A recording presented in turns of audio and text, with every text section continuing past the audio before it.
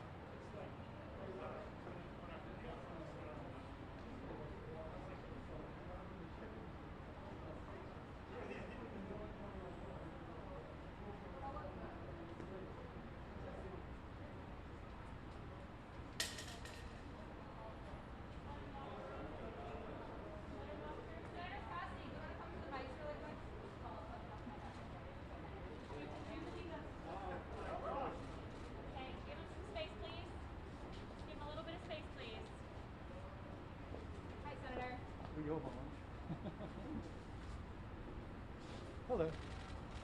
What did you think of the House Democrats' case yesterday, and what are you looking for today ahead of Trump's lawyer's case? So they asked some very intriguing questions. If this is not impeachable, what is? Ted Lieu's comment, we have to worry about somebody coming back and losing if this is what they did when they lost this time. Those are questions the defense team must answer. I hope they don't rest entirely upon process, because that, the constitutionality has been settled. If we debate that once more, it'll be a waste of time. I do hope they go after, or they address, if you will, the timeline issue. I was mentioning to some of your colleagues, Quinn Hillier in the Washington Examiner, and Quinn's a very conservative fellow from Mobile, wrote about Tommy Tuberville's phone conversation. At 2:15, Senator Tuberville informed the president that the vice president had just been evacuated. So the president knew that people had invaded. They were approaching the Senate chamber, and the Secret Service felt like the vice president was in danger. About 30 minutes later, he tweeted out another tweet negatively towards the vice president, if I remember that correctly. And that timeline, is that very concerning to you? Well, it's just the president clearly had knowledge at that point, and then the tweet went out. Now, there's a long timeline, and some folks don't believe the timeline because it's so long. But that is a senator who probably is going to vote for acquittal, written by a conservative columnist in the Washington Examiner. So you put all that together, and it gives it special credibility. No offense to some of you liberal mags, just teasing. And so the point being that I would like both sides to address that. It's certainly the defense team. How would they explain that away if you're going to explain it away? How many of your colleagues do you think are still keeping an open mind? I don't know that. Senator, what are some bipartisan questions that you have for the defense team and the impeachment managers today? One more time? What are some questions that you have for the defense team and or impeachment managers today? Well, I'll know after they make their presentation, but I would like them to address that little crystallization of the entire timeline. Setting aside the question of the verdict and how you will vote in the impeachment trial, what is your sense about whether you personally could vote for Trump again and entrust him with the presidency after hearing all of this? well, let me decide if he's guilty or not. That'll be determinative. Yeah. Senator, you said that we should be voting not based off of constitutionality because that's already been settled, but many of your colleagues seem to be indicating that they will vote to acquit because of the constitutionality issue. So do you think that they should be voting based off of whether The this merits. was an incitement of insurrection or not? Should they not vote to acquit based Lindsey on Graham said the night of the certification of the election that the jury has spoken, I didn't like the verdict, but I'll go with the verdict. I assume that's what you're supposed to do. You resolve an issue, then you go forward. I do note that Ted Cruz just posted something in Fox website a day or so ago saying it is constitutional. And so, he had some caveats, may not be wise, but it is constitutional. So, I can't speak for why different people decide what they do, but I'm just kind of trying to figure out on my own.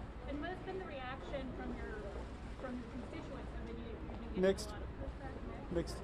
So, but many respect the fact that I'm trying to approach it objectively. Thank you. Thanks, Senator. Thank you, Senator. A lot of these lawmakers that don't vote in step with President Trump are catching hell back from Republicans back in the district in their home states. Does that cause you any concern? I posted a video last night. Yeah. On the country, the Constitution, and our Now, that's what I'm looking for. So I can't speak for other people. But in terms of the debate, what is good for our country, Constitution, and our future, I'm not sure that will ever happen.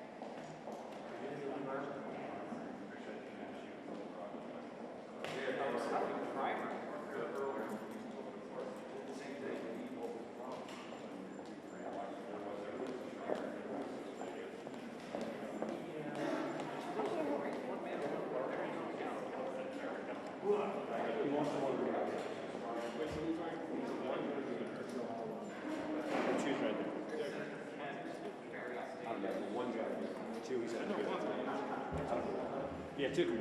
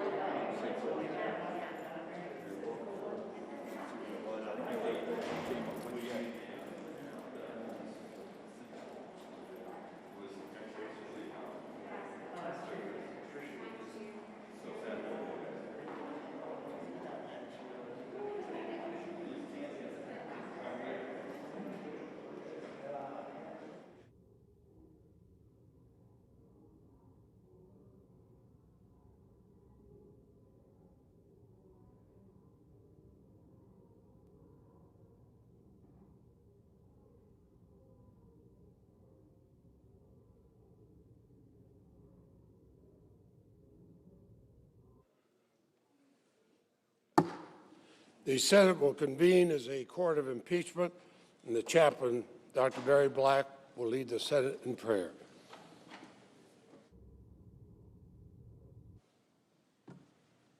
Let us pray. Mighty God, unsurpassed in both power and understanding, we worship you.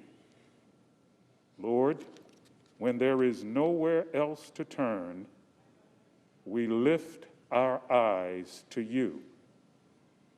As again, this Senate chamber becomes a court and our senators become jurors, guide these lawmakers with your wisdom, mercy, and grace. Lord, infuse them with a spirit of nonpartisan patriotism. Unite them in their efforts to do what is best for America. As they depend on your providence and power, may they make choices that will be for your greater glory. We pray in your sovereign name. Amen. Please join me in the Pledge of Allegiance. I pledge allegiance to the flag of the United States of America and to the republic for which it stands, one nation, under God, indivisible, with liberty and justice for all.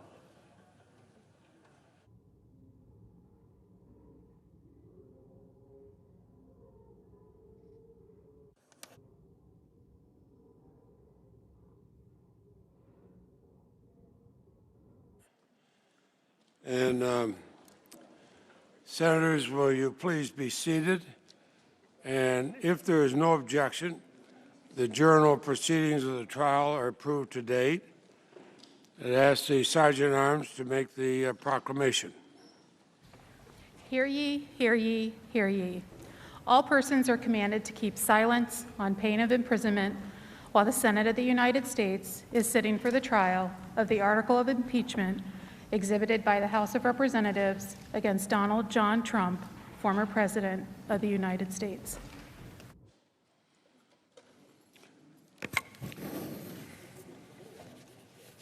Mr. President, the majority leader is recognized. For the information of all senators, we'll plan to take short breaks approximately every 2 hours and a longer dinner break around 5 p.m. Now, pursuant to the provisions of Senate Resolution 47, the counsel for the former president have 16 hours to make the presentation of their case, and the Senate will hear the counsel now.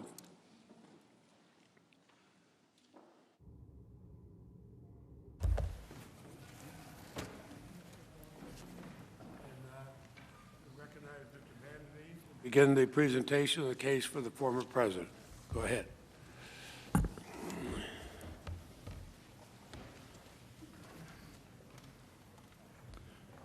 Good afternoon, Senators.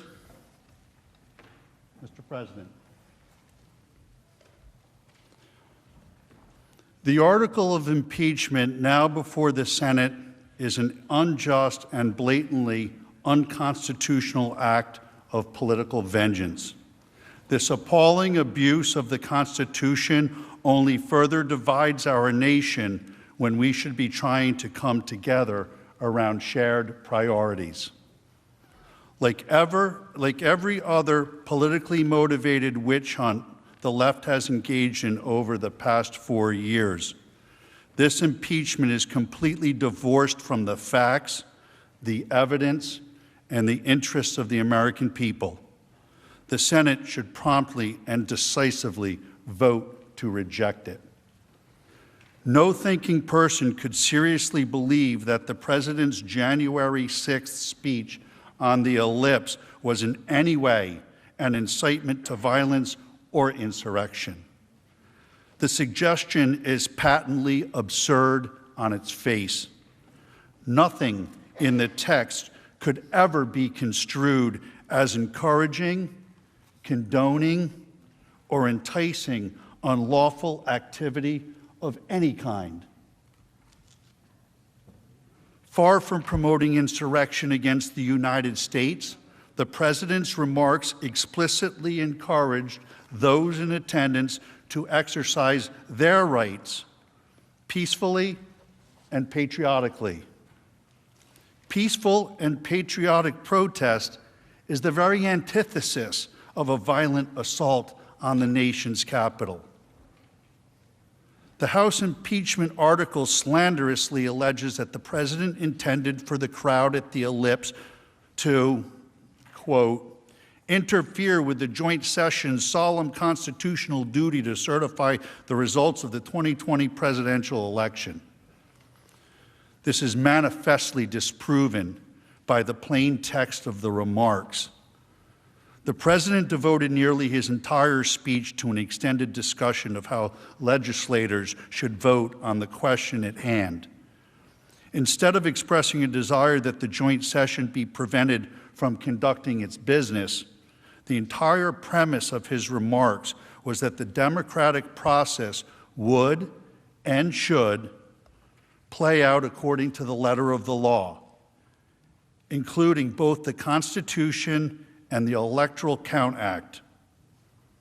In the conclusion of his remarks, he then laid out a series of legislative steps that should be taken to improve democratic accountability going forward, such as passing universal voter ID legislation, banning ballot harvesting, requiring proof of citizenship to vote, and turning out strong in the next primaries.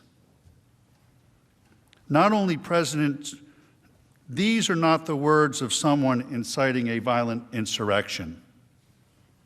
Not only President Trump's speech on January 6th, but indeed his entire challenge to the election results was squarely focused on how the proper civic process could address any concerns through the established legal and constitutional system.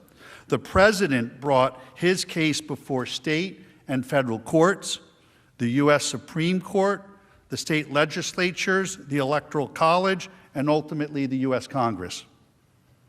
In the past, numerous other candidates for president have used many of the same processes to pursue their own election challenges. As recently as 2016, the Clinton campaign brought multiple post-election court cases, demanded recounts, and ridiculously declared the election stolen by Russia. Many Democrats even attempted to persuade the Electoral College delegates to overturn the 2016 results. House Manager Raskin objected to the certification of President Trump's victory 4 years ago, along with many of his colleagues. You'll remember it was Joe Biden who had to gavel them down. I have an objection because 10 of the 29 electoral votes cast by Florida were cast by electors not lawfully certified. I object to the votes from the state of Wisconsin, which should not be legally certified. No debate. Mr. President, I object to the certificate from the state of Georgia on the grounds that the electoral votes were not. No debate. There's no debate. And I object to the certificate from the state of North Carolina. I object to the 15 votes from the state of North Carolina. I object. I object to the certificate from the state of Alabama. The electors were not lawfully certified. Is it signed by a senator? Not as of yet, Mr. President. In that case, the objection cannot be entertained. The objection cannot be entertained. Debate is not in order. Even with the There is no debate in order. Is it signed by a senator? There is no debate. There is no debate in the joint session. There is no debate. There is no debate. There is no debate. Please come to order. The objection cannot be received. Section 18, Title 3 of the United States Code prohibits debate in the joint session. I do not wish to debate. I wish to ask, is there one United States senator who will join me in this letter There of is no objection? debate. There is no debate. The gentlewoman will suspend.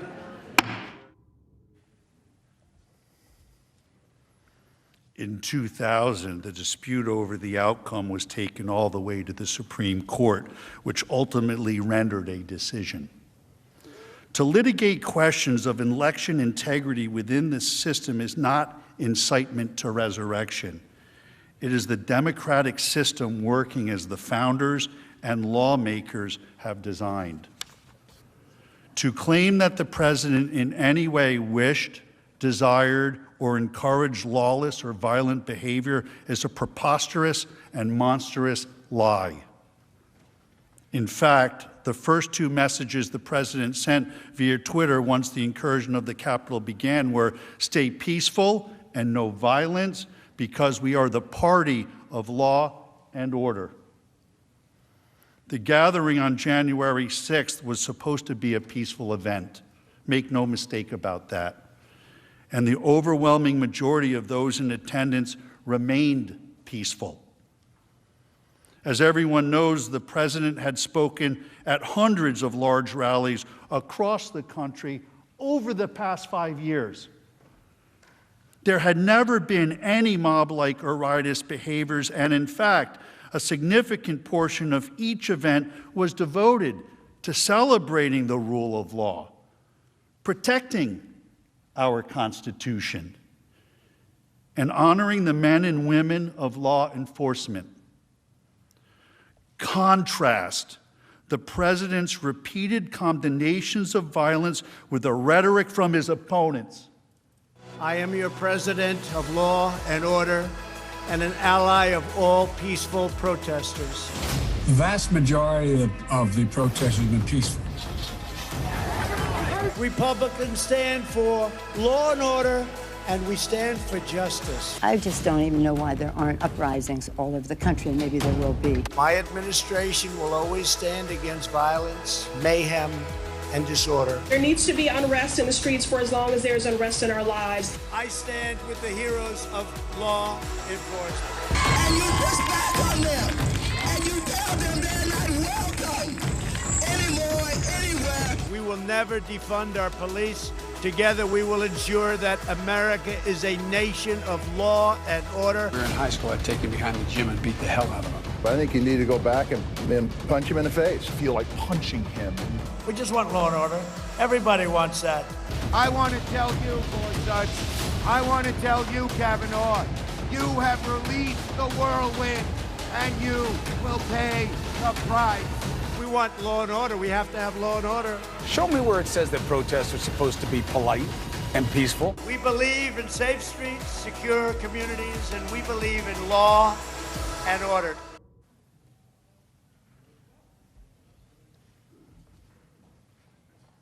Tragically, as we know now, on January 6th, a small group who came to engage in violent and menacing behavior hijacked the event for their own purposes.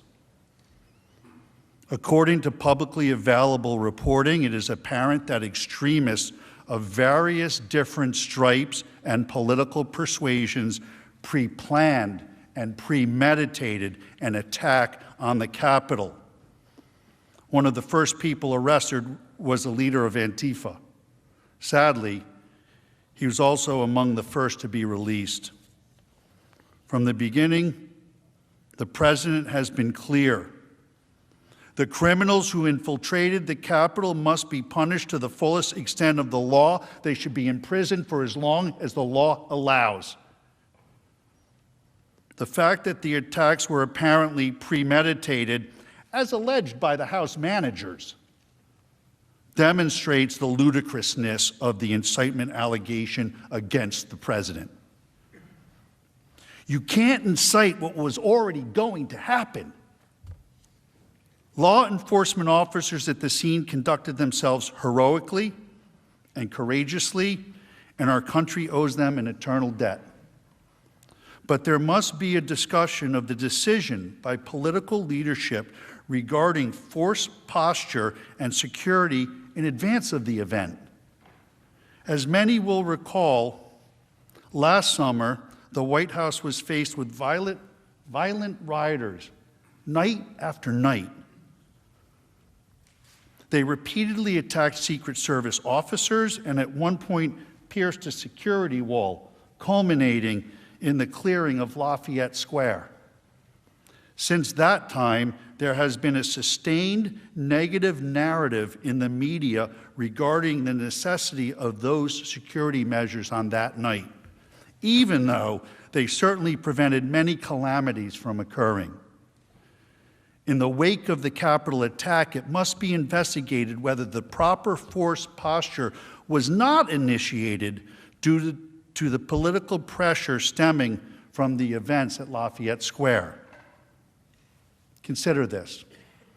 On January 5th, the mayor of the District of Columbia explicitly discouraged the National Guard and federal authorities from doing more to protect the Capitol, saying, and I quote, "The District of Columbia is not requesting other federal law enforcement personnel," and discourages any additional deployment.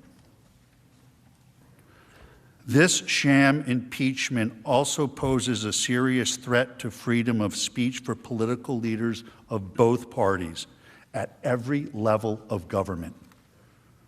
The Senate should be extremely careful about the precedent this case will set. Consider the language that the House impeachment article alleges to constitute incitement. If you don't fight like hell, you're not going to have a country anymore. This is ordinary political rhetoric that is virtually indistinguishable from the language that has been used by people across the political spectrum for hundreds of years. Countless politicians have spoken of fighting for our principles. Joe Biden's campaign slogan was "Battle for the Soul of America." No human being seriously believes that the use of such metaphorical terminology is incitement to political violence. While the president did not engage in any language of incitement, there are numerous officials in Washington who have indeed used profoundly reckless, dangerous, and inflammatory rhetoric in recent years.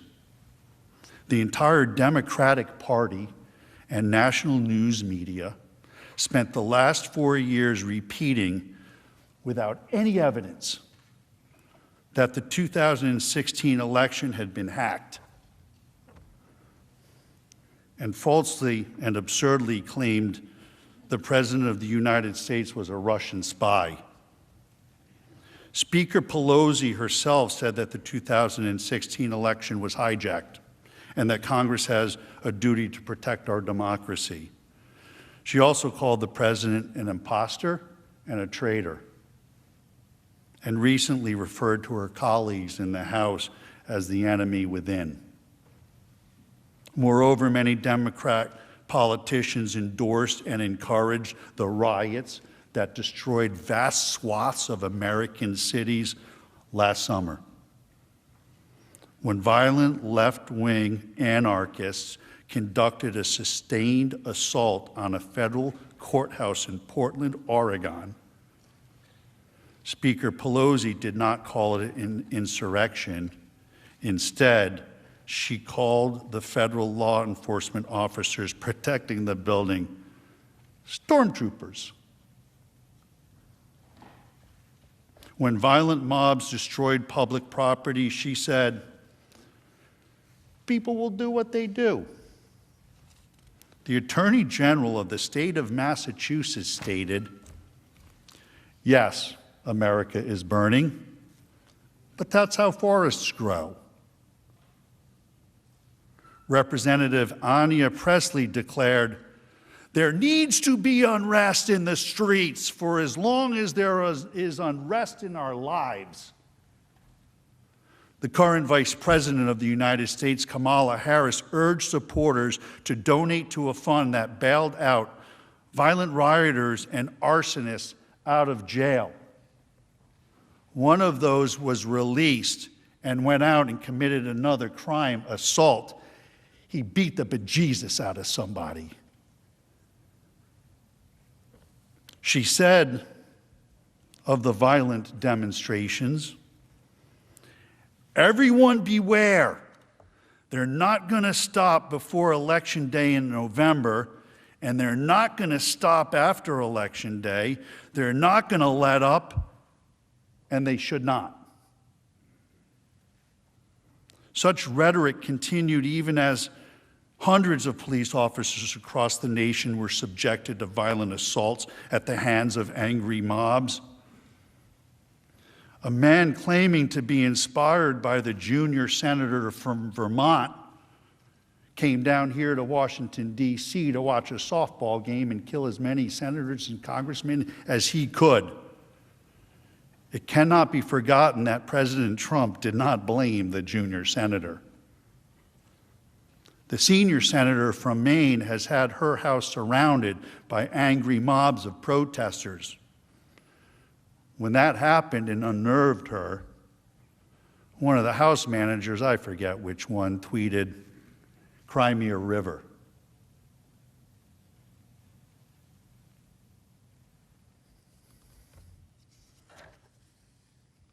Under the standards of the House impeachment article, each of these individuals should be retroactively censored, expelled, punished, or impeached for inciting violence by their supporters. Unlike the left, President Trump has been entirely consistent in his opposition to mob violence. He opposes it in all forms, in all places.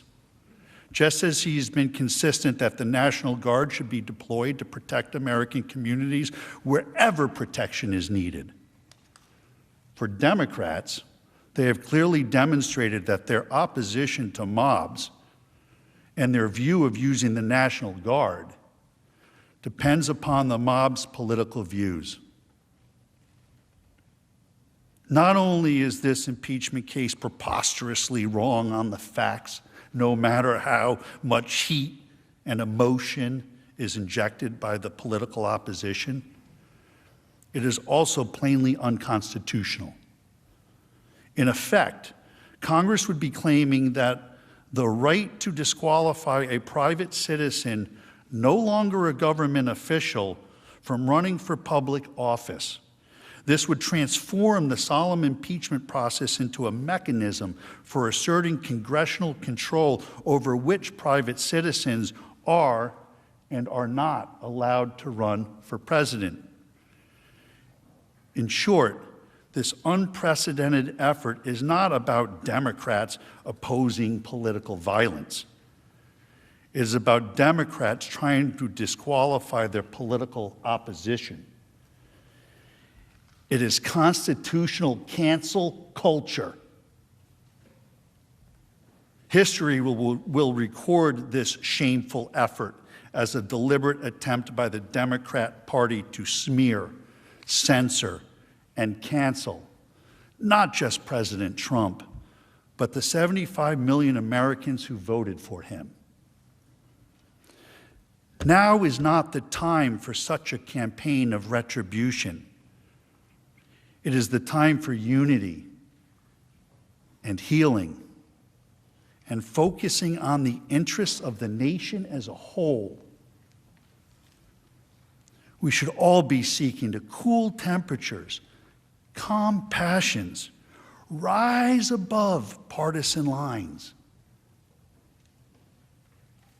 The Senate should reject this divisive and unconstitutional effort and allow the nation to move forward. Over the course of the next 3 hours or so, you will hear next from Mr. Schoen, who's going to talk about due process and a couple other points you'll be interested to hear. I'll return with an analysis of why the First Amendment must be properly applied here. And then Mr. Castor will discuss the law as it applies to the speech of January 6th. And then we'll be pleased to answer your questions. Thank you.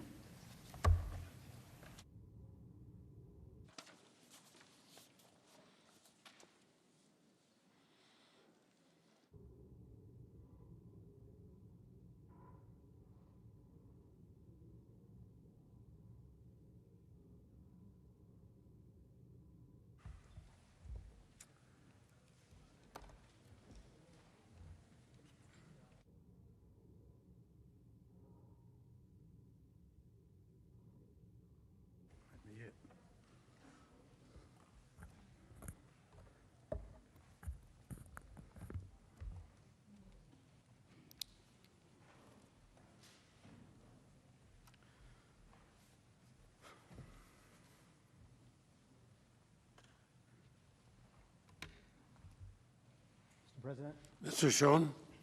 Leaders, senators.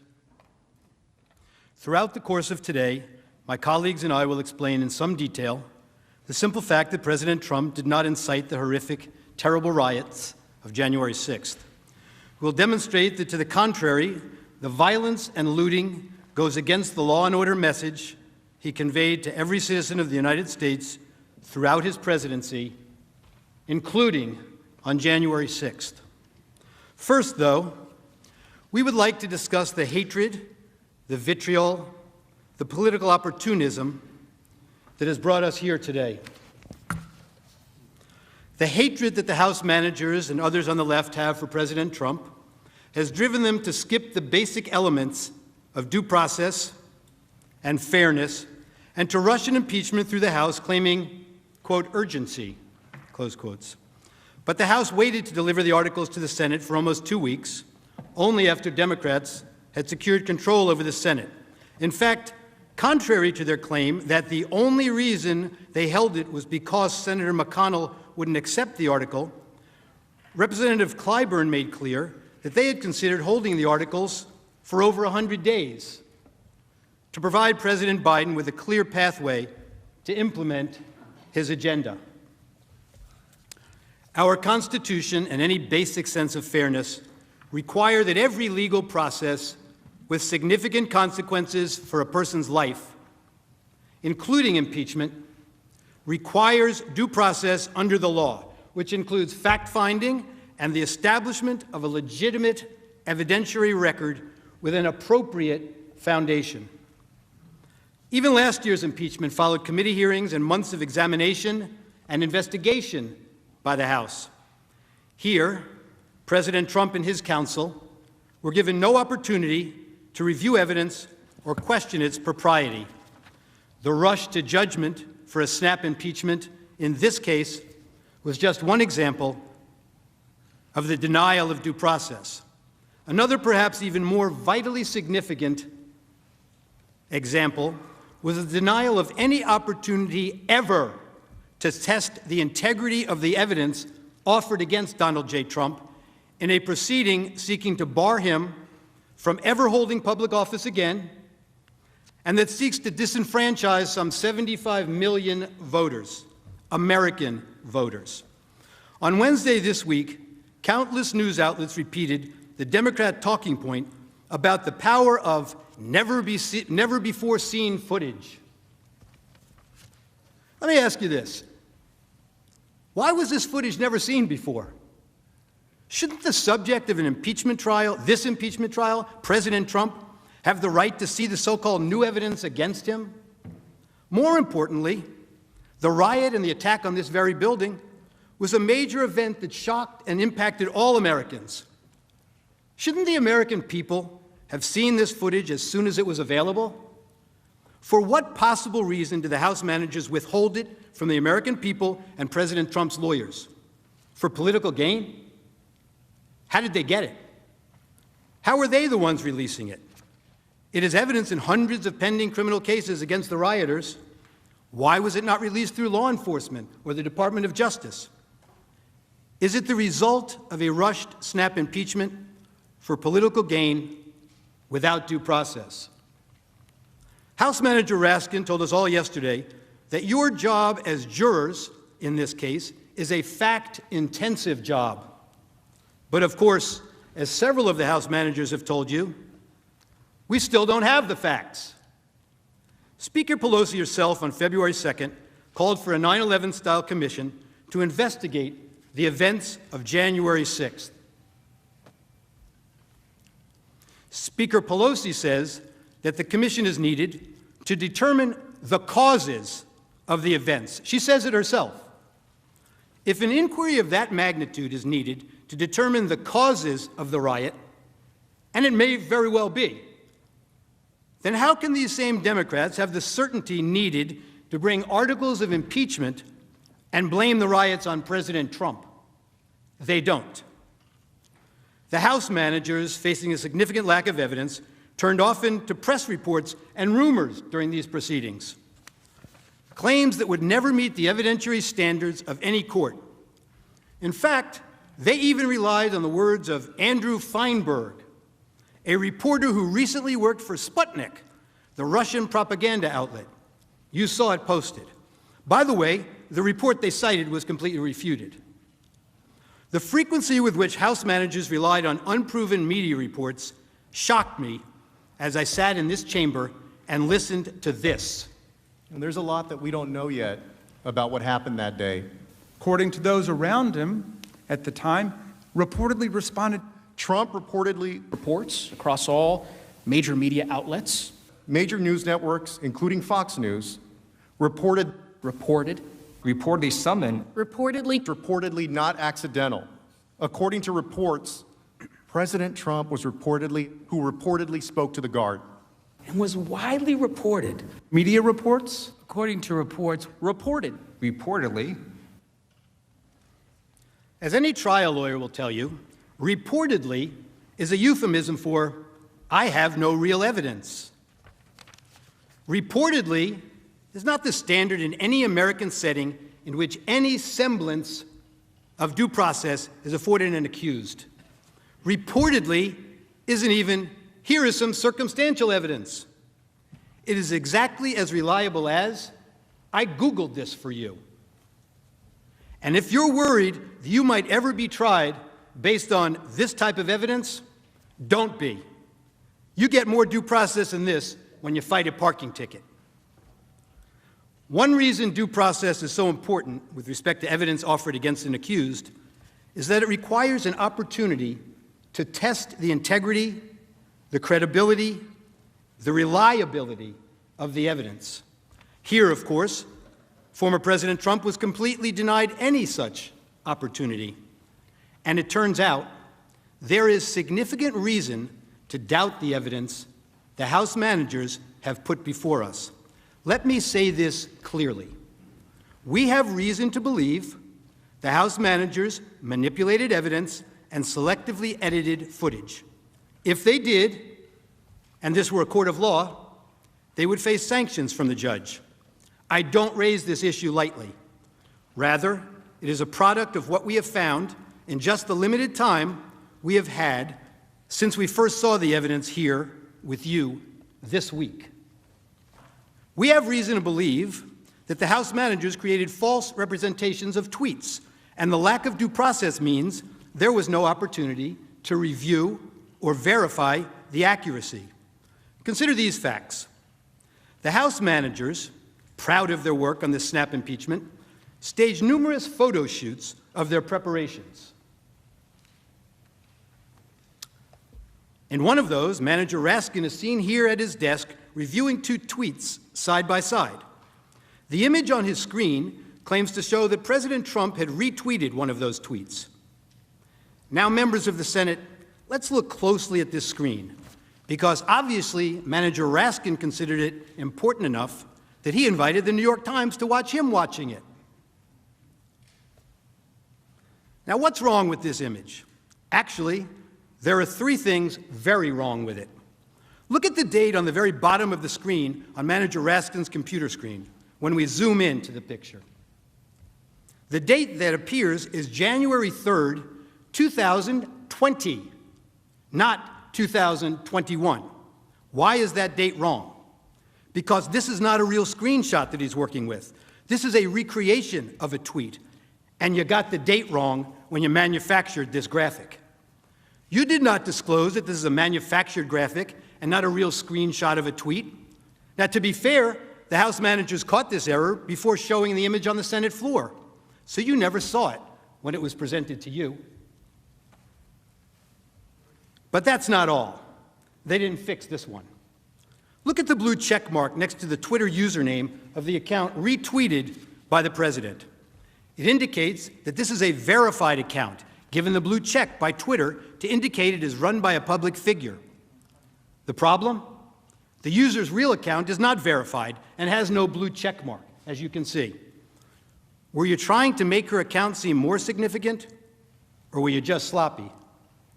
If we had due process of law in this case, we would know the truth. But that's not all that's wrong with this one tweet. House Manager Swalwell showed you this tweet this week, and he emphasized that this tweet reflected a call to arms. He told you repeatedly that this was a promise to call in the cavalry for January 6th. He expressly led you to believe that President Trump's supporter believed that the president wanted armed supporters at the January 6th speech, paramilitary groups, the cavalry, ready for physical combat. The problem is, the actual text is exactly the opposite. The tweeter promised to bring the Calvary, a public display of Christ's crucifixion, a central symbol of her Christian faith, with her to the president's speech, a symbol of faith, love, and peace.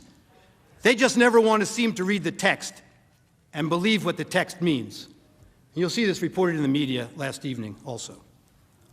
Words matter, they told you, but they selectively edited the president's words over and over again.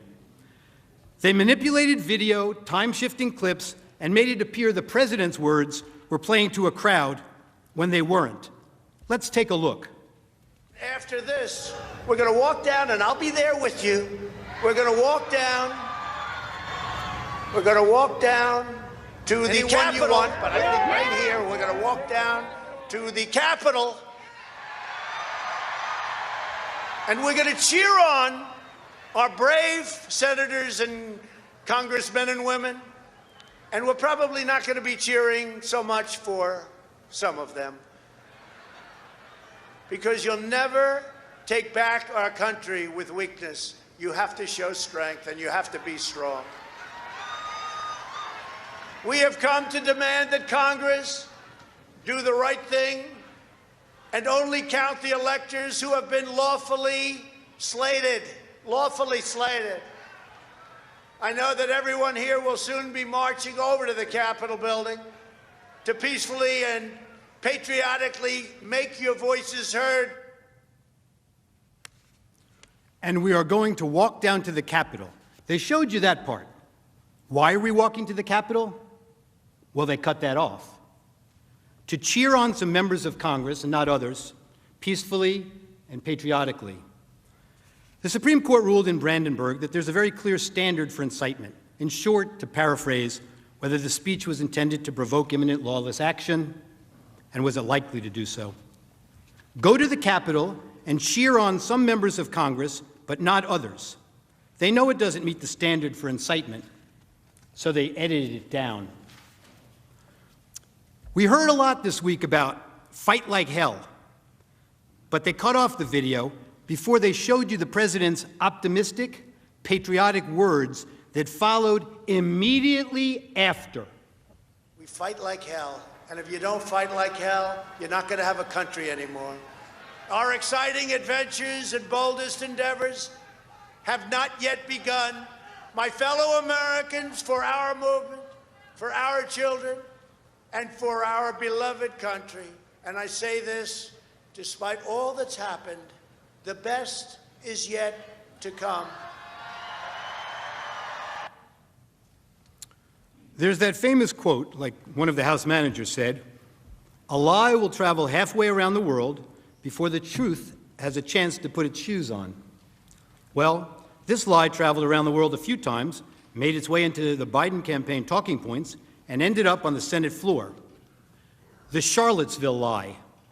Very fine people on both sides, except that isn't all he said. And they knew it then, and they know it now. Watch this. But you also had people that were very fine people on both sides. You had people in that group, excuse me, I saw the same pictures as you did. You had people in that group that were there to protest the taking down of, to them, a very, very important statue and the renaming of a park from Robert E. Lee to another name. No, George Washington was a slave owner. Was George Washington a slave owner? So will George Washington now lose his status? Are we going to take down, excuse me, are we going to take down statues to George Washington? How about Thomas Jefferson? What do you think of Thomas Jefferson? You like him? Okay, good. Are we going to take down the statue? Because he was a major slave owner. Now we're going to take down his statue. So you know what? It's fine. You're changing history, you're changing culture, and you had people, and I'm not talking about the neo-Nazis and the white nationalists, because they should be condemned totally. But you had many people in that group other than neo-Nazis and white nationalists, okay? And the press has treated them absolutely unfairly. Now, in the other group also, you had some fine people, but you also had troublemakers, and you see them come with the black outfits and with the helmets and with the baseball bats. You had a lot of bad people in the other group too. Treated unfairly, sir. I'm sorry, I just didn't understand what you were saying. You were saying the press has treated white nationalists unfairly? No, I just didn't understand what you were saying. No. There were people in that rally, and I looked the night before. If you look, there were people protesting very quietly the taking down of the statue of Robert E. Lee. I'm sure in that group there were some bad ones. The following day it looked like they had some rough, bad people. Neo-Nazis, white nationalists, whatever you want to call them. But you had a lot of people in that group that were there to innocently protest, and very legally protest, because, you know, I don't know if you know, they had a permit. The other group didn't have a permit. So I only tell you this, there are two sides to a story. I thought what took place was a horrible moment for our country, a horrible moment. But there are two sides to the country. Does anybody have a final? Does anybody have, you have an infrastructure. What makes you think? This might be today the first time the news networks played those full remarks in their context. And how many times have you heard that President Trump has never denounced white supremacists? Now you in America know the truth. Here's another example. One of the House managers made much of the president's supposedly ominous words of, "You have to get your people to fight." But you knew what the president really meant. He meant that the crowd should demand action from members of Congress and support primary challenges to those who don't do what he considered to be right. Support primary challenges, not violent action. I know what he meant because I watched the full video, and so did the House managers, but they manipulated his words. You will see where they stopped it, and to give it a very different meaning from the meaning it has in full context. Let's watch. You have to get your people to fight. He told them. You have to get your people to fight. And if they don't fight, we have to primary the hell out of the ones that don't fight. You primary them We're gonna let you know who they are. I can already tell you, frankly. The people who need to fight are members of Congress. Why did we have to skip the necessary due diligence and due process of law and that any legal proceeding should have? It couldn't have been the urgency to get President Trump out of office. House Democrats held the articles until he was no longer president, mooting their case. Hatred, animosity, division, political gain, and let's face it, for House Democrats, President Trump is the best enemy to attack. I want to say this for Donald Trump, who I may well be voting to impeach. Donald Trump has already done a number of things which legitimately raise the question of impeachment. I don't respect this president, and I will fight every day until he is impeached. That is grounds to start impeachment proceedings. Those are grounds to start impeachment. Those are grounds to start impeachment proceedings. Yes, I think that's grounds to start impeachment proceedings. I rise today, Mr. Speaker, to call for the impeachment of the President of the United States of America. I continue to say, impeach him! Impeach 45! Impeach 45! So we're calling upon the House to begin impeachment hearings immediately. On the impeachment of Donald Trump, would you vote yes or no? I would vote yes.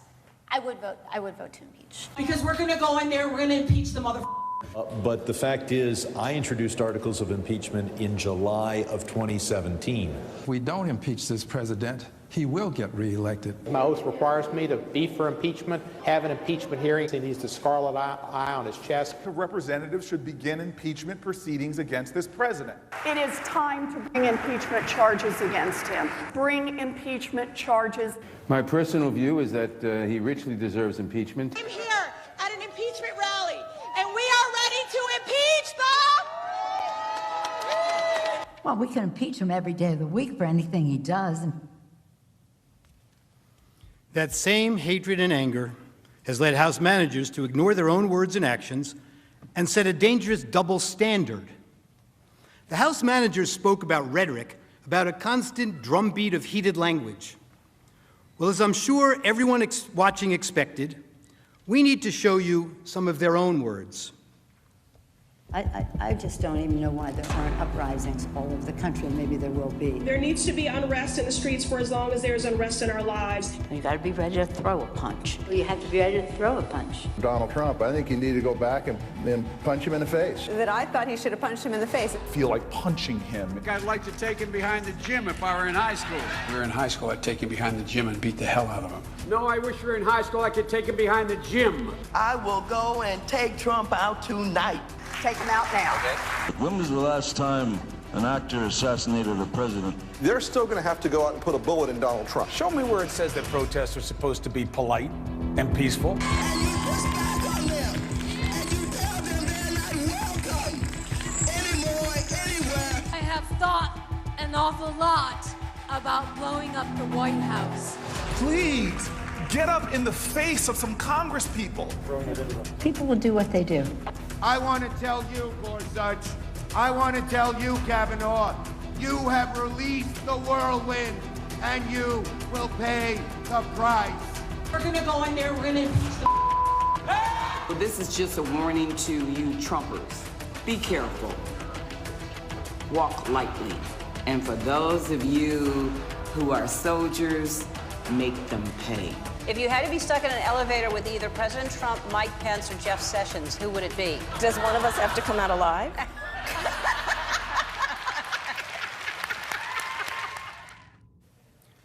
And there's more. I promise to fight every single day.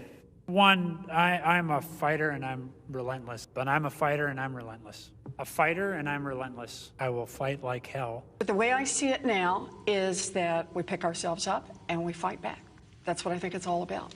We stand up and we fight back. We do not back down. We do not compromise, not today, not tomorrow, not ever. You can either lie down, you can whimper, you can pull up in a ball, you can decide to move to Canada, or you can stand your ground and fight back. And that's what it's about. We do fight back, but we are going to fight back. We are not turning this country over. to what Donald Trump has sold. We are just not. Look, people are upset, and they're right to be upset. Now, we can whimper, we can whine, or we can fight back. Me, I'm here to fight back. I'm here to fight back because we will not forget. We do not want to forget.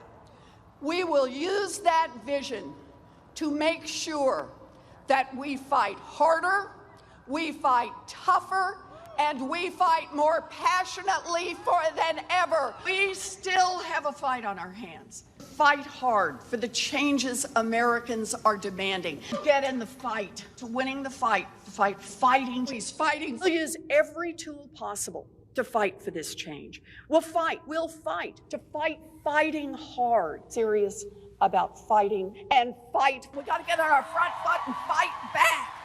Problems, we call them out and we fight back. I'm in this fight. I am fighting. Get in this fight. Get in this fight.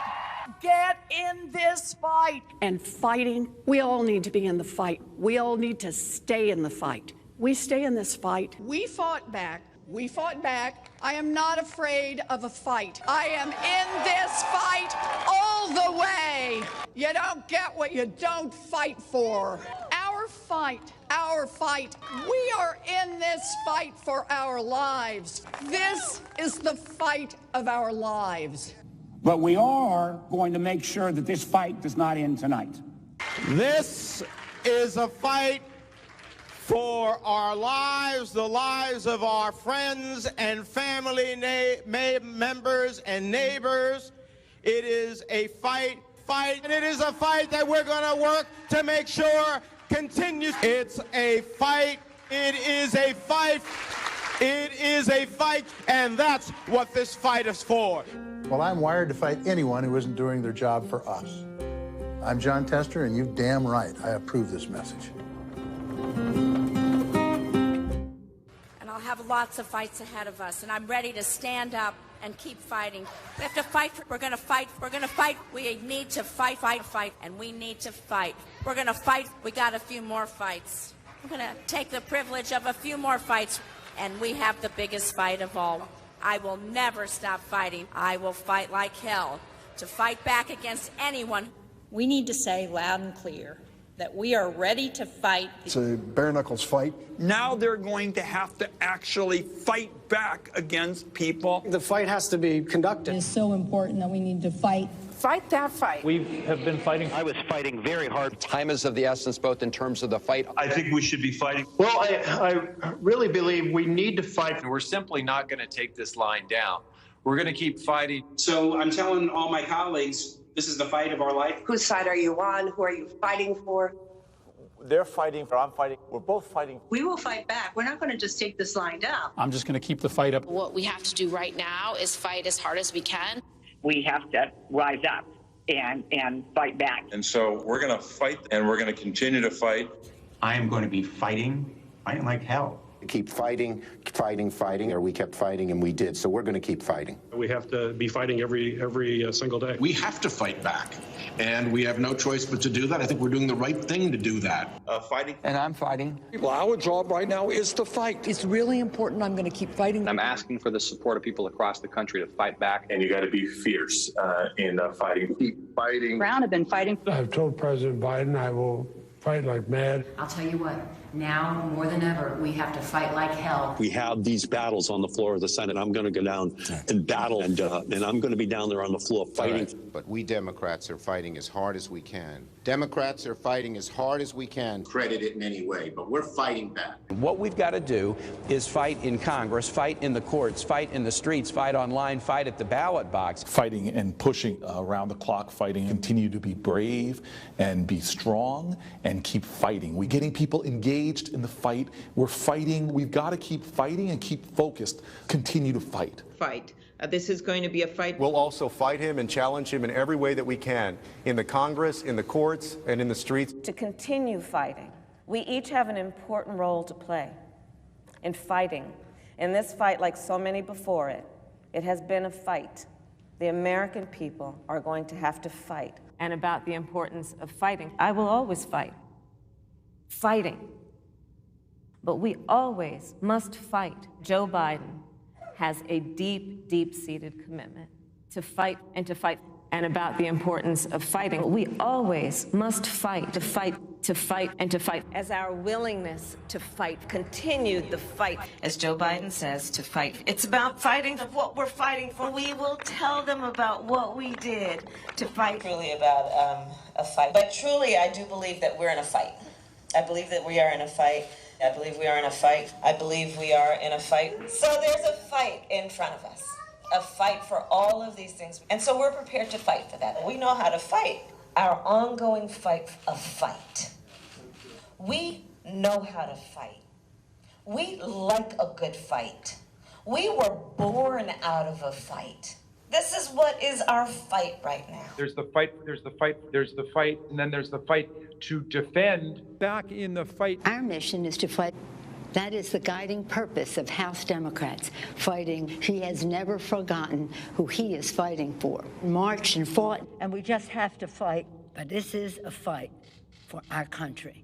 Fighting the health crisis of COVID. I led the fight and continue to fight. Never, never, never give up this fight. I'm a citizen fighting for it. It means not only fighting, a leader who fought for progressive change, as a lawyer who fought for people his whole life, as well as other fights. And I'm proud that to have Tim in this fight with me. And above all, it's time for America to get back up and once again fight. We will fight when we must fight. What kind of America are we fighting for? We've been fighting, so we need to fight, but we also need to fight for an America. I am going to wake up every day and fight hard. I have been fighting. We're gonna fight. We are gonna fight. We're gonna fight. We're gonna fight. And I will fight. We're in the fight of our lives right now. We fight like hell to fight. To fight. Fight against the Trump administration. Democrats are standing up to fight. We're in this fight in a serious way. It's your fight. We're eager to take on this fight. Get in this fight and we'll fight it out. I have taken on the fight. As representatives for the people, as legislators here in the halls of Congress, our job is to fight. Who has led us in this fight is to fight for this fight. And every day I'm in the United States Senate, I will fight. And one of the things we do is fight, should fight. Because my constituents send me here each and every day to fight. We have been fighting this fight, and we need to be side by side so we can succeed. And so I hope that you will all join us in our fight.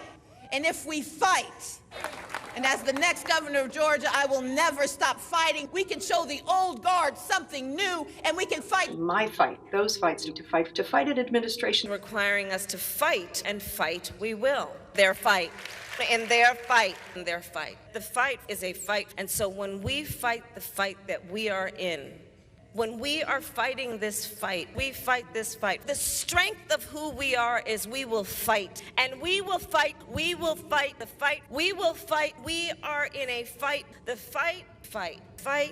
It is a fight, and it is a fight born out of patriotism. This is a fight, fighting. I say fight on, fight on, fight on, fight on. I'm here to say one more time publicly, this is not a fight I wanted to take on, but this is the fight in front of us now. Every single one of you and every one of you. That's okay. You didn't do anything wrong. It's a word people use. But please stop the hypocrisy. And did you tone down the rhetoric last summer when all of this was happening? Did you condemn the rioters? Or did you stand with Nancy Pelosi, who said, people are going to do what they're going to do? This is a movement, I'm telling you. They're not going to stop.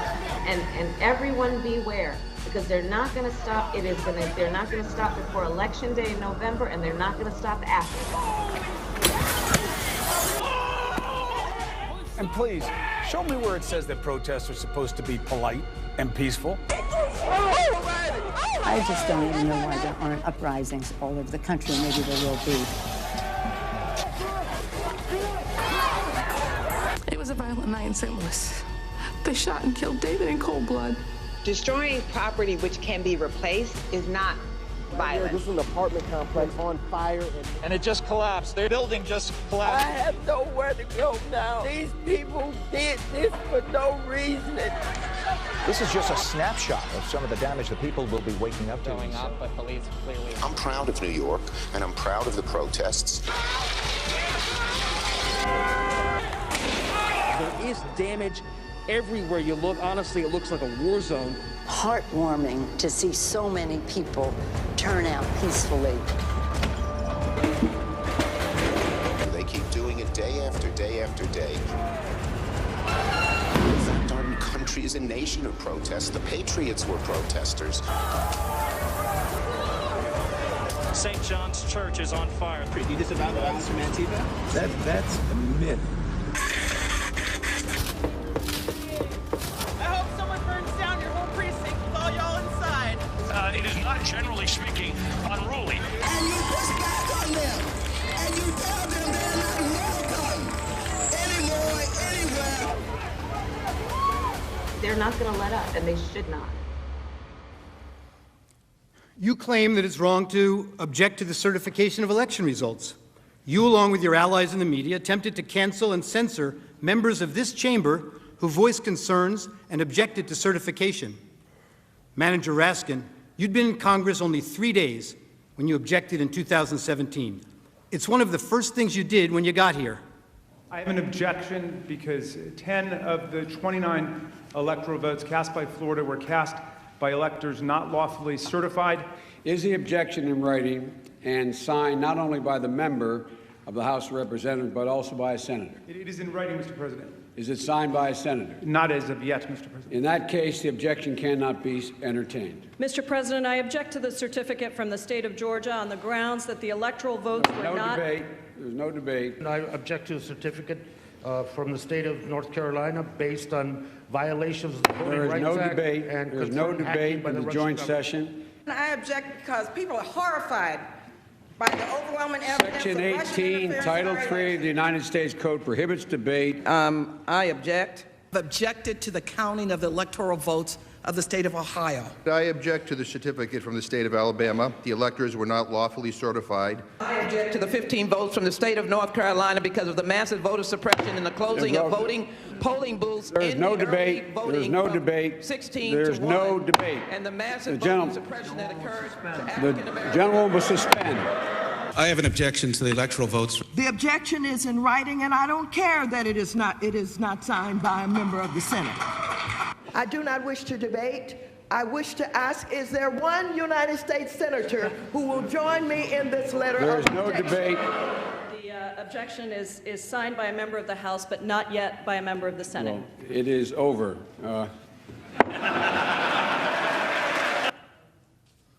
And when the House managers realized that the president's actual words could not have incited the riot, as you alleged in your article of impeachment, you attempted to pivot.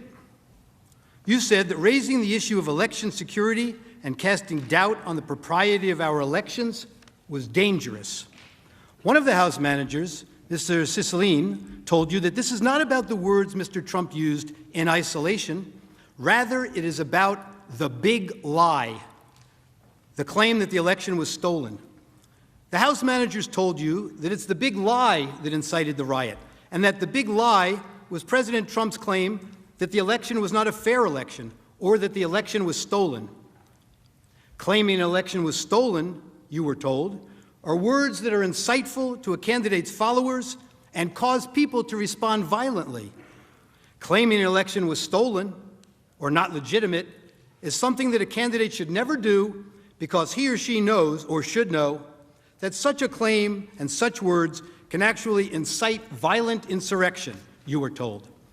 Well, it seems that the House manager's position must be actually a bit narrower than that. The House manager's position really is that when Republican candidates for office claim an election is stolen or that the winner is illegitimate, it constitutes inciting an insurrection, and the candidate should know it. But Democratic Party candidates for public elective office are perfectly entitled to claim the election was stolen or that the winner is illegitimate or to make any other outrageous claim they can. It is their absolute right to do so. And it is their absolute right to do so Irrespective of whether there's any evidence to support the claim, Democratic candidates can claim that an election was stolen because of Russian collusion or without any explanation at all, and that is perfectly okay and is in no way incitement to an insurrection. And somehow, when Democratic candidates publicly decry an election as stolen or illegitimate, it's never a big lie. You've been doing it for years. But can you imagine telling your supporters that the only way you could possibly lose is if an American election was rigged and stolen from you? And ask yourself whether you've ever seen anyone at any level of government make the same claim about their own election. If Stacey Abrams doesn't win in Georgia, they stole it. It's clear. It's clear. And I say that publicly, it's clear. You can run the best campaign. You can even become the nominee. And you can have the election stolen from you. He knows he's an illegitimate president. He knows that there were a bunch of different reasons why the election turned out the way it did. Votes remain to be counted. There are voices that were waiting to be heard. And I will not concede. And I respect where you're coming from, and I respect the issues that you're raising. You're not answering the question. Do you think it was...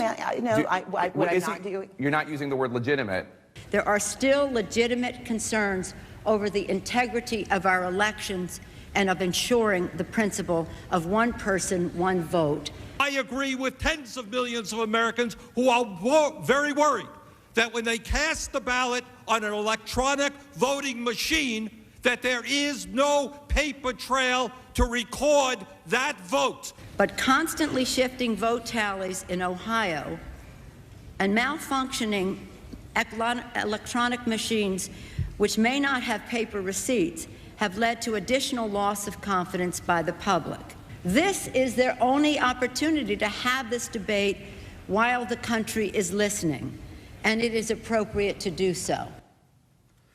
House Manager Castro no longer has to try to imagine it, thanks to the distinguished senator and others. It didn't have to be this way. The Democrats promised unity.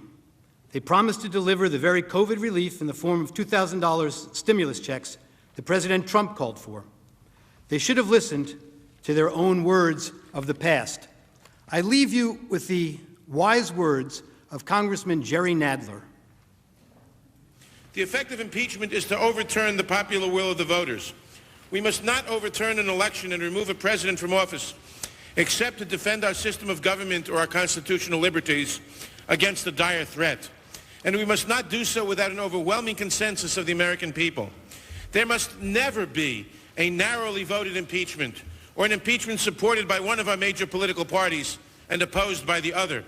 Such an impeachment will produce the divisiveness and bitterness in our politics for years to come and will call into question the very legitimacy of our political institutions. The American people have heard the allegations against the president, and they overwhelmingly oppose impeaching him. They elected President Clinton. They still support him. We have no right to overturn the considered judgment of the American people.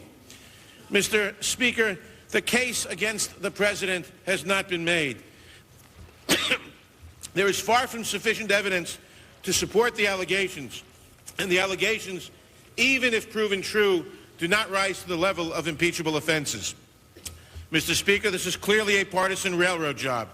The same people who today tell us we must impeach the president for lying under oath, almost to a person voted last year to re-elect the speaker who had just admitted lying to Congress in an official proceeding. The American people are watching, and they will not forget. You may have the votes, you may have the muscle, but you do not have the legitimacy of a national consensus or of a constitutional imperative. This partisan coup d'etat will go down in infamy in the history of this nation. Thank you, Mr. Speaker. I yield back the balance of my time.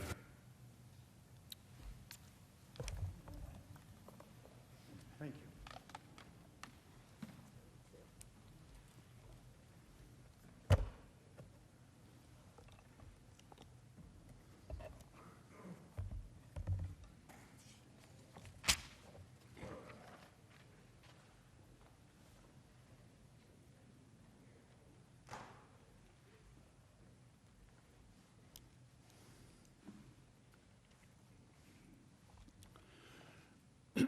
Good afternoon again, Senators. Mr. President. There are two fundamental questions for purposes of this free speech analysis. First, does the First Amendment to the Constitution apply in this chamber to these impeachment proceedings? Second, if it does, do the words spoken by Mr. Trump at the Ellipse on January 6th meet the definition of constitutional incitement so as to void the protections afforded by the First Amendment? I will explain why the answers to both of these questions must be a resounding yes. The Constitution and the First Amendment must certainly apply to these impeachment proceedings, and Mr. Trump's speech deserves full protection under the First Amendment. But before getting into the legal analysis, some preliminary observations about the House manager's case should be made. First, this case, unfortunately, is about political hatred. It has become very clear that the House Democrats hate Donald Trump. This type of political hatred has no place in our political institutions and certainly no place in the law. This hatred has led the House managers to manipulate and selectively edit Mr. Trump's speech to make it falsely appear that he sought to incite the crowd to violently attack the Capitol. He didn't, and we will show you why. The hatred has also led the House managers to make some astounding legal arguments. They astoundingly urge you to disregard your oath by ignoring the First Amendment of the Constitution. They also ignore landmark binding United States Supreme Court cases, precedents, Wood and Bond, both of which unequivocally hold that elected officials have core First Amendment rights to engage in the exact type of political speech which Mr. Trump engaged in. I was shocked the House managers not only spent a mere 3 pages on the First Amendment analysis in their trial memo, but yesterday they spent a mere 10 minutes at the end of their case as a throwaway. What we have read and what we have heard is devoid of any constitutional analysis for less than what I would expect from a first-year law student. They left out landmark cases, total intellectual dishonesty. And finally, hatred is at the heart of the House managers' frivolous attempts to blame Donald Trump for the criminal acts of the rioters based on double hearsay statements of fringe right-wing groups based on no real evidence other than rank speculation. Hatred is a dangerous thing. We all have to work to overcome it. Hatred should have no place in this chamber, in these proceedings. The second observation. The Senate is presented with an extraordinary task sitting in judgment of a former president's words in a speech that he gave at a political event. The House managers accused Mr. Trump of using his words to incite the horrific events at the Capitol on January 6th. But yesterday, they gave you a new and novel standard of incitement with an element of foreseeability, a negligence concept. They cite zero case law. They made it up. This task of applying a completely made-up legal standard of incitement to an impeachment proceeding is truly an unprecedented task for the Senate. And that is something the Senate must seriously consider when deciding the issue. Do you want to create a precedent where the Senate will be tasked with sitting in judgment as to the meaning and implied intent of a president's words? or words of any elected official? Will that allow and maybe encourage a majority party to weaponize the awesome power of impeachment against the minority to suppress a point of view?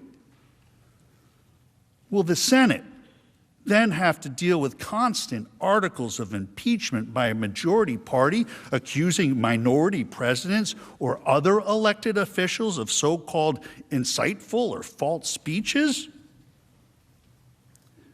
You can see where this would lead. Sadly, we have all seen the political rhetoric get ratcheted up over the last few years. We've all been witnesses to many incendiary words by our officials at political events, broadcast over the media, internet. In each of those instances, will there now be Senate impeachment hearings? One last observation. We agree with the House managers, context does indeed matter. The inflammatory rhetoric from our elected officials must be considered as part of the larger context of Mr. Trump's speech at the Ellipse on January 6th. The inflammatory language from both sides of the aisle has been alarming, frankly. But this political discourse must be considered as part of these proceedings to contextualize Mr. Trump's words.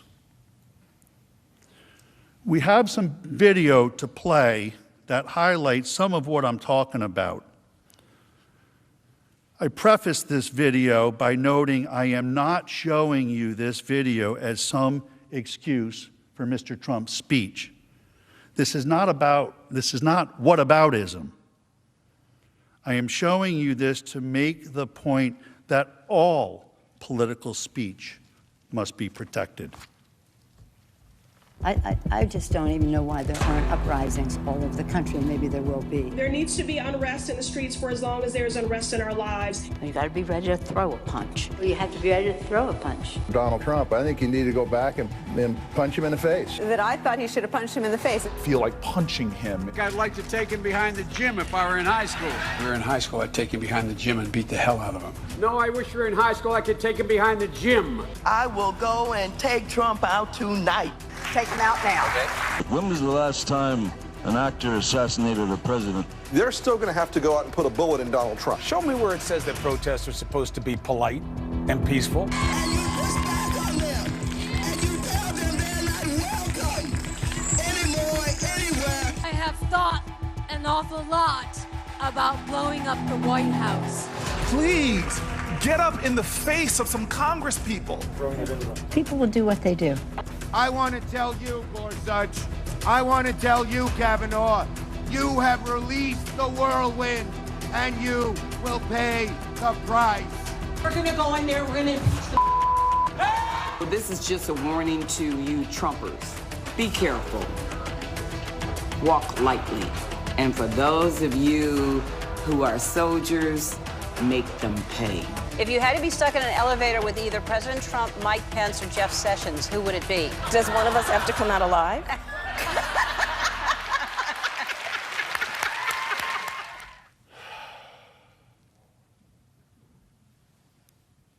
Again, I did not show you their robust speech to excuse or balance out the speech of my client, for I need not. I showed you the video because in this political forum, all robust speech should be protected, and it should be protected evenly for all of us. As a brief aside, we should all reflect and acknowledge the rhetoric has gotten to be too much and over the top. It is grating on the collective well-being of the body politic, the citizens. Most would like it to stop. But the point is, when you see speech such as this, you have to apply the First Amendment evenly, blindly. She is blind, Lady Justice. Question 1. Does the First Amendment apply to this chamber in these proceedings? The House manager's position, as stated in their trial brief, is, and I quote, "The First Amendment does not apply at all to an impeachment proceeding." That's their position. This is plainly wrong. The text of the First Amendment expressly restricts Congress from regulating speech. It says, "Congress shall make no law respecting an establishment of religion or prohibiting the free exercise thereof, or abridging the freedom of speech or of the press, or the right of the people peaceably to assemble and to petition the government for a redress of grievances." To ignore the Constitution would be contrary to the oath of office of a United States Senator. I do solemnly swear or affirm that I will support and defend the Constitution of the United States against all enemies, foreign and domestic, that I will bear true faith and allegiance to the same. Well, you all know the rest. No, the Senate cannot ignore the First Amendment. The Constitution itself limits the ability of the House to impeach to limited items, such as high crimes and misdemeanors.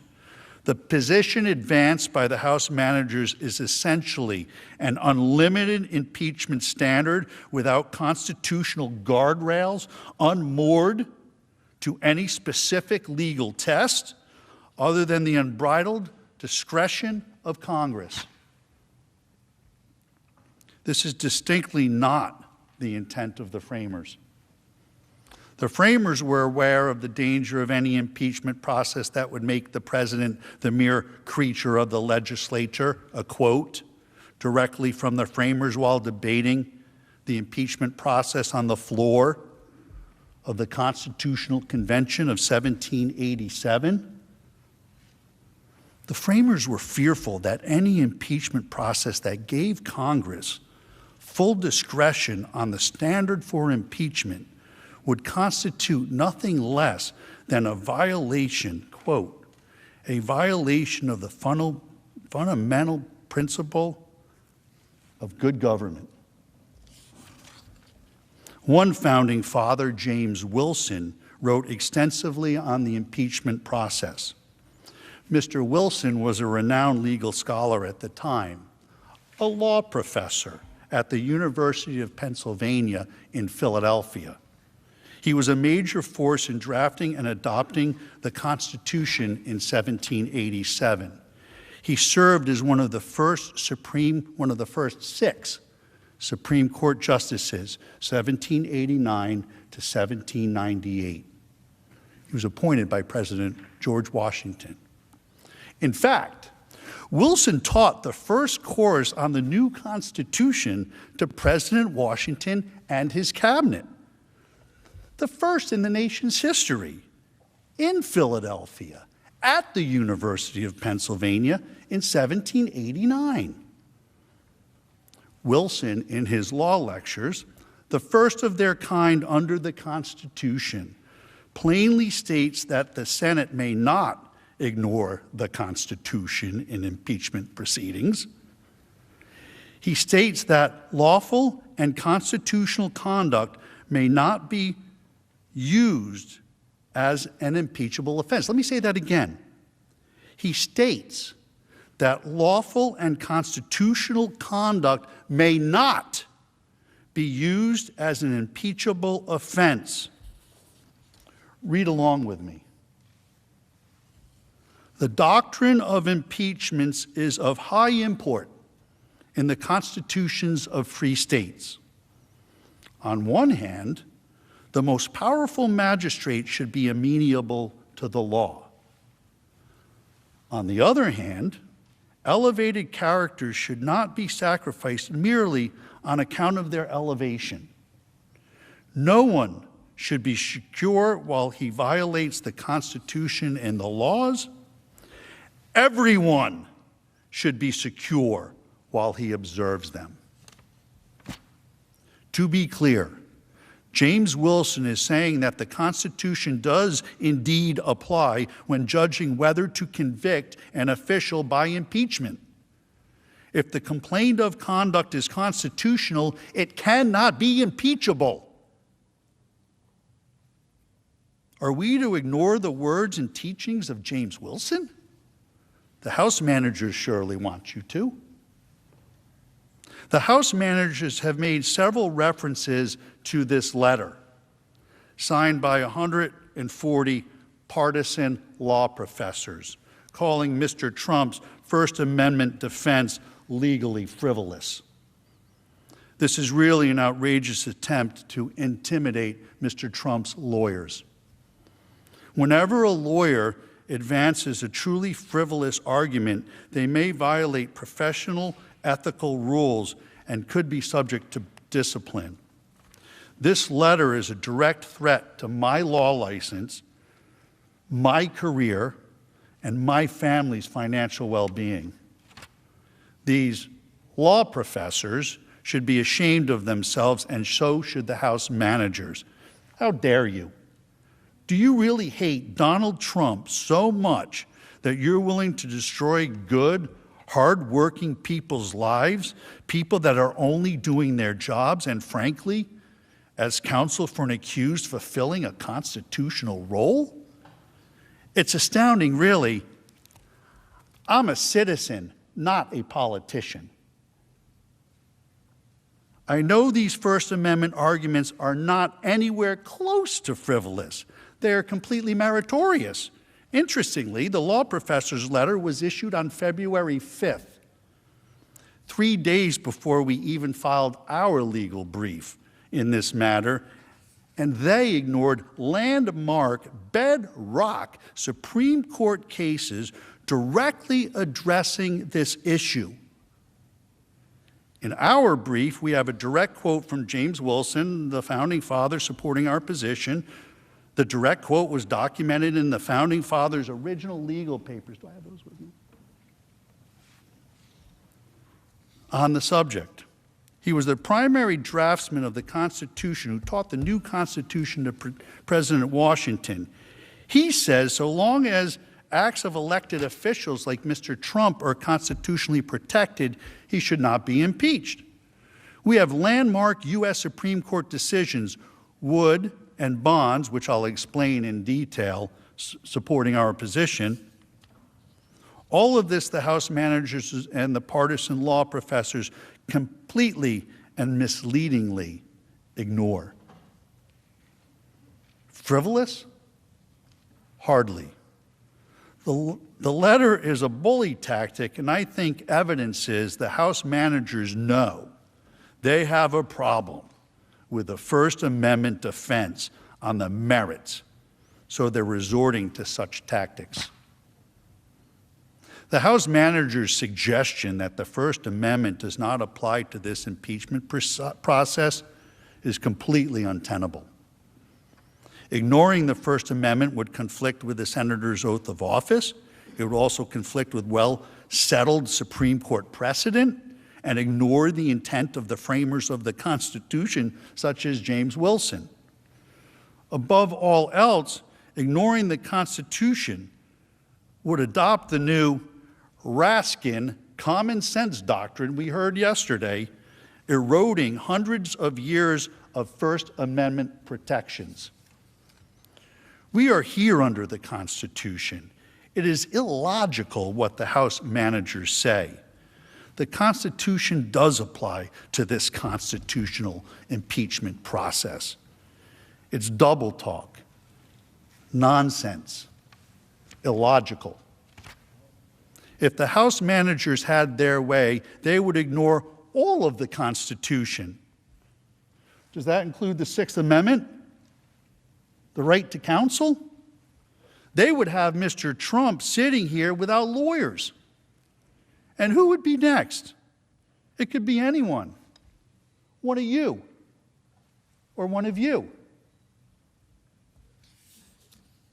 You must reject this invitation to ignore the First Amendment. It is anti-American and would set dangerous precedent forever. The law has developed over the years to clearly establish elected officials have the right to engage in protected speech. Mr. Trump is not just a guy on the street or a guy at a bar or a fire chief or a police officer. There were a few of them in there. All analogies given by the House managers.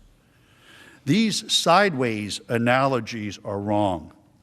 Mr. Trump was an elected official, and there is an entire body of law, Supreme Court landmark cases supporting the conclusion that Mr. Trump actually has enhanced free speech rights because he is an elected official. These cases are ignored by the House managers and the law professors. And that, too, is total intellectual dishonesty. The Supreme Court has long held that the First Amendment's right to freedom of speech protects elected officials. Two important on-point decisions from the Supreme Court, Wood versus Georgia and Bond versus Floyd, expressly contradict the House managers' position.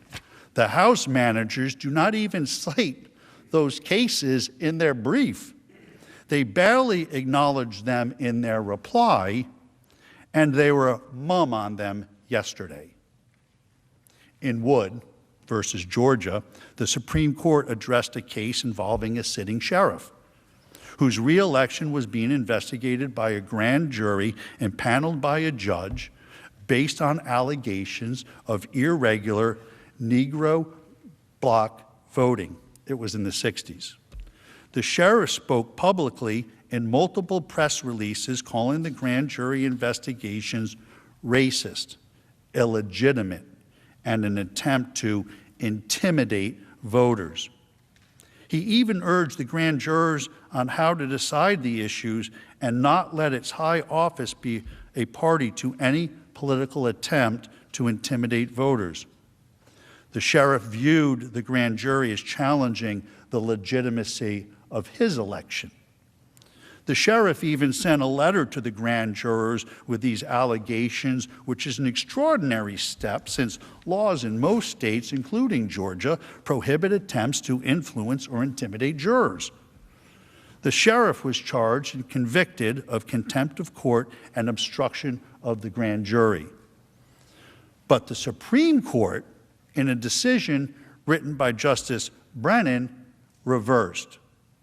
The court held that the First Amendment protected an elected public official's speech because the voting controversy directly affected the sheriff's political career. G29. The petitioner was an elected official and had, read with me, please, everybody.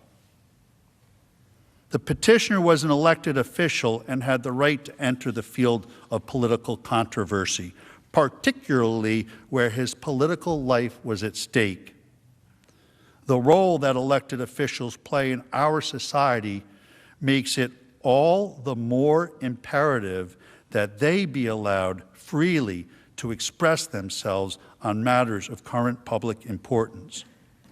Wood, thus, stands for the proposition that a difference of political opinion expressed in a speech on an issue of voting irregularity cannot be punishable where all that was done was to encourage investigation and peaceful political speech. Just like Mr. Trump has done here. The legal scholars call that directly on point. A second case, Bond versus Floyd, involved a state legislature punishing an elected official for protected political speech.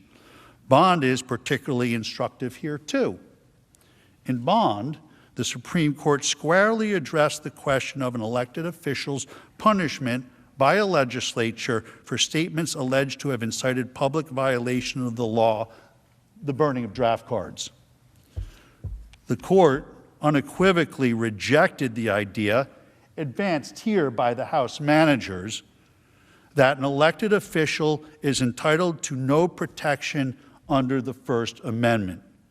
The Supreme Court held that the Georgia House of Representatives was, in fact, forbidden by the First Amendment from punishing Bond, by not seating him, for advocating against the policy of the United States.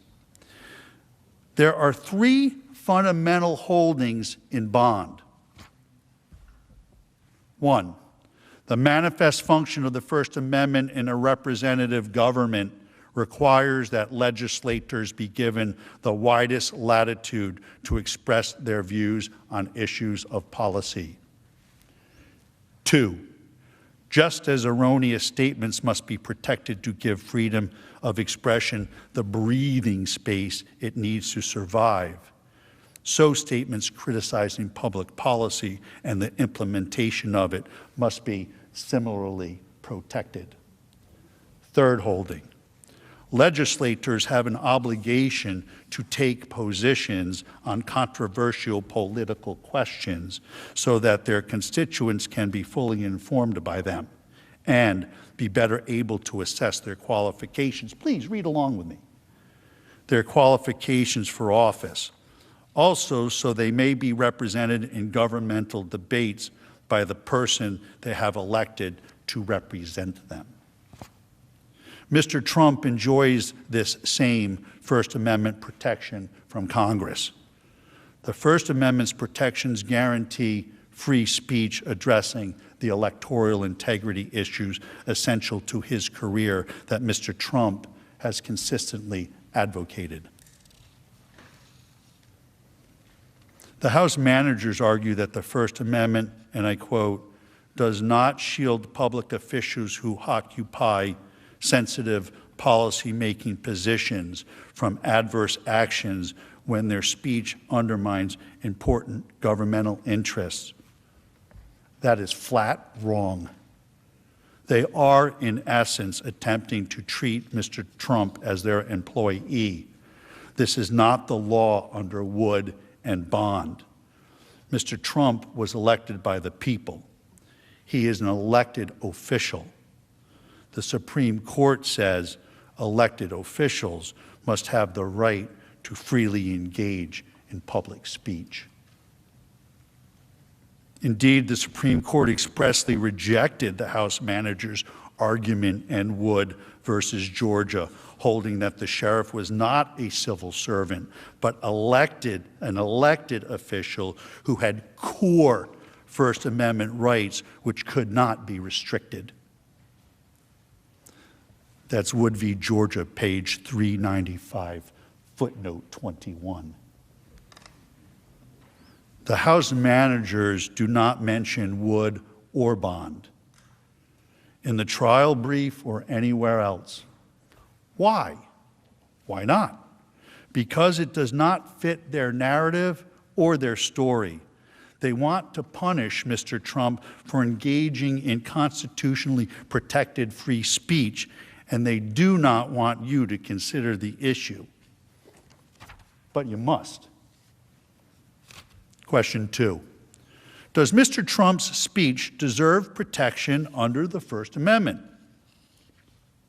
There is no doubt Mr. Trump engaged in constitutionally protected political speech that the House has improperly characterized as incitement of insurrection.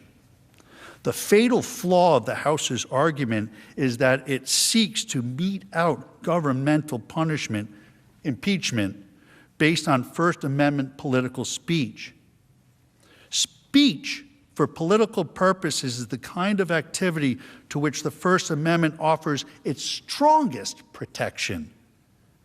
These are bedrock principles recognized by our Supreme Court for decades. The court has stated in no uncertain terms the importance of these principles to our democratic principles. The general proposition that freedom of expression upon public questions is secured by the First Amendment has long been settled by our decisions. The constitutional safeguard, we have said, was fashioned to assure unfettered interchange of ideas for the bringing about of political and social changes desired by the people. New York Times v. Sullivan. Our First Amendment decisions have created a rough hierarchy in the constitutional protection of speech. Core political speeches occupy the highest, most protected position. Even political speech that may incite unlawful conduct is protected from the reach of government punishment. The court has said every idea is an incitement, and if speech may be suppressed when it might inspire someone to act unlawfully, then there is no limit to the state's censorial power. The government may not prohibit speech because it increases the chances of an unlawful act will be committed at some indefinite time in the future. The House managers showed you a series of tweets going all the way back to 2015 in an effort to prove incitement. All of that evidence is totally irrelevant under the constitutional definition of incitement. Brandenburg versus Ohio is really the landmark case on the issue of incitement speech. Half of the case was mentioned yesterday. In the Brandenburg v. Ohio case, another landmark, the court held the government may only suppress speech for advocating the use of force or a violation of law if such advocacy is directed to inciting or producing imminent lawless action and is likely to incite or produce such action. The Brandenburg holding has been interpreted as having three basic prongs to determine if speech meet the definition of incitement. The Brandenburg test precludes speech from being sanctioned as incitement to a riot unless the speech explicitly or implicitly encouraged use of violence or lawless action. 2, the speaker intends that his speech will result in use of violence or lawless action. And 3, the imminent use of violence or lawless action is the likely result of the speech. The House managers cannot get past the first prong of the Brandenburg test. They have not and cannot prove Mr. Trump explicitly or implicitly encouraged use of violence or lawless action, period. Brandenburg requires a close examination of the words themselves. The words are either important or they're not. The House managers admitted that the incitement issue is not about the words. Why not? Because on the face of it, Mr. Trump's words are no different than the figurative speech used by every one of the senators assembled here today.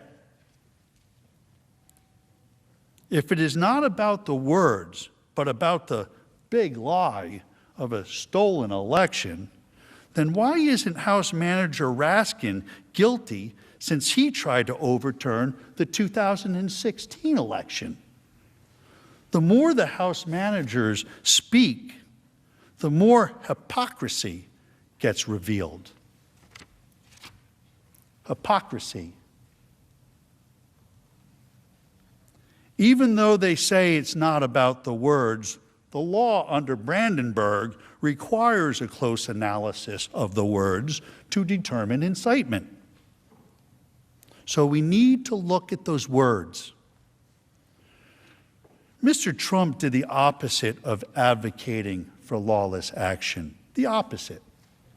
He expressly advocated for peaceful action at the Save America rally. He explicitly stated, these are the words, "I know that everyone here will soon be marching over to the Capitol building to peacefully and patriotically make your voices heard." To peacefully and patriotically make your voices heard.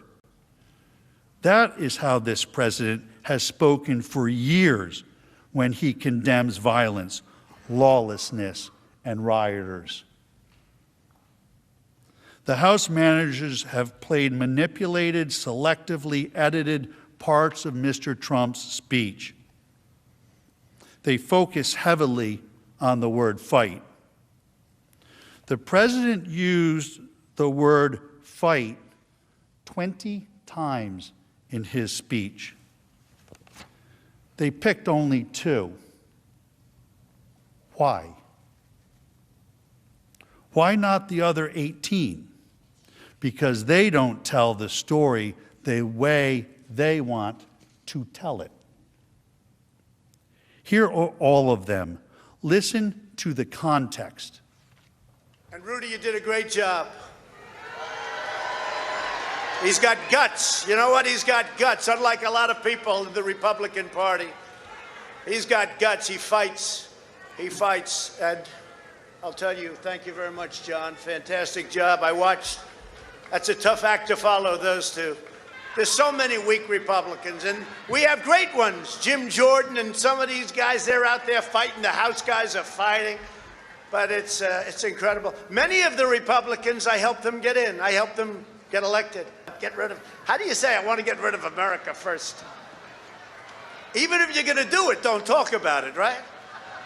Unbelievable what we have to go through. What we have to go through, and you have to get your people to fight. And if they don't fight, we have to primary the hell out of the ones that don't fight. You primary them. We're gonna let you know who they are. I could already tell you, frankly. Republicans are constantly fighting like a boxer with his hands tied behind his back. It's like a boxer. And we want to be so nice. We want to be so respectful of everybody, including bad people. And we're going to have to fight much harder. And Mike Pence is going to have to come through for us. And if he doesn't, that will be a sad day for our country. Because you're sworn to uphold our Constitution. And the accountability says, if we see somebody in there that doesn't treat our vets well, or they steal, they rob, they do things badly, we say, Joe, you're fired. Get out of here. Before you couldn't do that. You couldn't do that before. So we've taken care of things. We've done things like nobody's ever thought possible. And that's part of the reason that many people don't like us, because we've done too much. But we've done it quickly, and we were going to sit home and watch a big victory, and everybody had us down for a victory. It was going to be great. And now we're out here fighting. I said to somebody I was going to take a few days and relax after our big electoral victory. 10 o'clock, it was over. The American people do not believe the corrupt fake news anymore. They have ruined their reputation. But you know, it used to be that they'd argue with me, I'd fight. So I'd fight, they'd fight, I'd fight, they'd fight, you'd believe me, you'd believe them. Somebody comes out, you know, they had their point of view, I had my point of view. But you'd have an argument. Now what they do is they go silent. It's called suppression. And that's what happens in a communist country. That's what they do. They suppress. You don't fight with them anymore, unless it's a bad story. If they have a little bad story about me, they make it 10 times worse, and it's a major headline. But Hunter Biden, they don't talk about him. What happened to Hunter? Where's Hunter? With your help over the last 4 years, we built the greatest political movement in the history of our country, and nobody even challenges that. I say that over and over, and I never get challenged by the fake news. And they challenge almost everything we say. But our fight against the big donors, big media, big tech, and others is just getting started. This is the greatest in history. There's never been a movement like that. Our brightest days are before us. Our greatest achievements still wait. I think one of our great achievements will be election security, because nobody until I came along had any idea how corrupt our elections were. And again, most people would stand there at 9 o'clock in the evening and say, I want to thank you very much. And they go off to some other life. But I said, something's wrong here. Something's really wrong. Can't have happened. And we fight. We fight like hell. And if you don't fight like hell, you're not going to have a country anymore. Our exciting adventures and boldest endeavors have not yet begun. My fellow Americans, for our movement, for our children, and for our beloved country. And I say this, despite all that's happened, the best is yet to come.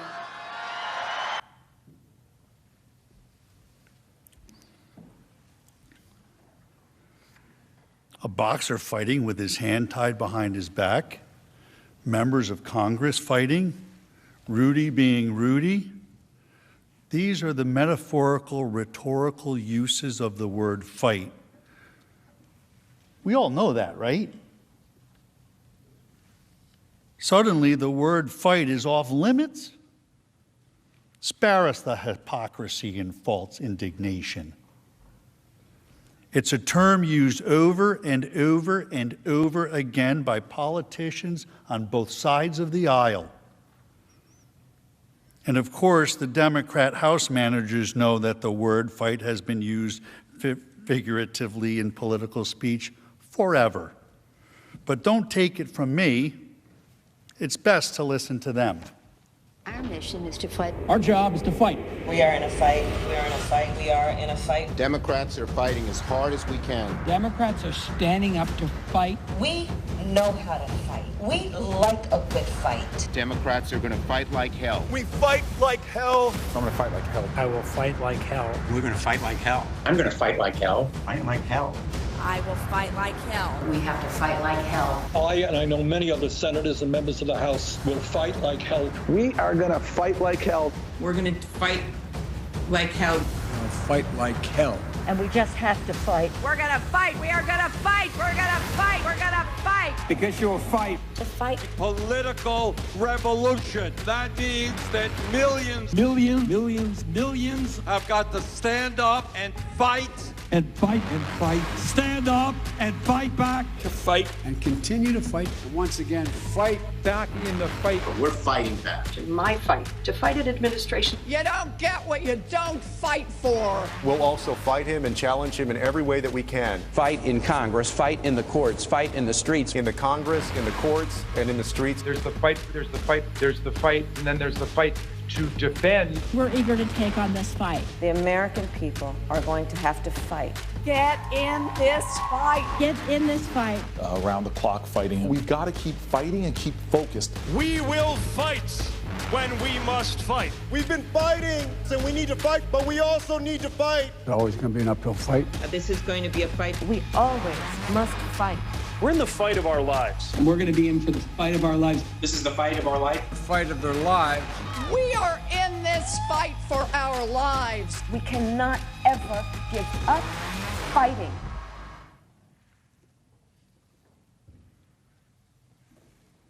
Hypocrisy. The reality is Mr. Trump was not in any way, shape, or form instructing these people to fight or to use physical violence. What he was instructing them to do was to challenge their opponents in primary elections, to push for sweeping election reforms, to hold big tech responsible, all customary and legal ways to petition your government for redress of grievances, which of course is also protected constitutional speech. But the House managers don't want you to focus on those things because, again, it does not fit their story.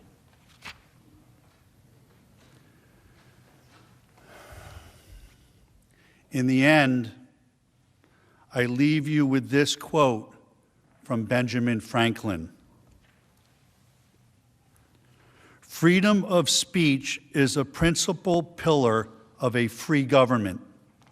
When this support is taken away, the constitution of a free society is dissolved and tyranny is erected on its ruins. Thank you.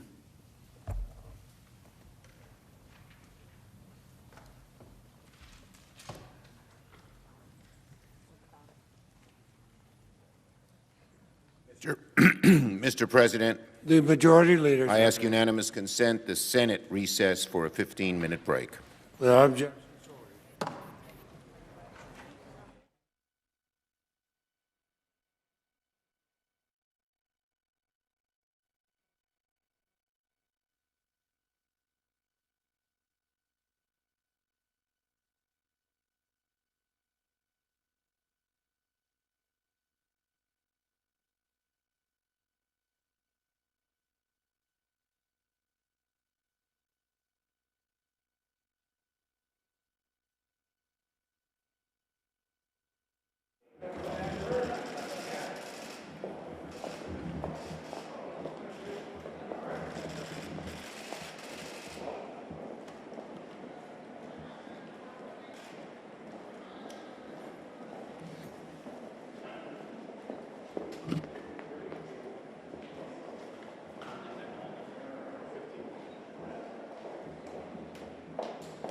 They're not even.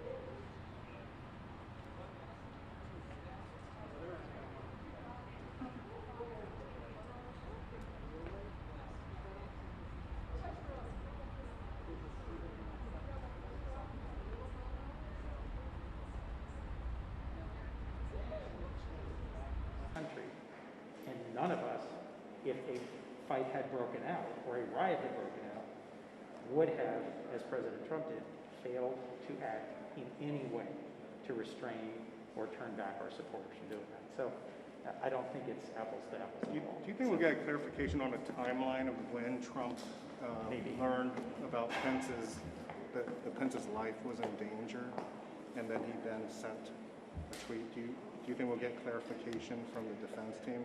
Is that something that you're interested in? I doubt they'll speak to that. It seems to me unavoidable. I mean, how could the President of the United States, watching what was going on, knowing that his vice president was in the chamber, being notified that he'd been removed by Secret Service, not know that his life was in danger? I mean, how could you miss that? My family, just watching the riot unfolding on, whatever, CNN or were out of their minds with worry. How could the President of the United States not know that there was an angry mob assaulting the Capitol? It's his job to know about security, and bluntly, he had just spoken to the mob that then stormed the Capitol. Do you have any thoughts or concerns about how this could play in 2022? Let's get through today. Thank you, Senator. Senator Coons of Delaware.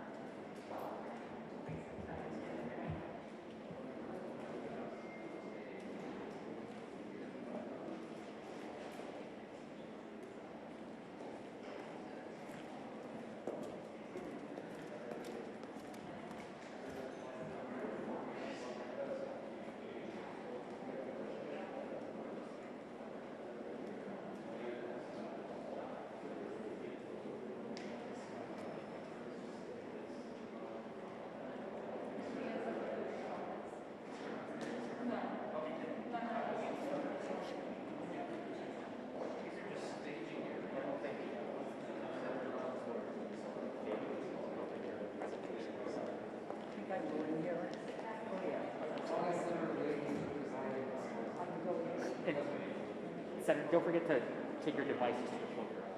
Don't forget to drop your devices.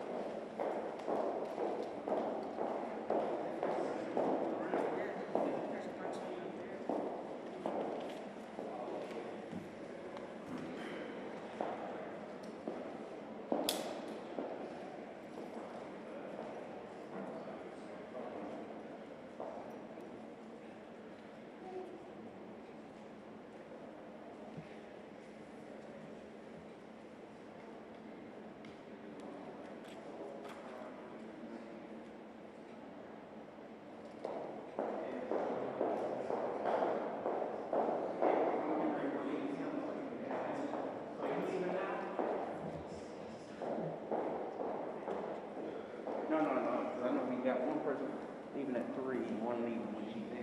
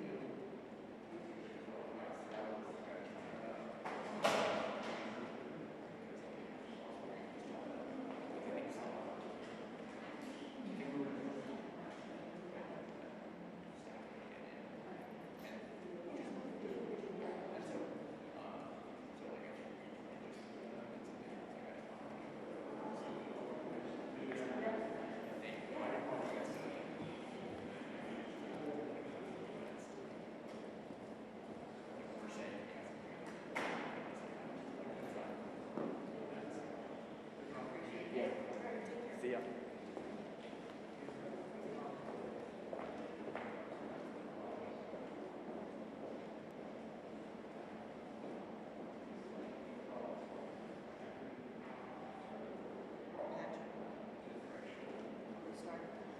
Oh, not yet, no. No.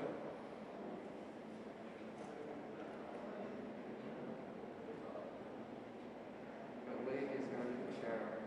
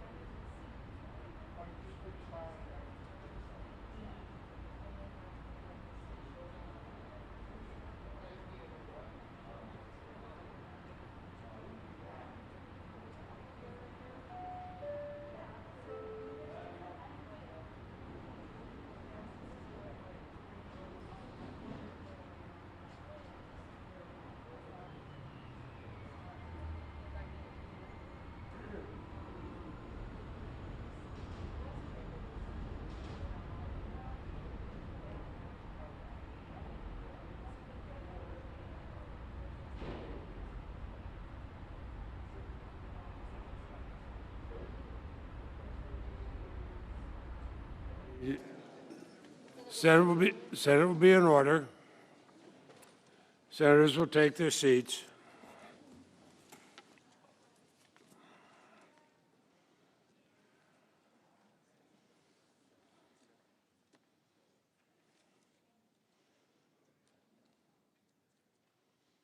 Who seeks recognition? Mr. Castor is recognized.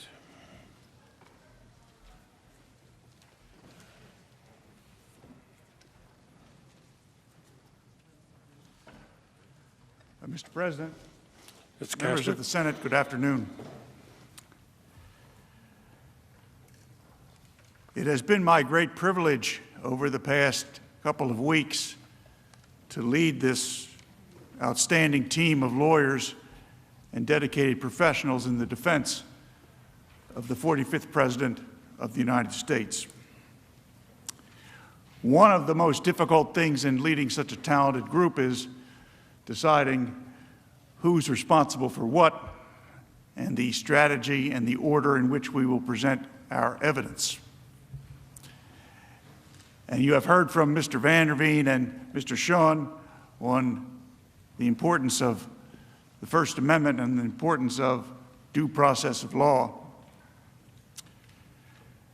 And because I had the opportunity to set out the schedule, I decided that I would take the last substantive part of the case for myself.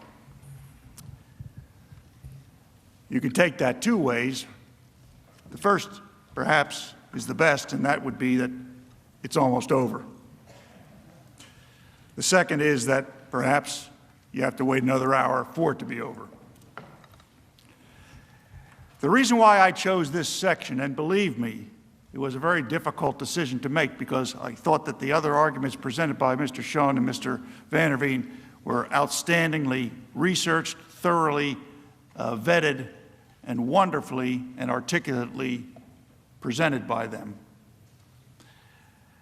But the critical issue in this case is the very narrow issue that is charged against the 45th President. And that issue is, did the 45th President engage in incitement of, they continue to say, insurrection? Clearly, there was no insurrection. Insurrection is a term of art. It's defined in the law. It involves taking over a country, a shadow government, taking the TV stations over, and having some plan on what you're going to do when you finally take power. Clearly, this is not that. What our colleagues here across the aisle meant is incitement to violence, to riot. So the word incitement is the critical case and the critical issue in the case. Now, the first time that you heard from us, I told you that you would never hear from our side that what happened on January 6th was anything other than horrific, and that the 45th President of the United States and his lawyers and his entire team adamantly denounce that violence by those criminals that occurred in this very chamber, this very building. There was a reason why we started our presentation back on Tuesday in that way. Because I did not want the senators to consider that there was any challenge to that particular fact. And yet, the House managers, knowing it was not contested at all, chose to spend 14+ hours showing you pictures of how horrific the attack on the United States Capitol was. They spent no time at all in connecting legally the attack on the Capitol to the 45th President of the United States, which is the only question that needs to be answered, is, was Donald Trump responsible for inciting the violence that came to this building on January 6th.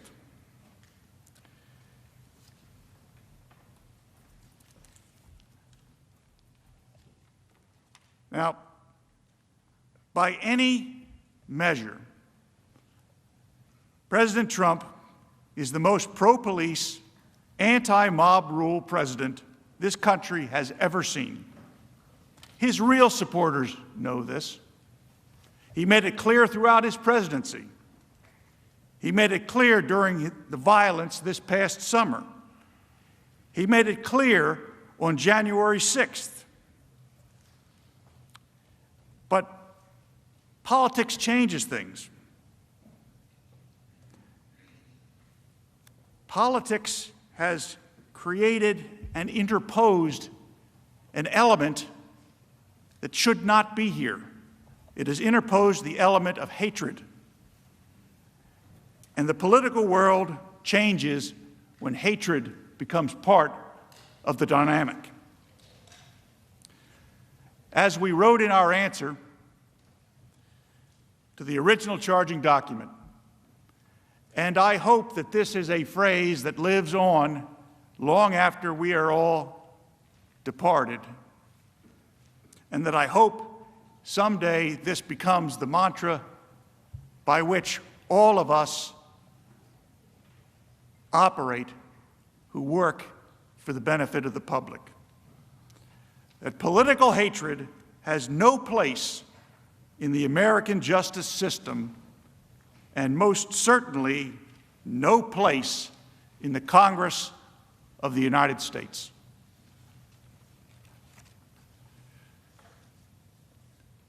To illustrate the contrast that I am speaking of, we have a video. I am your president of law and order and an ally of all peaceful protesters. The vast majority of the protesters have been peaceful. Republicans stand for law and order, and we stand for justice. I just don't even know why there aren't uprisings all over the country, and maybe there will be. My administration will always stand against violence, mayhem, and disorder. There needs to be unrest in the streets for as long as there's unrest in our lives. I stand with the heroes of law enforcement. And you push back on them, and you tell them they're not welcome anymore, anywhere. We will never defund our police. Together we will ensure that America is a nation of law and order. We were in high school, I'd take him behind the gym and beat the hell out of him. I think you need to go back and punch him in the face. Feel like punching him. We just want law and order. Everybody wants that. I want to tell you, Gorsuch, I want to tell you, Kavanaugh, you have released the whirlwind, and you will pay the price. We want law and order. We have to have law and order. Show me where it says that protests are supposed to be polite and peaceful. We believe in safe streets, secure communities, and we believe in law and order. Is there truly anyone in this chamber who disagrees with the words as spoken by President Trump on that video? Surely not. Surely not. This contrast, and in this context, I ask you to keep that in mind. My colleagues here, actually my colleague here, Mr. Raskin, hopes that you don't. They have used selective editing and manipulated visuals to paint a picture far different from this truth. Make no mistake, and I will repeat it now and anytime I'm ever asked, January 6th was a terrible day for our country. The attack on this building shocked us all. President Trump did not incite or cause the horrific violence that occurred on January 6th, 2021. They know that.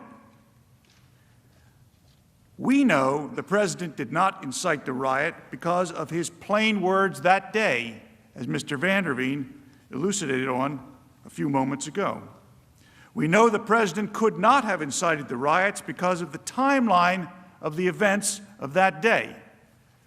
We heard a great deal from the House manager about their prosecutorial bona fides and their ability to analyze evidence, apply it to statutes, use timelines, and figure out what happened based on circumstantial evidence and direct evidence and testimony and forensic analysis.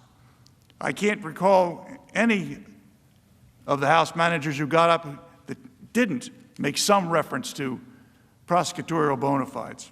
Well, I spent more than 3 decades locking up killers, and I do know a little bit about applying the facts to the law. We know that the president would never have wanted such a riot to occur because his long-standing hatred for violent protesters and his love for law and order is on display, worn on his sleeve, every single day that he served in the White House. But if we're going to apply the facts to the statute, it has to be done systematically. It has to be done with precision, the way a court would expect us to do that. Let's look at the letter of the law. Again, Mr. Van der Veen gave you an overview of the Brandenburg case and some of the related cases. You notice that when Mr. Van der Veen listed the elements that he took verbatim or close to verbatim right out of Vandenberg, they bore no reference whatsoever to the elements that were flashed up by the Democrat managers the other day repeatedly. He actually used the Supreme Court's case. He didn't make it up. Let's look at the letter of the law. The Supreme Court of the United States, over 50 years ago, laid out a clear test to determine whether speech is incitement. Under that test, the Brandenburg versus Ohio test, there are 3 elements that must be proven beyond a reasonable doubt by a preponderance of the evidence, whatever the Senate considers, I suggest, beyond a reasonable doubt. First, the speech in question must explicitly or implicitly encourage the use of violence or lawless action. But here, the president's speech called for peaceful protest. Second, the speaker must intend that his speech will result in the use of violence or lawless action. And again, as Mr. Van der Veen pointed out, the president clearly deplores rioters and political violence and did so throughout his term as president and never hesitated to express his admiration for the men and women that protect this country. Finally, the third element under the Brandenburg test is the imminent use of violence. Imminent use of violence. In other words, right then, the imminent use of violence or lawless action must be the likely result of the speech. The likely result of the speech. Well, that argument is completely eviscerated by the fact that the violence was pre-planned, as confirmed by the FBI, Department of Justice, and even the House managers, not the result of the speech at all. Several of my colleagues at the House managers got up and spoke about the proceeding in the House being like a grand jury proceeding. Well, I've been in grand jury proceedings. I have run grand juries. In grand jury proceedings, you call witnesses. You hear evidence. You make transcripts. You take affidavits. You develop physical evidence. You hear reports from police officers. You hear forensic analysis from scientists. In fact, you invite the target of the grand jury to come in and testify if he or she pleases to be heard by the grand jury. Which one of those things happened in the House prior to the impeachment article? I don't believe any of them happened. So the suggestion that what happened in the House was anything at all like a grand jury investigating a case and preferring it for prosecution is complete nonsense. And if the House managers are trying to fool you about that, you must ask yourself, What else are they trying to fool you about?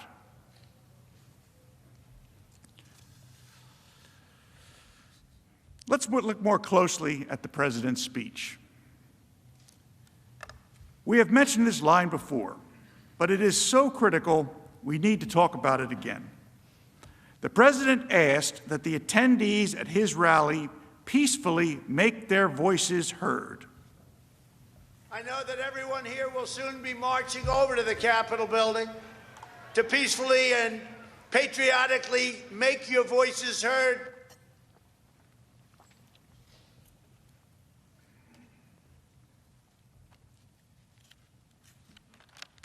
The managers would have you believe that the president's supporters usually follow his every word, but in this case, imputed some imaginary meaning to them while ignoring his most clear instructions. President Trump said, peacefully and patriotically make your voices heard, and the House managers took from that, go down to the Capitol and riot. So you are supposed to put yourselves in the heads of the people who hear peacefully and patriotically make your voices heard and conclude that those words do not mean what the president said. More than that, the president criticized the destruction wrought by left-wing anarchists and rioters. He told his supporters that they build, they don't destroy. If this happened to the Democrats, there'd be hell all over the country going on. There'd be hell all over the country. But just remember this, you're stronger, you're smarter, you've got more going than anybody, and they try and demean everybody having to do with us. And you're the real people. You're the people that built this nation. You're not the people that tore down our nation. Is it possible, listening to those words in the proper cadence without them being edited or the sound changed so that they're indistinguishable or sounds as though the crowd is right there, but listening to it as you have here, unedited by us, is it possible that President Trump's disdain for political violence could be any clearer to the persons listening as he was speaking? Is it possible that his words could have been misunderstood? I suggest to you that is impossible. Now, the House manager said the president told the crowd, quote, "You have to get out your people to fight." The House manager's claim is that the President of the United States was telling the audience to get each other to physically fight. But that is not what the President said. The people who should fight, he said, were members of Congress. If they don't fight, what the President said is, what should the rally attendees do? If members of Congress wouldn't fight for the principles they held dear, what was it that the President specifically told his supporters at that rally he wanted them to do? He wanted them to support primary challenges. Now, nobody in this chamber is anxious to have a primary challenge. That is one truism I think I can say with some certainty. But that's the way we operate in this country. When the people of a state want to change their representatives and their senators, they use the electoral process. President Trump told his listeners that if their members of Congress won't fight for their views, then go back home and find others that will. That's what President Trump said. The people who should fight were the members of Congress. You have to get your people to fight. He told them. You have to get your people to fight. And if they don't fight, we have to primary the hell out of the ones that don't fight. You primary them, we're gonna let you know who they are. I can already tell you, frankly. It is pretty stark contrast when you watch that video, isn't it? When you see the House manager tell you, and I don't know if we're under oath here, but when I walked into this room, I sure as heck felt I was under oath, and that I was speaking not only to senators of the United States, but before the entire world and with God watching. And a House manager got up here and told you that the President of the United States on January the 6th, 2021, told the crowd that they had to go and fight. And the implication that they wanted you to draw was that he was sending them down to Capitol Hill to go and breach the building and trash the very sacred halls of Congress. But we now know that is not at all anything near what the President said. What the President said was, if you can't get your members of Congress to do as you would like them to do, you primary them. That's the American way. The first way that the House managers presented and wanted you to conclude, that's the criminal way. But what the President said was the American way. Again, House managers manipulated President Trump's words. I can't stand here and pretend to tell you that I know every time from all those videos that the House managers manipulated what the President said, put up evidence that was not with the foundation of correctness and admissibility we expect. I can't tell you that I picked up every one. I don't think Mr. Van der Veen or Mr. Schoen or any of the others that worked with us can tell you that.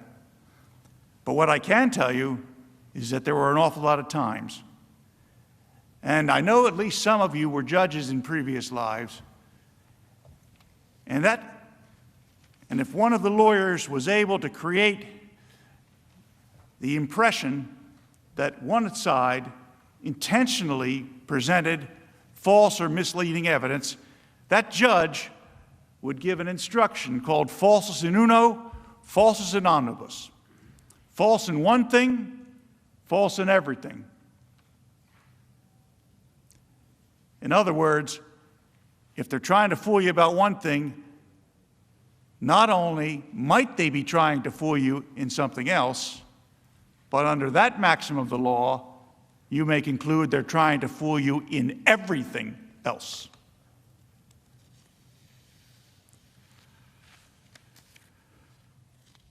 President Trump was immediate in his calls for calm and respect for law enforcement. The House managers emphasized President Trump's tweet in the 6 p.m. hour where he told crowds to, quote, go home in love and peace and remember this day. What is it that they left out? Well, the House starts their recitation of what President Trump said as far as the aftermath of when the Capitol was breached at roughly 6 p.m. What they don't tell you and didn't tell you, and which you probably don't know because I think I'm the first one to say it in this forum, is at 2:38, President Trump urged protesters at the U.S. Capitol to, quote, stay peaceful, please support our Capitol Police and law enforcement. They are truly on the side of our country. Stay peaceful. And before we run the graphic, I just want to point out to you, President Trump's speech ended at 1:11 p.m. So at 2:38 p.m., by the time word reaches the president that there's a problem down here, he's out urging people to support the police, stay peaceful, support our Capitol Police and law enforcement. They are on the side of the country. Stay peaceful.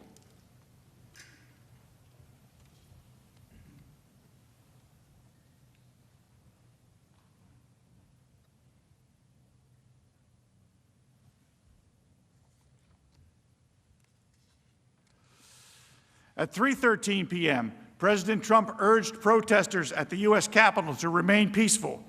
No violence. Remember, we are the party of law and order. Respect the law and our great men and women in blue. 3:13 p.m. President Trump's words couldn't have incited the riot at the Capitol. The day's events make this clear. Let's walk through the actual timeline. At 11:15 a.m., police security camera videos show crowds forming at First Street near the Capitol reflecting pool. This is a full 45 minutes before President Trump even took the stage on January 6th. Let me repeat that. Violent criminals were assembling at the Capitol over a mile away, almost an hour before the president uttered a single word on the ellipse. You did not hear that fact during the hours and hours of the House manager's presentation, did you? When the president spoke, what did he call for? He called for rally attendees to peacefully and patriotically make their voices heard, for them to walk down Pennsylvania Avenue to cheer on members of Congress. President Trump went on for more than an hour, ending at 1:11. Now, why is this important? Because of all of the events that I am about to describe, they all occurred before President Trump's remarks concluded.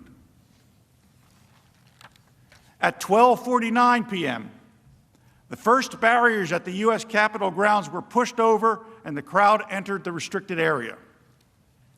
At 11:05 p.m., Acting Defense Secretary Christopher Miller received open source reports of demonstrator movements to the U.S. Capitol. At 1:09 p.m., U.S. Capitol Police Chief Stephen Sund called the House and Senate Sergeants at Arms, telling them he wanted an emergency declared, and he wanted the National Guard called. The point? Given the timeline of events, the criminals at the Capitol weren't there at the ellipse to even hear the president's words.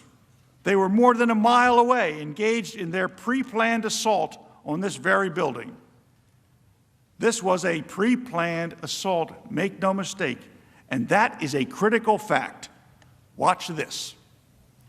Does anyone in this chamber honestly believe that but for the conduct of President Trump, that a charge in the article of impeachment, that attack at the Capitol would have occurred? Does anybody believe that? It was not some sort of spontaneous decision by a bunch of, quote, protesters to go up to Capitol Hill and storm Capitol Hill. This was all planned out. How much of it was planned? How much of this was strategized ahead of time? They are getting indications, some evidence that they've seen that indicates that there was some level of planning. There appears to be premeditation. FBI internal report the day before the siege, warning of a violent war at the Capitol. The FBI issued a warning of a, quote, war at the Capitol. The FBI warned law enforcement agencies about this specific attack. Be ready to fight. Congress needs to hear glass breaking, doors being kicked in. We developed some intelligence that a number of individuals were planning to travel to the D.C. area with intentions to cause violence. We immediately shared that information. And they pushed out that information through this JTTF structure. It was immediately disseminated through a written product and briefed through our command post operations to all levels of law enforcement. The FBI says 2 pipe bombs discovered near the Capitol on January 6th were placed there the night before. New video appears to show a person suspected of planting pipe bombs near the U.S. Capitol the night before. The FBI now says the bombs were planted the night before the Capitol siege between 7:30 and 8:30 p.m. They were planted the day before. All goes to the idea of premeditation and coordination among individuals. This was a planned assault as if going after a castle. So to answer the question of the House manager, does anybody believe that this would have occurred but for the speech from Donald Trump? I do.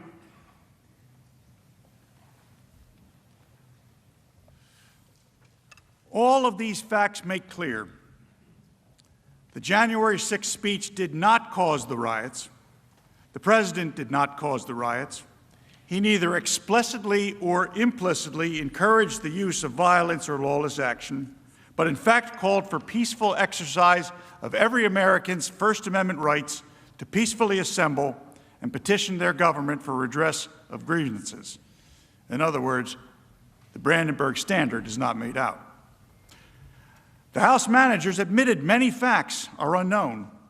Even Speaker Pelosi admitted not knowing the real cause of the violence when she called for a 9/11-style commission to examine the facts and causes that led to the violence.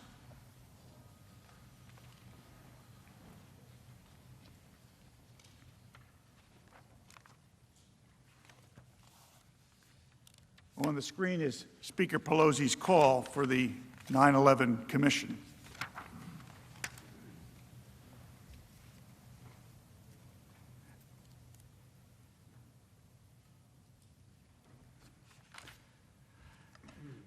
Let's touch now on the second absurd and conflated allegation in the House manager's single article. President Trump's phone call to Georgia Secretary of State Ben Roethlisberger, surreptitiously recorded, by the way, included multiple attorneys and others on the call. Let me point out the very obvious fact that the House managers ignored. The private call that was made public by others cannot really be the basis to claim that the president intended to incite a riot, because he did not publicly disclose the contents of the call. How could he have hoped to use this call to invite his followers if he had no intent to make the conversation public and indeed had nothing to do with it being secretly recorded? The House managers told you that the president demanded that the Georgia Secretary of State, quote, find just over 11,000 votes. The word find, like so many others the House managers highlighted, is taken completely out of context. And the word find did not come out of thin air. Based on an analysis of publicly available voter data, that the ballot rejection rate in Georgia in 2016 was approximately 6.42%. And even though a tremendous amount of new first-time mail-in ballots were included in the 2020 count, the Georgia rejection rate in 2020 was a mere 0.4%, a drop-off from 6.42% to 0.4%. President Trump wanted the signature verification to be done in public. How can a request for signature verifications to be done in public be a basis for a charge for inciting a riot? With that background, it is clear that President Trump's comments and the use of the word find were solely related to his concerns with the inexplicable dramatic drop in Georgia's ballot rejection rates. Let's examine how the word find was used throughout that conversation. Mr. Trump's first use of the word find was as follows, quote, we think that if you check the signatures, a real check of the signatures going back in Fulton County, you'll find at least a couple 100,000 of forged signatures of people who have been forged. And we are quite sure that's going to happen. President Trump also used find as follows, quote, now why aren't we doing signature and why can't it be open to the public? And why can't we have professionals do it instead of rank amateurs who will never find anything and don't want to find anything? They don't want to find, they don't want to find anything. Someday you'll tell me the reason why, because I don't understand your reasoning. But someday you'll tell me the reason why. But why don't you want to find? President Trump echoed his previous sentiments, again in the context of pursuing a legitimate and robust investigation into the lack of signature verification for mail-in and absentee ballots. Quote, And why can't we have professionals do it instead of rank amateurs who will never find anything and don't want to find anything? They don't want to find anything, you know, they don't want to find anything. They don't want to find, you know, they don't want to find anything. Someday you'll tell me why, because I don't understand your reasoning, but someday you'll tell me why. But why don't you want to find? We can go through signature verification and we'll find hundreds of thousands of signatures, and you can let us do it. And the only way you can do it, as you know, is to go to the past. But you didn't do that in Cobb County. You just looked at one page compared to another. The only way you could do a signature verification is to go from one that signed it on November whatever, recently, and compare it to 2 years ago, 4 years ago, 6 years ago, you know, or even one. And you'll find that you have many different signatures. But in Fulton, where they dumped ballots, you will find that you have many that aren't even signed and that you have many forgeries. End quote. Mr. Trump continued to use the word find throughout the conversation.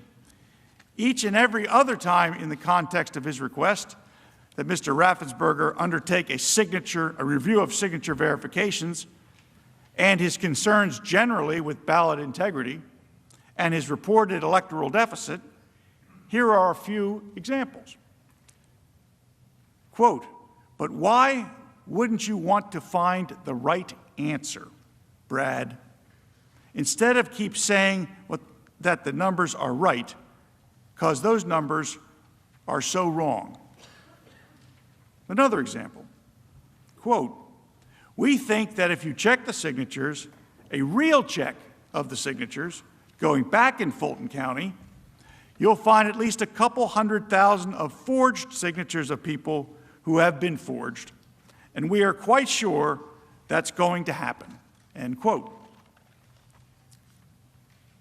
Moreover, there was nothing untoward with President Trump, or any other candidate for that matter, speaking with the lead elections officer of a state. That's why the Georgia Secretary of State took a call along with members of his team, one of whom decided to record it and release it to the press. The only reason this conversation is being discussed in this chamber is because, once again, the media and their Democratic allies distorted the true conversation to mislead you and the American public. So we have a complete lack of evidence for the article of impeachment presented by the House managers. So why are we here? Politics. Their goal is to eliminate a political opponent, to substitute their judgment for the will of the voters. Why bother with a Senate trial of Donald Trump? He's no longer president. He'll be out of office anyway. Is it to keep him from ever running again? Make sure he can never run for office again. Keep him from running for office again. Donald Trump would not be able to run for office again. Barring him from running for office again. Disqualified from running for office. Disqualify him from ever running from office again. Disqualified from running for office again. It's about focusing that he can never run again. Remove him from ever running for office again. Never be able to run for office again. To ban former President Trump from running again. If we don't impeach this president, he will get reelected.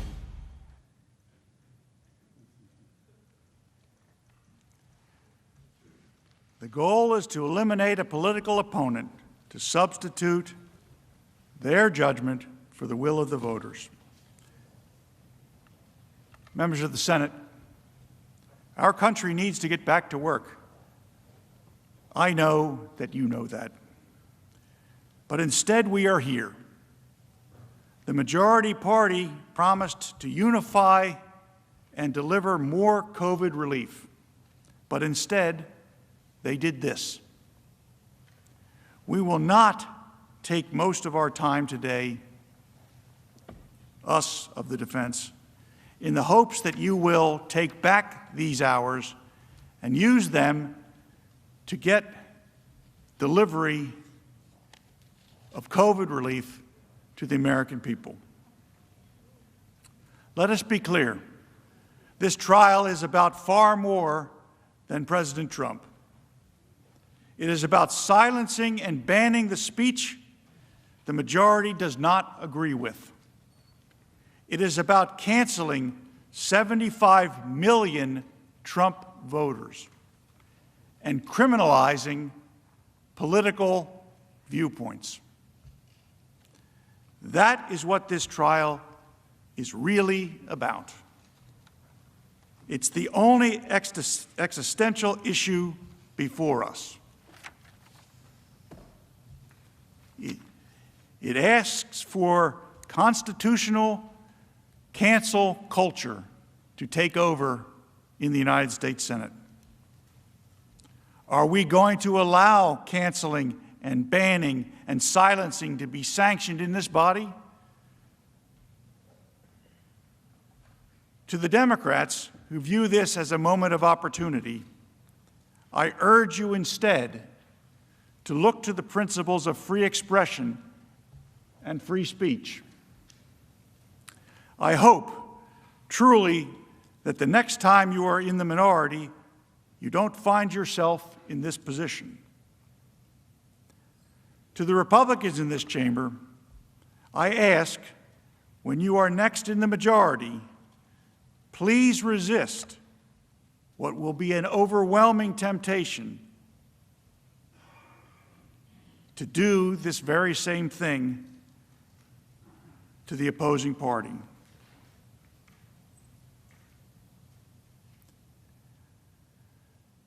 Members of the Senate, this concludes the formal defense of the 45th President of the United States to the impeachment article filed by the House of Representatives.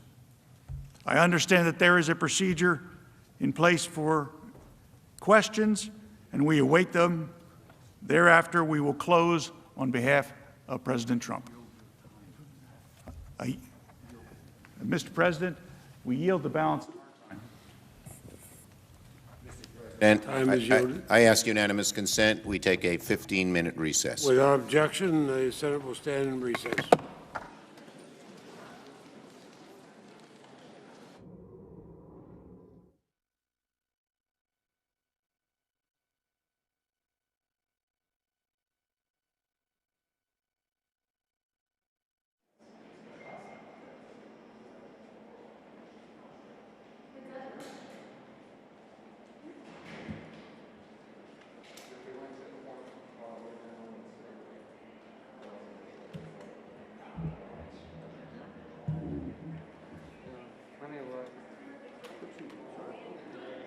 So they're kind of done, I think.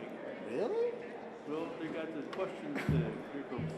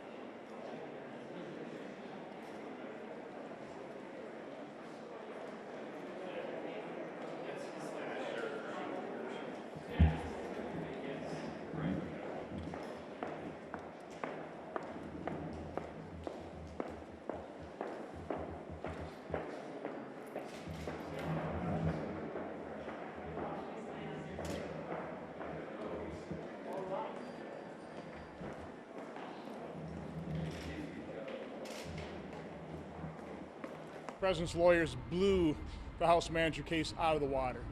They legally eviscerated them. I think their arguments they showed the distortions of the tweets, the selective editing, showed the reason why due process is important. And they certainly proved that the First Amendment applies to political speech probably more than anything. So again, I think the president's lawyers just blew the House manager case out of the water. Thank you.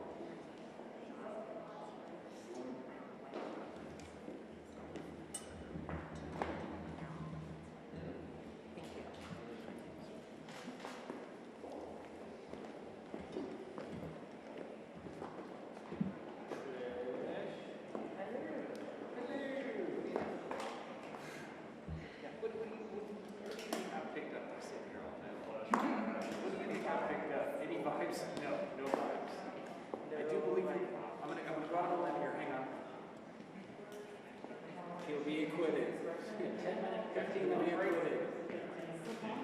know, I'm telling you, I know I'm going out on a limb here. Take that one to Vegas. Vegas.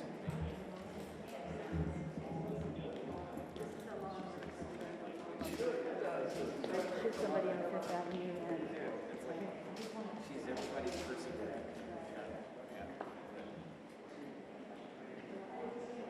Yeah, exactly. Too fun. Yeah, especially because you get to go visit her.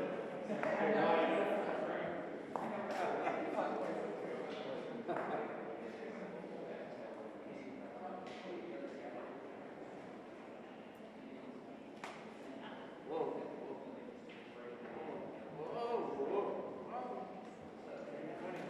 Careful where you point that thing.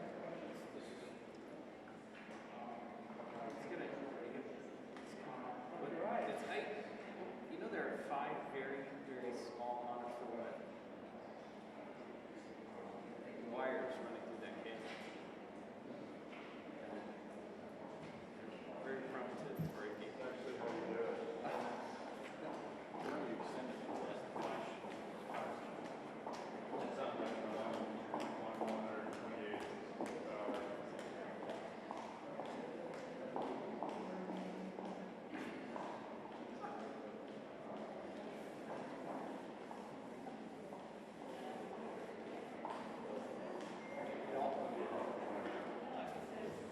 I got stuff to say.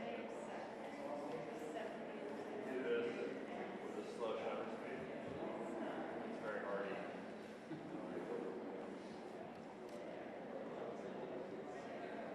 Setting your rear shutter. Oh, yeah? Well, it makes it speed, but it has to be counterclockwise. Oh, of course, because you're doing rear curtain. If it was front curtain, you'd do it clockwise. Well, okay, I have 5 keys.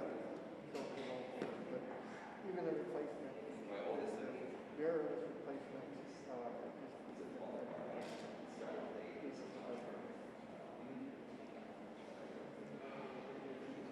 oh yeah. Learned a lot of this.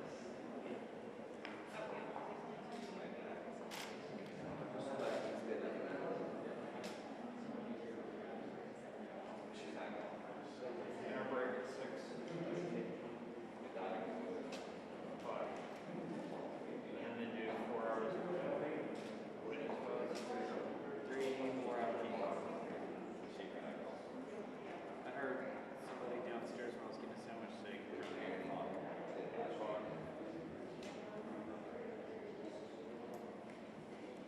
I will not be here. Who will be here? 5:30 from Who's going to be here for you? Sean's not coming in?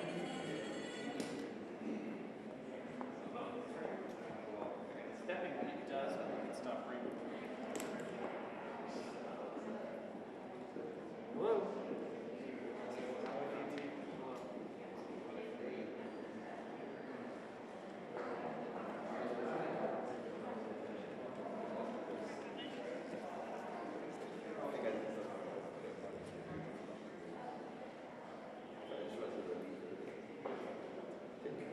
Hey, can you hear me?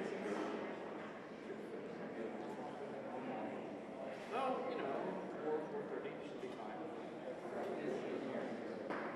Okay, I'll tell you what, if you want to, I think it would be fine. Okay, so what they're going to do is they're going to break it up at 5 o'clock. And so, as long as you're in place, you know, before that break, this would be fine. So, yeah.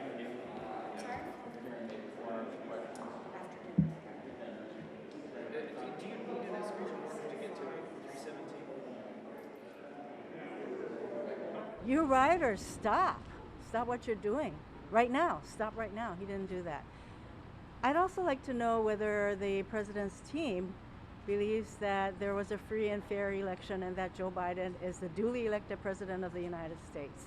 I don't know if those questions will be asked, but yeah, I'd kind of like to know.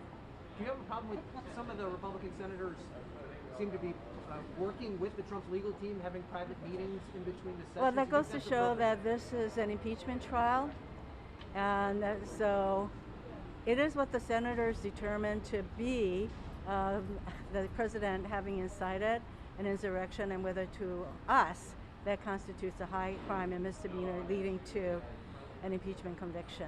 How do you think Americans outside this chamber are hearing this defense? They keep claiming that the House managers fabricated. Well, I hope that the American people will recognize that I would say most people have used words like, we need to fight back, we need to stand up for our rights and all of that. But how many of us have said that and caused thousands of people to march on the Capitol and proceed to destroy the Capitol and beat police officers? No, if they actually found someone who did that, no, that would be an apt comparison. But there was none of that. Thanks, everyone. Thank you, Senator. Appreciate your time.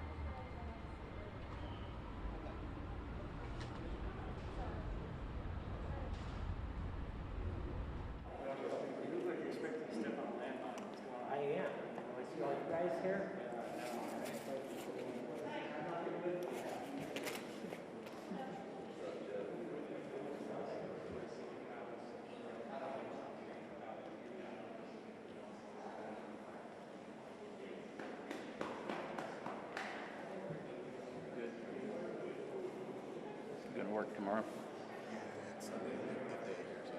Can you get those IDs to Poland? Yeah. In Mexico City. Yep.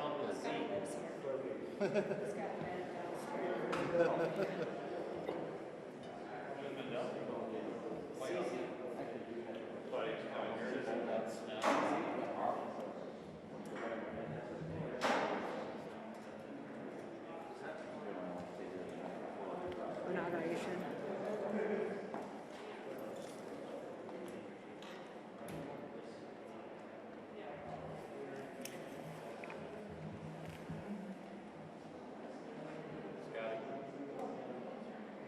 It's all yours.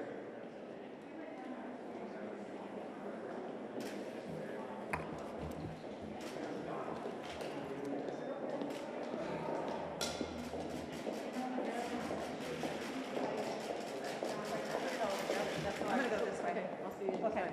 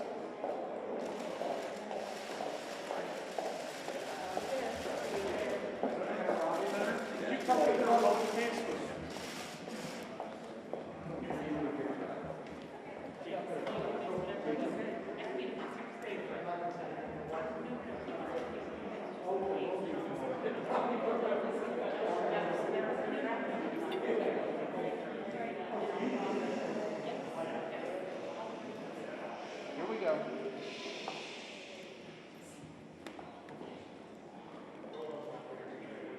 Hey, Chip. Yeah, I'll be right back. Chip. Yeah. He's a fix it. He's fixed to come on. He's fixing it. He's fixed to come on. Is that better? Huh? Is that better? Is it better?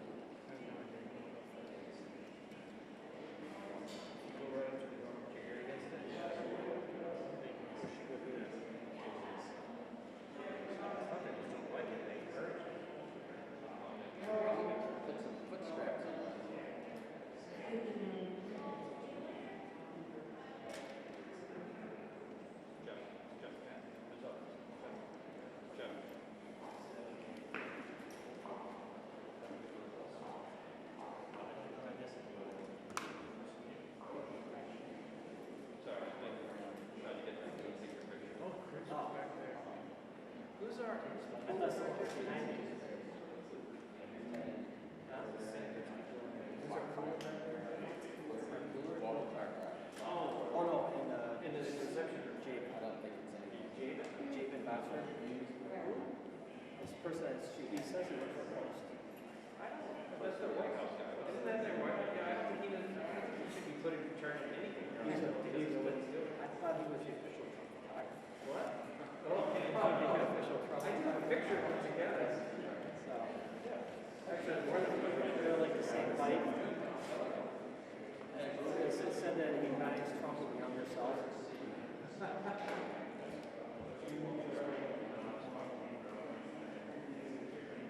I was there. He liked to brag about it.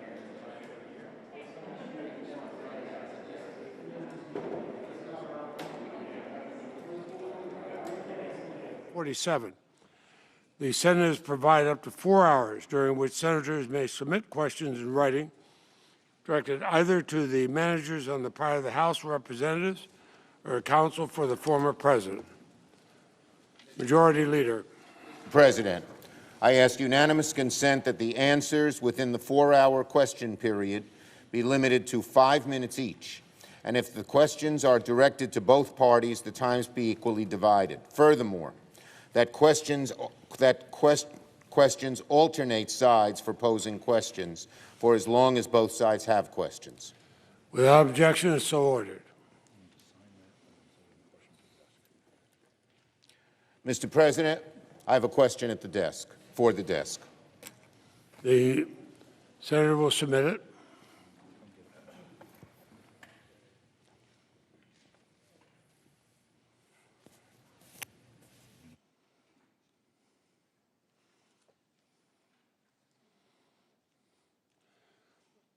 The question from Senator Schumer and Senator Feinstein is directed to the House managers. The clerk will read it.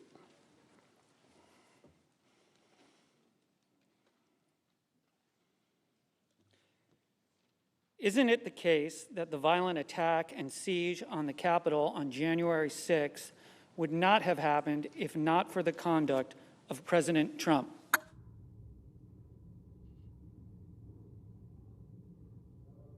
Of up to 5 minutes.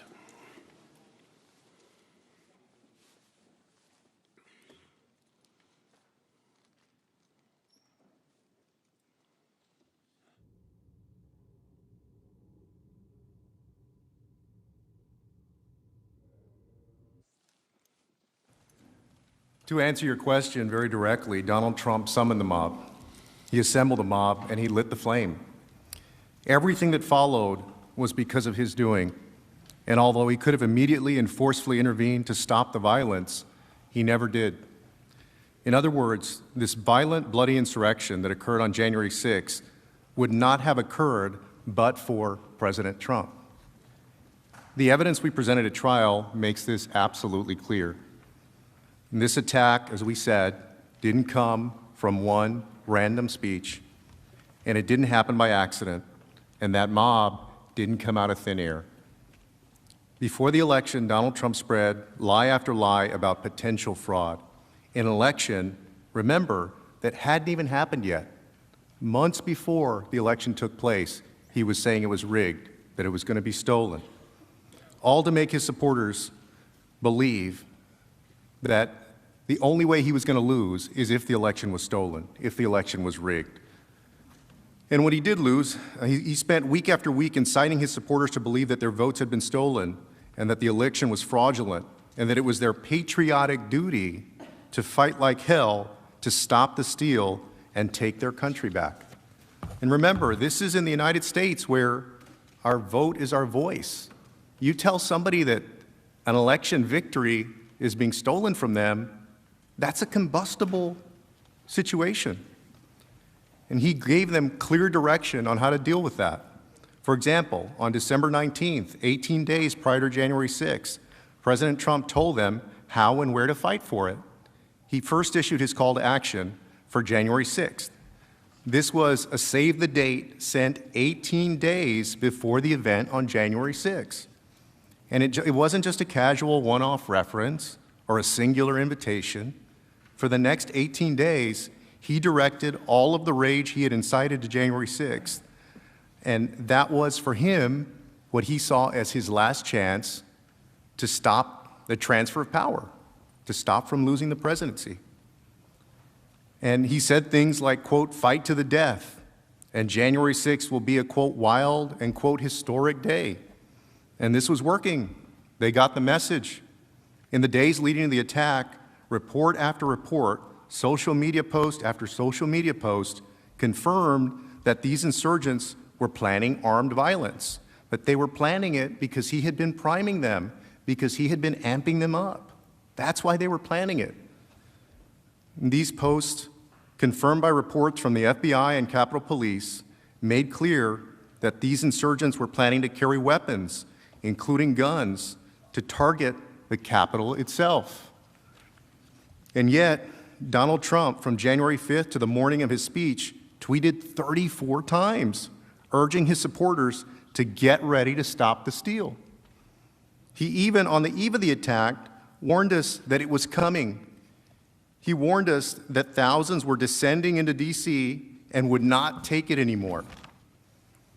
And when they got here at the Save America March, he told them again in that speech exactly what to do.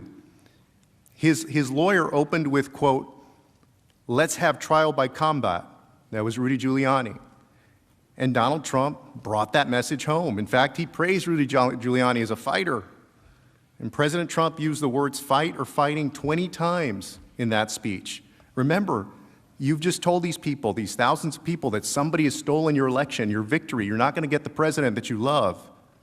Senators, that is an incredibly combustible situation when people are armed and they've been saying that they're mad as hell and they're not going to take it anymore. He looked out to a sea of thousands, some wearing body armor, helmets, holding sticks and flagpoles, some of which they would later use to beat Capitol Police, and told them that they could play by different rules. Play by different rules. He even at one point quite literally pointed to the Capitol as he told them to fight like hell. After the attack, we've shown clearly, that once the attack began, insurgent after insurgent made clear they were following the president's orders. You saw us present that evidence of the insurgents who were there that day, who said, "I came because the president asked me to come. I was here at his invitation." You saw that of the folks that were in the Capitol that day. The time has expired. Are there further questions? Mr. President.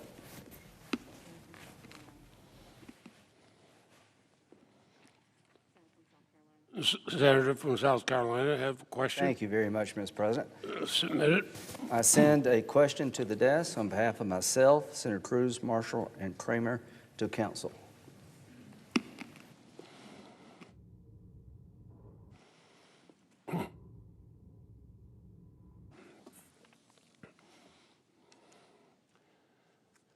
Senator Graham for himself, Senator Cruz, Senator Marshall, and Senator Kramer submits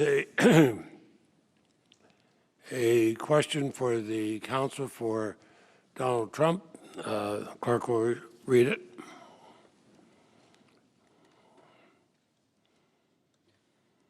Does a politician raising bail for rioters encourage more rioting? Council has 5 minutes. Yes. Does council yield back the rest of their time? Council's time is yielded back. Are there other questions? Mr. President. The Senator from Georgia. I have a question for the desk. Send it to the desk.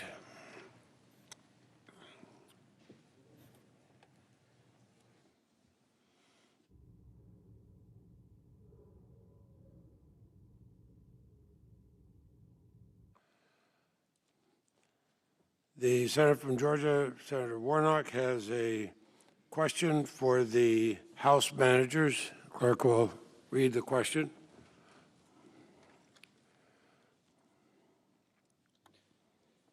Is it true or false that in the months leading up to January 6th, dozens of courts, including state and federal courts in Georgia, rejected President Trump's campaign's efforts to overturn his loss to Joe Biden?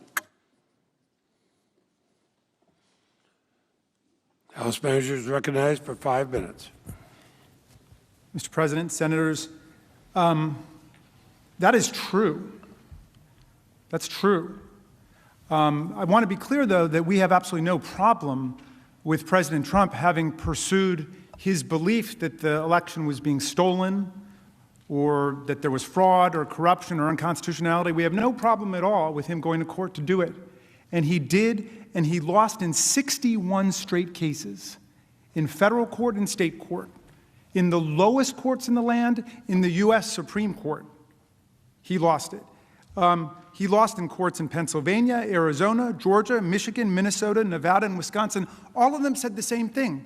They couldn't find any corruption. They couldn't find any fraud, certainly nothing rising to a material level that would alter the outcome of any of the elections. And there was no unconstitutionality. That's the American system. And so, I mean, it's hard to imagine him having gotten more due process than that in pursuing what has come to be known popularly as the big lie, the idea that somehow the election was being stolen from him. And we have no problem with the fact that he went to court to do all those things. But notice, number one, the big lie was refuted, devastated, and demolished in federal and state courts across the land, including by 8 judges appointed by President Donald Trump himself. We quoted earlier in the case what happened in Pennsylvania, where U.S. District Court Judge Matthew Brand said, in the United States, the court has been presented with strained legal arguments without merit and speculative accusations. In the U.S., this cannot justify the disenfranchisement of a single voter, let alone all the voters of its 6th most populous state. Our people, laws, and institutions demand more. Then it went up to Judge Stefanos Bibas, who's a Trump appointee, who was a part of the appeals court panel. He said, the campaign's claims have no merit.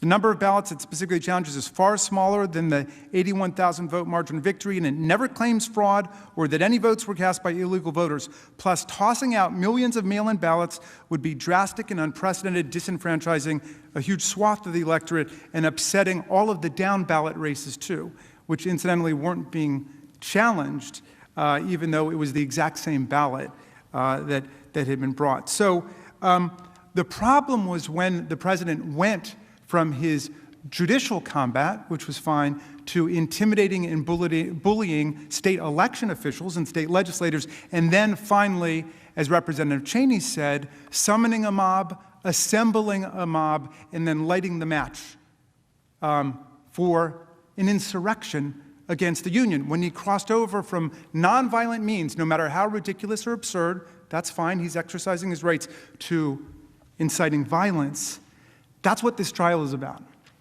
And we heard very little of that from the presentation of the president's lawyers. They really didn't address the facts of the case at all. There were a couple propaganda reels about Democratic politicians that would be excluded in any court in the land. They talked about the rules of evidence. All of that was totally irrelevant to the case before us. Whatever you think about it, it's irrelevant. And we'll be happy, of course, to address the First Amendment arguments, too.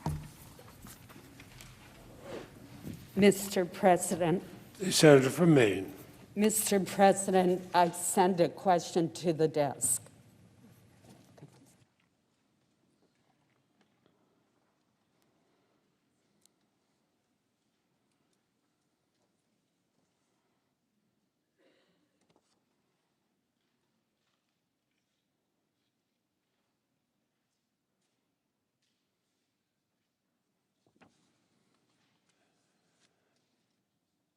The question is from Senator Collins and Senator Murkowski. It is for the counsel for the former president. Clerk will read.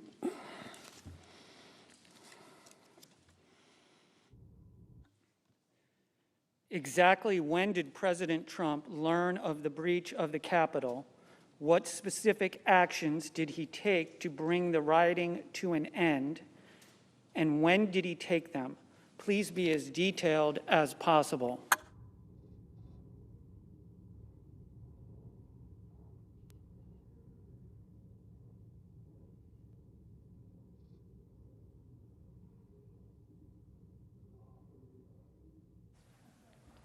Clerk, read that question again. We're getting it back.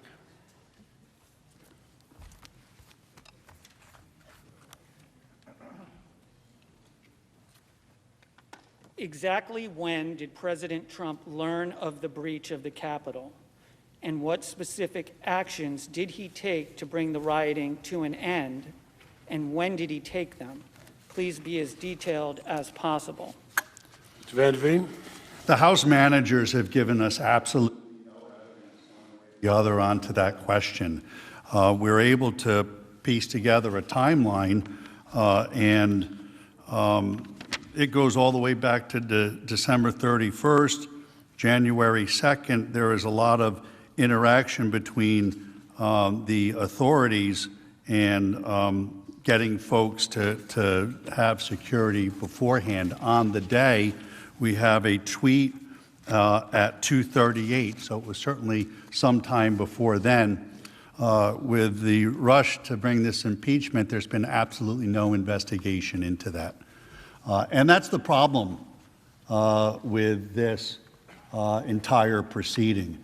The House managers did zero investigation, and the American people deserve a lot better than coming in here with no evidence, hearsay on top of hearsay on top of reports that are of hearsay. Due process is required here, and that was denied.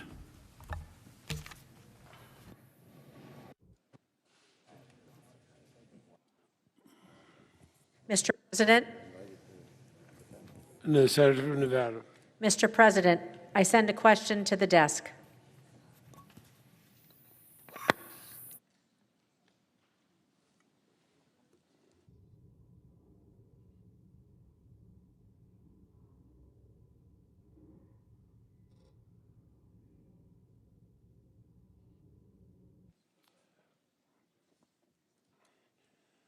The Senator from Nevada, Senator Rosen, submits a question for the House managers.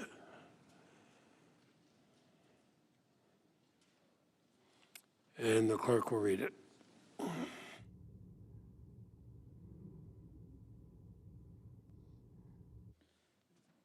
On January 6th, the anti-Semitic Proud Boys group that President Trump had told to stand by laid siege to the Capitol alongside other rioters, including one wearing a Camp Auschwitz shirt.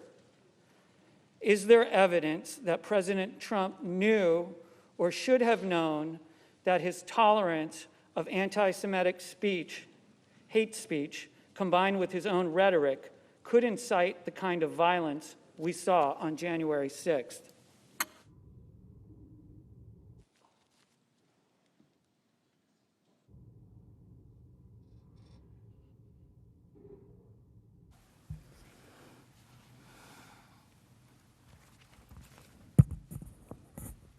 Mr. President, Senators, Donald Trump has a long history of praising and encouraging violence, as you saw. He has espoused hateful rhetoric himself. He has not just tolerated it, but he's encouraged hateful speech by others. He has refused, as you saw in the September debate, that interview, to condemn extremist and white supremacist groups like the Proud Boys. And he has, at every opportunity, encouraged and cultivated actual violence by these groups. Yes, he has encouraged actual violence, not just the word fight. He told groups like the Proud Boys, who had beaten people with baseball bats, to stand by. When his supporters in the 50-car caravan tried to drive a bus of Biden campaign workers off the road, he tweeted a video of that incident with fight music attached to it and wrote, "I love Texas." When his supporters sent death threats to the Republican Secretary of State Raffensperger in Georgia, he responded by calling Mr. Raffensperger an enemy of the state after he knew of those death threats. And in the morning of the 2nd Million MAGA March, when it erupted in violence and burned churches, he began that day with the tweet, "We have just begun to fight." I want to be clear that Donald Trump is not on trial for those prior statements. However, that hateful and violent and inappropriate they may be. But his statements, the president's statements, make absolutely clear three important points for our case. First, President Trump had a pattern and practice of praising and encouraging violence, never condemning it. It is not a coincidence that those very same people, Proud Boys, organizers of the Trump Caravan, supporters and speakers of the 2nd Million MAGA March, all showed up on January 6th to an event that he had organized with those same individuals who had organized that violent attack. Second, his behavior is different. It's not just that it was a comment by an official to fight for a cause. This is months of cultivating a base of people who were violent, not potentially violent, but were violent. And that prior conduct both helped him cultivate the very group of people that attacked us. It also shows clearly that he had that group assembled, inflamed, and all the public reports ready to attack. He deliberately encouraged them to engage in violence on January 6th. President Trump had spent months calling his supporters to a march on a specific day, at a specific time, for a specific purpose. What else were they going to do to stop the certification of the election on that day but to stop you? But to stop you physically. There was no other way, particularly after his vice president said that he would refuse to do what the president asked. The point is this, that by the time he called the cavalry, not Calvary, but cavalry of his thousands of supporters on January 6th, an event he had invited them to, he had every reason to know that they were armed, violent, and ready to actually fight. He knew who he was calling and the violence they were capable of. And he still gave his marching orders to go to the Capitol and, quote, fight like hell to stop the steal. How else was that going to happen? If they had stayed at the ellipse, maybe it would have just been to violently in fight, in protest with their words. But to come to the Capitol? That is why this is different, and that is why he must be convicted and acquitted. And disqualified.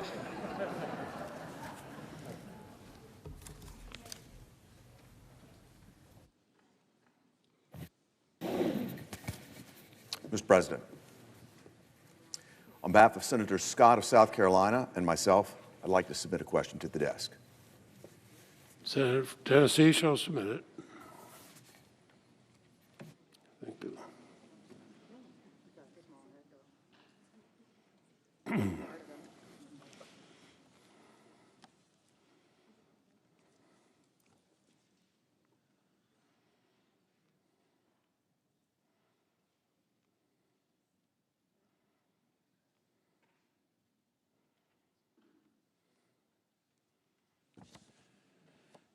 The question is for counsel for the former president from Senators Haggerty and Scott of South Carolina. Clerk will read the question.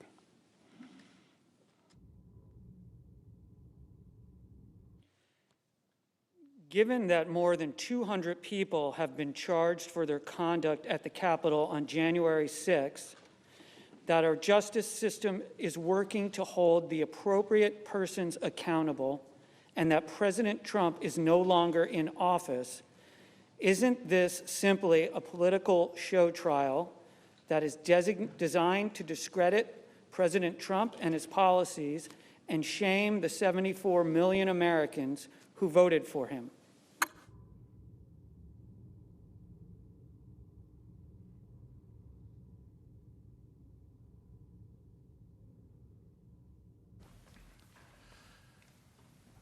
Thank you, Senators, for that question. That's precisely what the 45th President believes this gathering is about. We believe in law and order and trust that the federal authorities that are conducting investigations and prosecutions against the criminals that invaded this building will continue their work and be as aggressive and thorough as we know them to always be, and that they will continue to identify those that entered the inner sanctum of our government and desecrated it. The 45th President no longer holds office. There is no sanction available under the Constitution, in our view, for him to be removed from office that he no longer holds.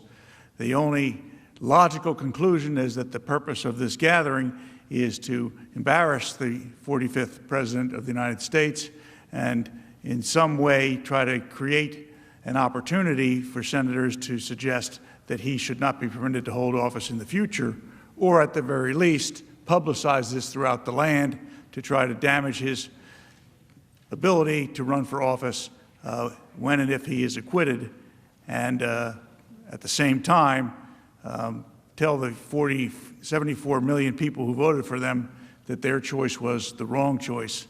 I believe that this is a divisive way of going about handling impeachment, and it denigrates the great solemnity that should attach to such proceedings. I yield the remainder of my time, Mr. President.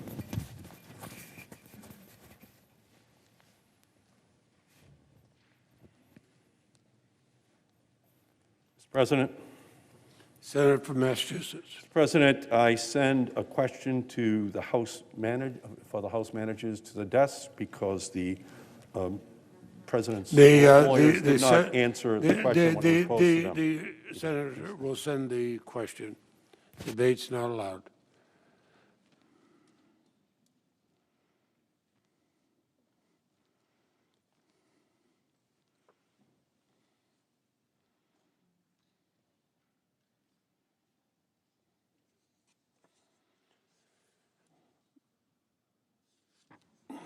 The question is from Senator Markey with Senator Duckworth to the manager of the part of the House Representatives. The clerk will read the question.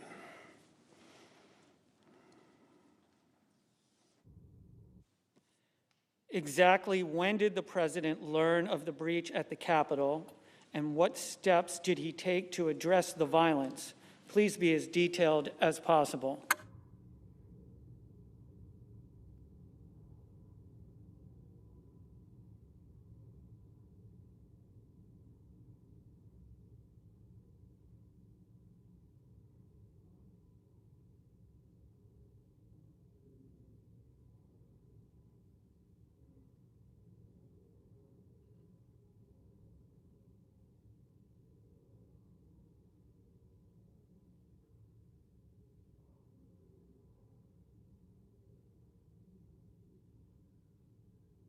Just wish to respond.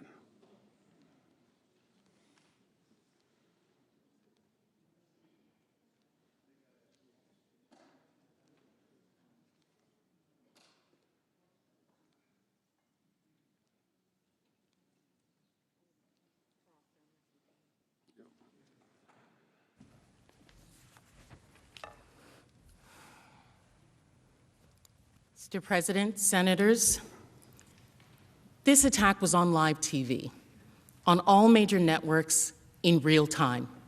The President, as President, has access to intelligence information, including reports from inside the Capitol. He knew the violence that was underway, he knew the severity of the threats, and most importantly, he knew the Capitol Police were overwhelmingly outnumbered and in a fight for their lives against thousands of insurgents with weapons. We know he knew that. We know that he did not send any individuals. We did not hear any tweets. We did not hear him tell those individuals, stop. This is wrong. You must go back. We did not hear that. So what else did the President do? We are unclear. But we believe it was a dereliction of his duty. And that was because he was the one who had caused them to come to the Capitol, and they were doing what he asked them to do. So there was no need for him to stop them from what they were engaged in. But one of the things I would like to ask is we still have not heard and posed to you all the questions that were raised by Mr. Raskin, Manager Raskin, in his closing argument. Why did the President Trump not tell the protesters to stop as soon as he learned about it? Why did President Trump do nothing to stop the attack for 2 hours after the attack began? Why did President Trump do nothing to help protect the Capitol and law enforcement battling the insurgents? You saw the body cam of a Capitol police officer at 4:29, still fighting. 4:29 after, since what time? 1, 2 o'clock in the afternoon. Why did he not condemn the violent insurrection on January 6th? Those are the questions that we have as well.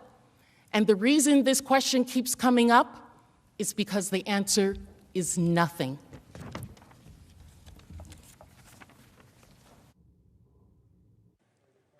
Mr. President. The Senator from Utah. I send a question to the desk.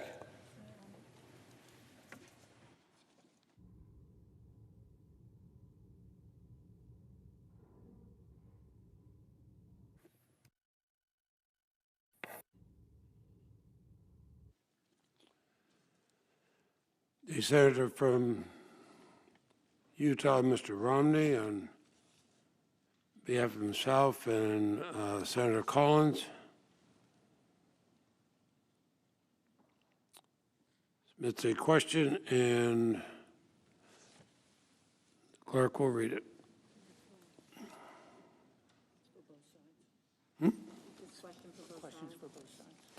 Oh, and I apologize. The question is for both sides, so the time will be evenly divided.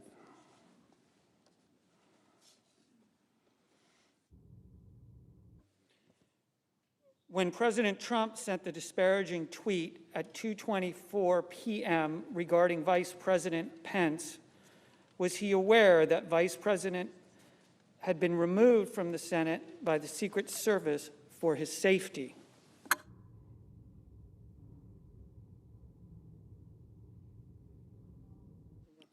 The House Manager.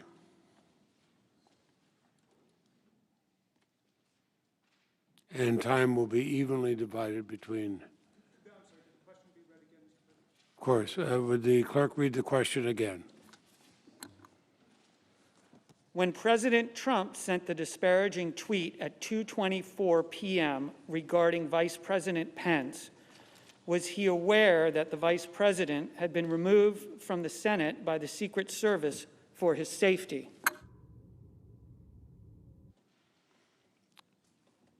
The House of Representatives managers are recognized 2.5 minutes. Thank you.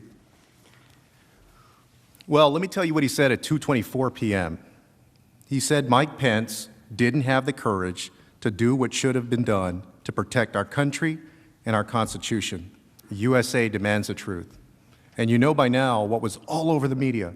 You couldn't turn on the television, couldn't turn on the radio, couldn't consume any media, or probably take any phone calls or anything else without hearing about this, and also hearing about the Vice President. And here's what Donald Trump had to know at that time, because the whole world knew it. All of us knew it. Live television had, by this point, shown that the insurgents were already inside the building and that they had weapons and that the police were outnumbered. And here are the facts that are not in dispute. Donald Trump had not taken any measures to send help to the overwhelmed Capitol Police. As president, at that point, when you see all this going on and the people around you are imploring you to do something, and your vice president is there, why wouldn't you do it? Donald Trump had not publicly condemned the attack, the attackers, or told them to stand down, despite multiple pleas to do so. And Donald Trump hadn't even acknowledged the attack. And after Wednesday's trial portion concluded, Senator Tuberville spoke to reporters and confirmed the call that he had with the president and did not dispute Manager Cicilline's description in any way that there was a call between he and the president around the time that Mike Pence was being ushered out of the chamber, and that was shortly after 2 p.m. And Senator Tuberville specifically said that he told the president, Mr. President, they just took the vice president out. I've got to go. And that was shortly after 2 p.m. There were still hours of chaos and carnage and mayhem. The vice president and his family were still in danger at that point. Our commander-in-chief did nothing. Counsel for the former president.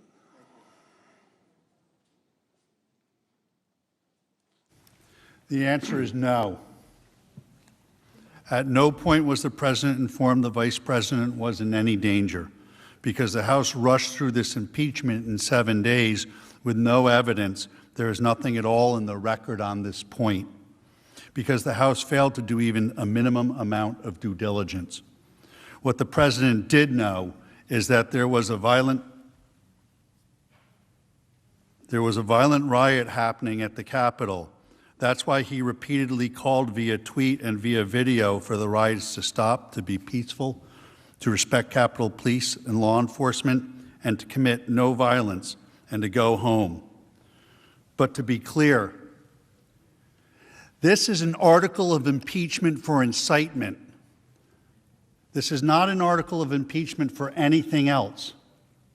It's a one count. They could have charged anything they wanted. They chose to charge incitement. So that the question, although answered directly no, it's not really relevant to the charges for the impeachment in this case. And I just wanted to clear up one more thing. Mr. Castro, in his first answer, may have spoke, but what he said was Mr. Trump had said, fight to the death. That's false. I'm hoping he misspoke. Thank you. Mr. President. The senator from Minnesota. Mr. President, on behalf of myself and Senators Casey and Brown, I send a question to the desk.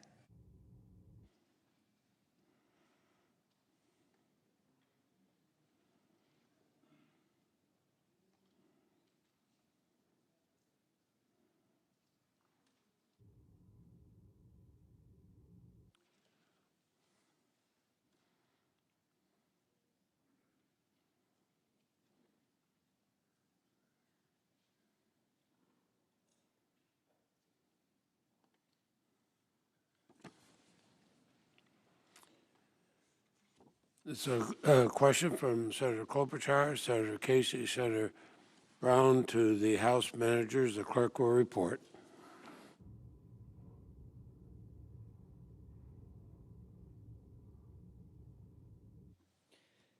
In presenting your case, you relied on past precedents from impeachment trials, such as William Belknap's impeachment. After what you have presented in the course of this trial, if we do not convict former President Trump, what message will we be sending to future presidents and Congresses?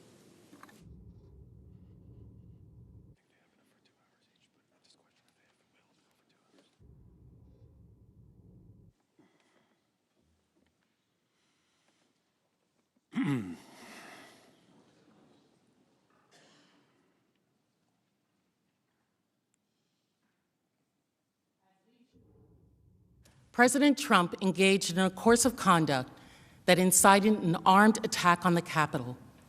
He did so while seeking to overturn the results of the election and thwart the transfer of power. And when the attack began, he further incited violence aimed to his own vice president, even as demonstrated his state of mind by failing to defend us and the law enforcement officials who protect us. The consequences of his conduct were devastating on every level. Police officers were left overwhelmed, unprotected. Congress had to be evacuated. Our staff barricaded in this building, calling their families to say goodbye. Some of us, like Mr. Raskin, had children here. And these people in this building, some of whom were on the FBI's watch list, took photos, stole laptops, destroyed precious statues, including one of John Lewis, desecrated the statue of a recently deceased member of Congress who stood for nonviolence. This was devastating. And the world watched us. And the world is still watching us to see what we will do this day. And we'll know what we did this day 100 years from now. Those are the immediate consequences, and our actions will reverberate as to what are the future consequences. The extremists who attacked the Capitol at the president's provocation will be emboldened. All our intelligence agencies have confirmed this. It is not House managers saying that. There are quite literally standing by and standing ready. Donald Trump told them this is only the beginning. They are waiting and watching to see if Donald Trump is right that everyone said this was totally appropriate. Let me also bring something else up. I'll briefly say that defense counsels put a lot of videos out in their defense, playing clip after clip of Black women talking about fighting for a cause or an issue or a policy. It was not lost on me as so many of them were people of color and women, and Black women like myself, who are sick and tired of being sick and tired for our children, your children, our children. This summer, things happened that were violent, but there were also things that gave some of us Black women great comfort. Seeing Amish people from Pennsylvania standing up with us, members of Congress fighting up with us. And so I thought we were past that. I think maybe we're not.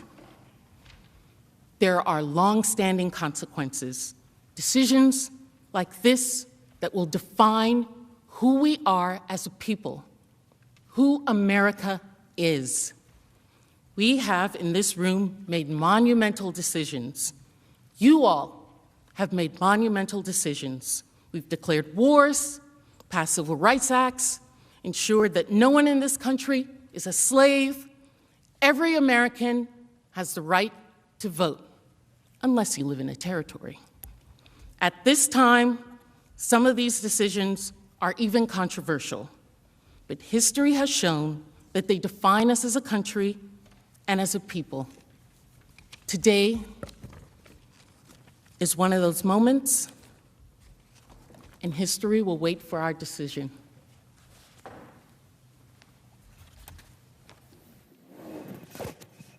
Mr. President? The Senator from Utah. I send a question to the desk.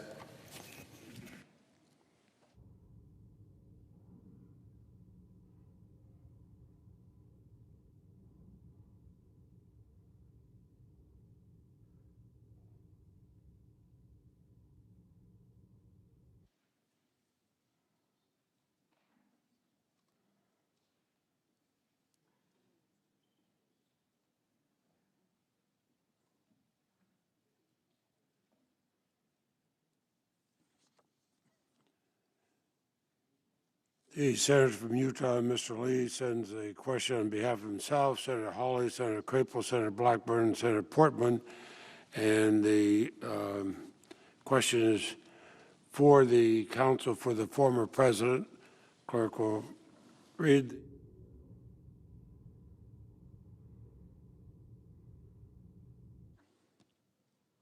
Multiple state constitutions enacted prior to 1787, namely the constitutions of Delaware, Virginia, Pennsylvania, and Vermont, specifically provided for the impeachment of a former officer. Given that the framers of the U.S. Constitution would have been aware of these provisions, does their decision to omit language specifically authorizing the impeachment of former officials indicate that they did not intend for our Constitution to allow for the impeachment of former officials?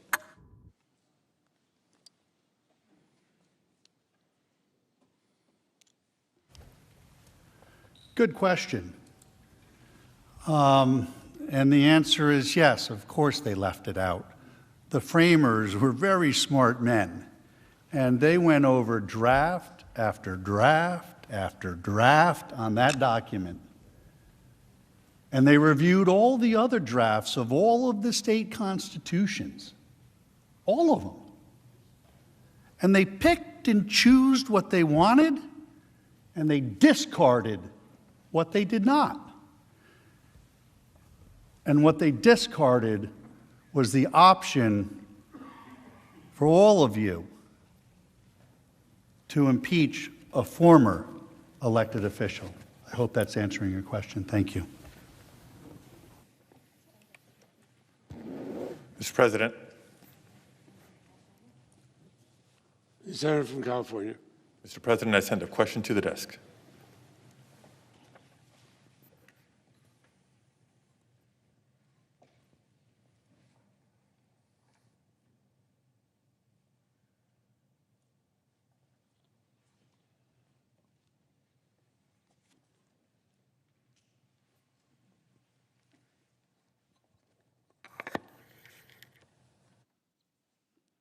The Senator from California submits a question for the House managers. The clerk will report.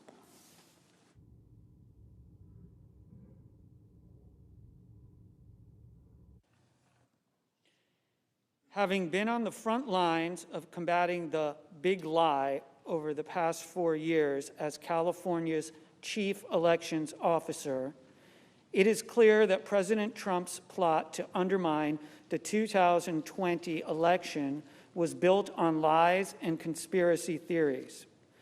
How did this plot to unconstitutionally keep President Trump in power lead to the radicalization of so many of President Trump's followers and the resulting attack on the Capitol?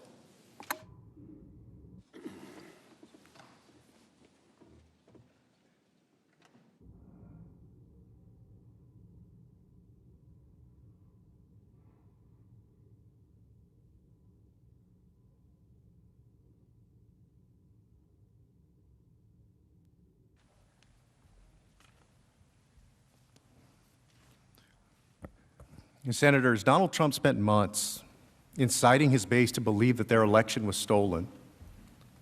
And that was the point, that was the thing that would get people so angry. Think about that. What it would take to get a large group of thousands of Americans so angry to storm the Capitol. That was the purpose behind Donald Trump saying that the election had been rigged and that the election had been stolen. And to be clear, when he says the election is stolen, what he's saying is that the victory, and he even says one time, the election victory is being stolen from them. Think about how significant that is to Americans. Again, you're right, over 70 million, I think 74 million people voted for Donald Trump. And this wasn't a one-off comment. It wasn't one time. It was over and over and over and over and over again with a purpose.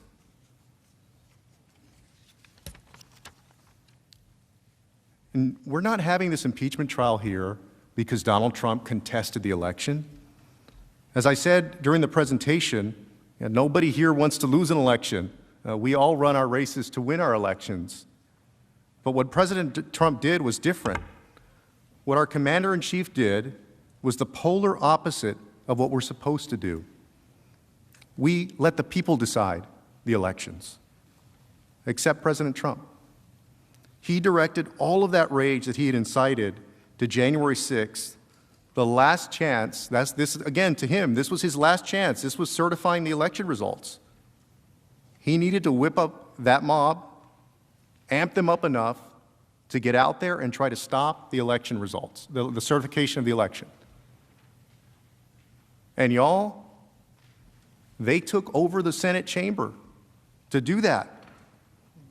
They almost took over the House chamber. There were 50 or so or more House members who were literally scared for their lives up in the gallery.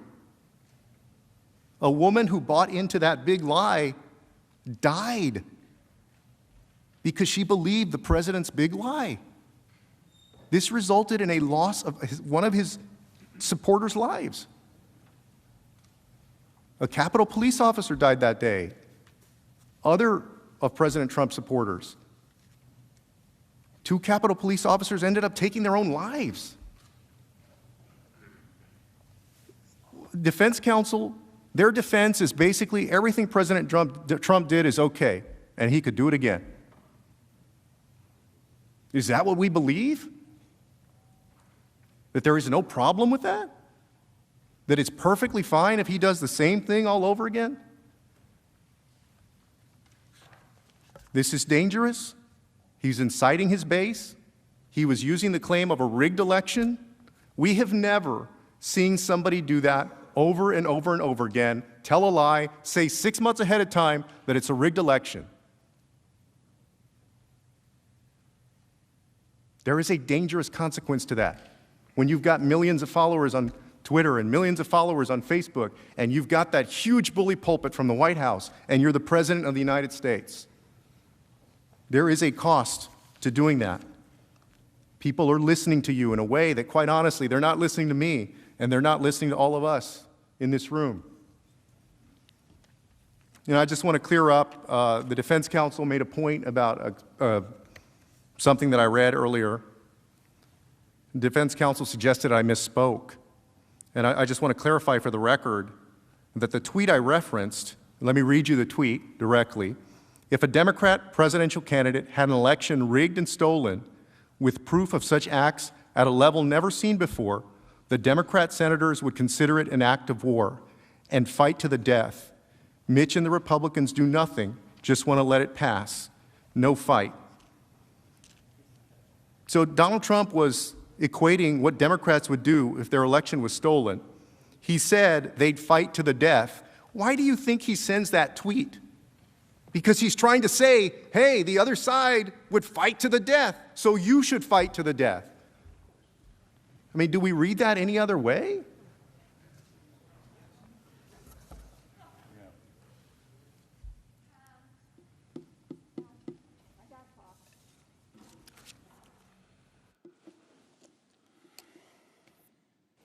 Mr. President.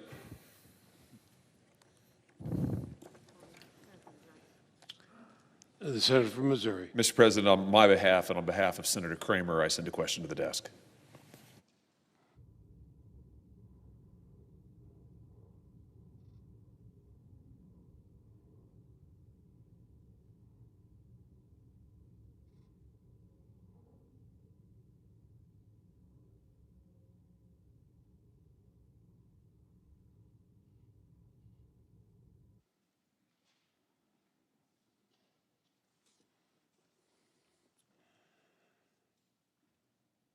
Senator Hawley, on behalf of himself and Senator Kramer, send a question for the council and House manager. And following our procedure, the first one to respond will be, after it's read, will be the counsel for the former president.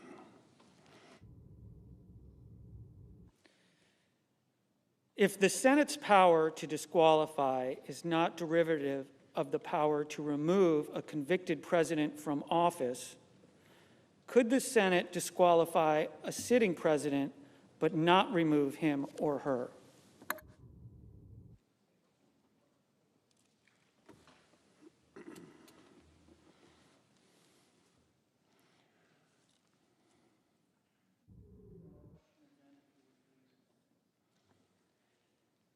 If the Senate's power to disqualify is not derivative of the power to remove a convicted president from office, could the Senate disqualify a sitting president but not remove him or her? President, has 2.5 minutes.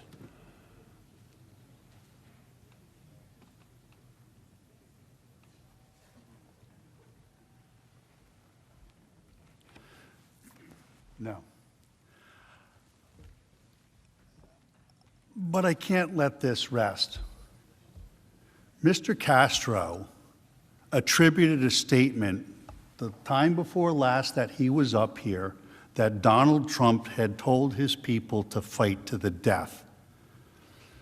I'm not from here. I'm not like you guys. I was being very polite and given an opportunity to correct the record, and I thought that's exactly what he would do. But instead, what he did is he came up and illustrated the problem with the presentation of the House case.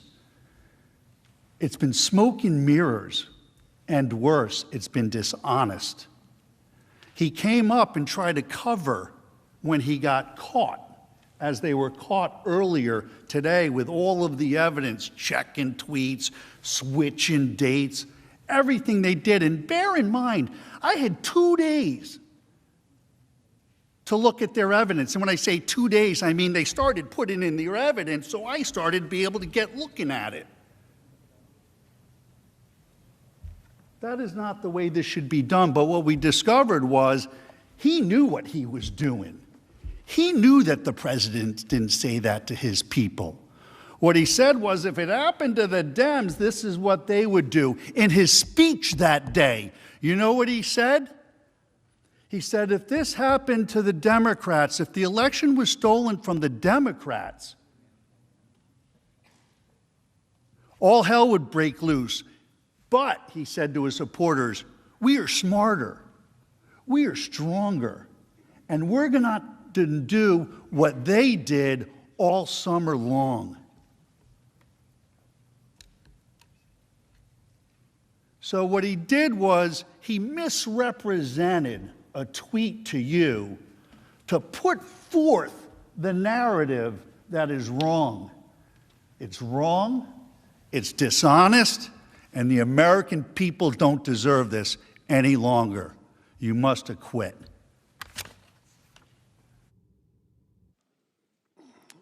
Managers on the part of the House of Representatives have 2.5 minutes.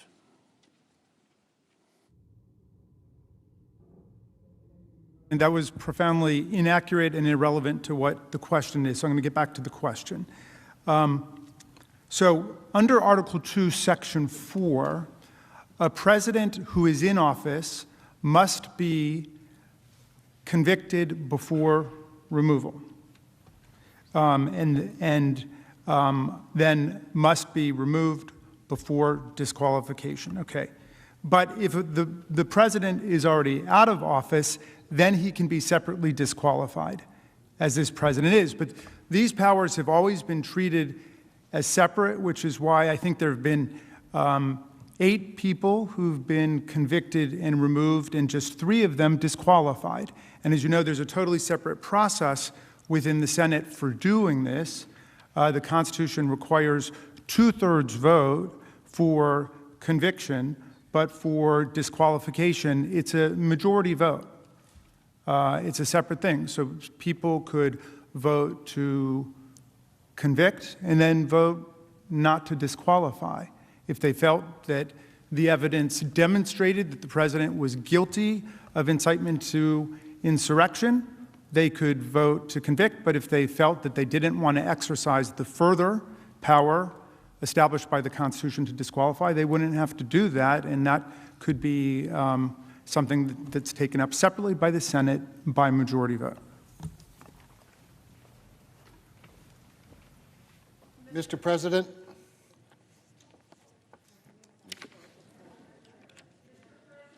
The Senator from Massachusetts. I send a question to the desk.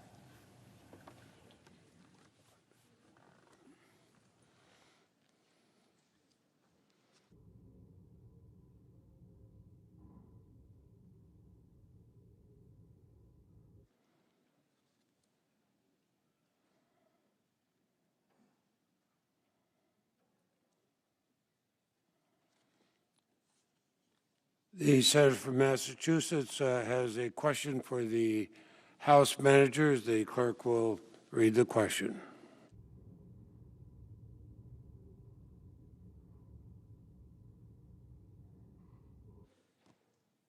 The defense's presentation highlighted the fact that Democratic members of Congress raised objections to counting of electoral votes in past joint sessions of Congress.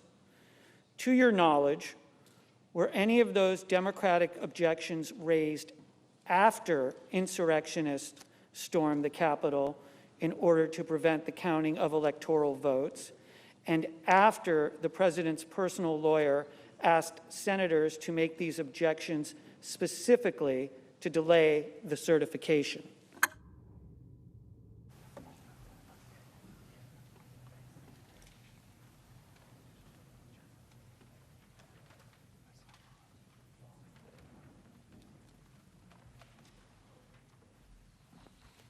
So thank you very much, Mr. President, for the opportunity to respond to that.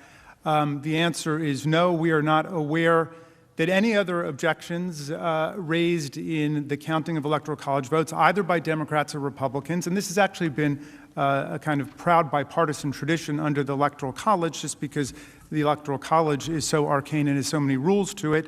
I think that my co-counsel on the other side had some fun, because I was one of the people who took, I think, about 30 seconds in 2016 to point out that the electors from Florida were not actually conforming to the letter of the law, because they have a rule in Florida that you can't be a dual office holder. In other words, you can't be like a state legislator and also be an elector.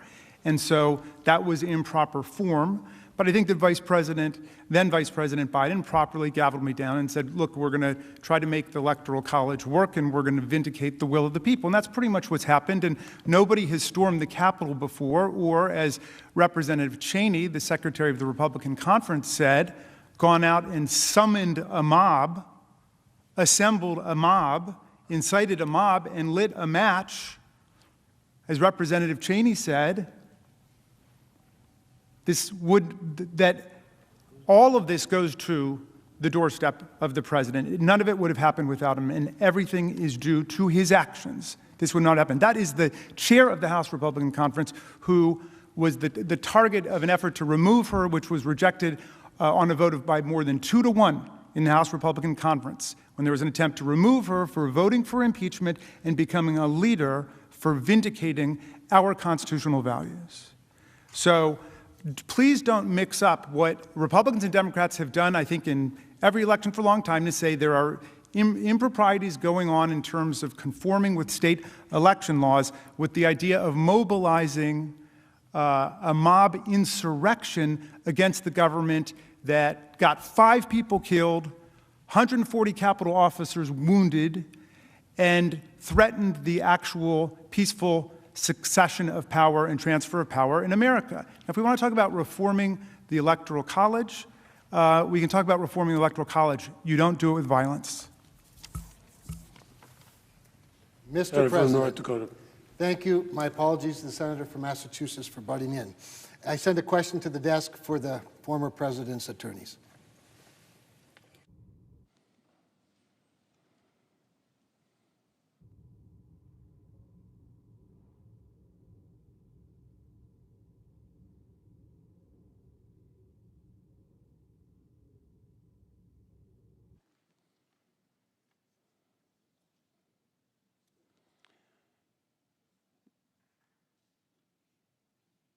The question from Senator Kramer is for the counsel for the former president. The clerk will read the question.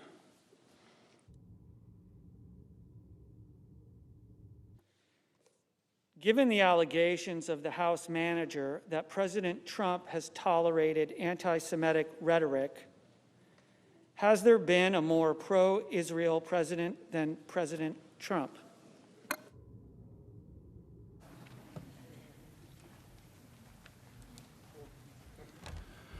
No, but it's apparent that nobody listened to what I said earlier today, because the victorial speech needs to stop. You need to stop. There was nothing fun here, Mr. Raskin. We aren't having fun here. This is about the most miserable experience I've had down here in Washington, D.C. There's nothing fun about it. And in Philadelphia, where I come from, when you get caught doctoring the evidence, your case is over. And that's what happened. They got caught doctoring the evidence, and this case should be over.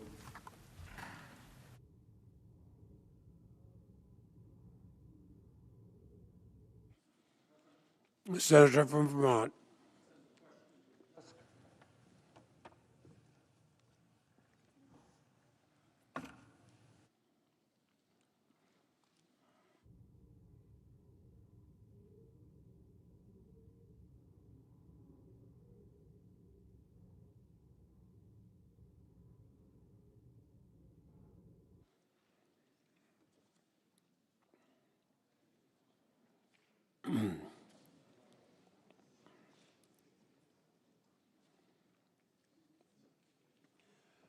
The senator from Vermont, Senator Sanders, has a question for both the counsel for the former president and the House manager. The clerk will read it, and following our procedure, the House managers will go first. The House prosecutors have stated over and over again that President Trump was perpetrating a big lie when he repeatedly claimed that the election was stolen from him and that he actually won the election by a landslide. Are the prosecutors right when they claim that Trump was telling a big lie, or in your judgment, did Trump actually win the election? The House managers have up to 2.5 minutes.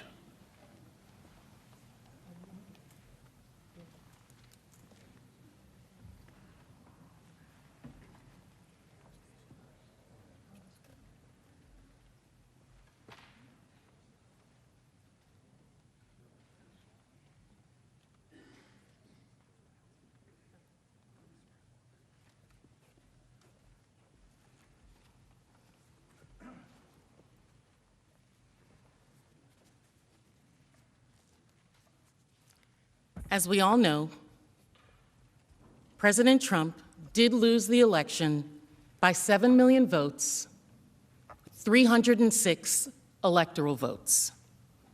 By the time of the January 6 attack, the courts, the Justice Department, all 50 states across the country had done, agreed that the votes were counted, the people had spoken, and it was time for the peaceful transfer of power, as our Constitution and the rule of law demands.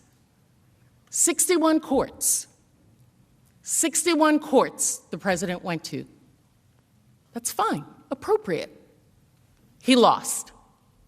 He lost. He lost the election. He lost the court case. As Leader McConnell recognized the day after the electors certified the votes on December 14th, he said, quote, "Many millions of us had hoped that the presidential election would yield a different result. But our system of government has processes to determine who will be sworn in on January 20th. The Electoral College has spoken." Patriotism. Sometimes there is a reason to dispute an election. Sometimes the count is close. Sometimes we ask for a recount, go to courts. All of that's appropriate. I lost my first election. I stayed in bed for 3 days. We do what we need to do, and we move on. This was not that. Because when all of these people confirmed that Donald Trump had lost, when the courts, his Department of Justice, state officials, Congress, his vice president, were ready to commit to the peaceful transfer of power, Donald Trump was not ready. And so we are all here because he was not ready. Day after day, he told his supporters false, outlandish claims of why this election was rigged. Now, let's be clear. President Trump had absolutely no support of these claims. But that wasn't the point of what he was doing. He did it to make his supporters frustrated, to make them angry. Time has expired. And counsel for the former president are recognized for 2.5 minutes. May I have the question read again and not have it count to my time? Of course, the clerk will read the question again. The House prosecutors have stated over and over again that President Trump was perpetrating a big lie when he repeatedly claimed that the election was stolen from him and that he actually won the election by a landslide. Are the prosecutors right when they claim that Trump was telling a big lie, or in your judgment, did Trump actually win the election? The counsel for the former president have 2.5 minutes. My judgment? Who asked that? My judgment's irrelevant in this proceeding. It absolutely is. What's supposed to happen here is the article of impeachment is supposed to be... The Senate will be in order.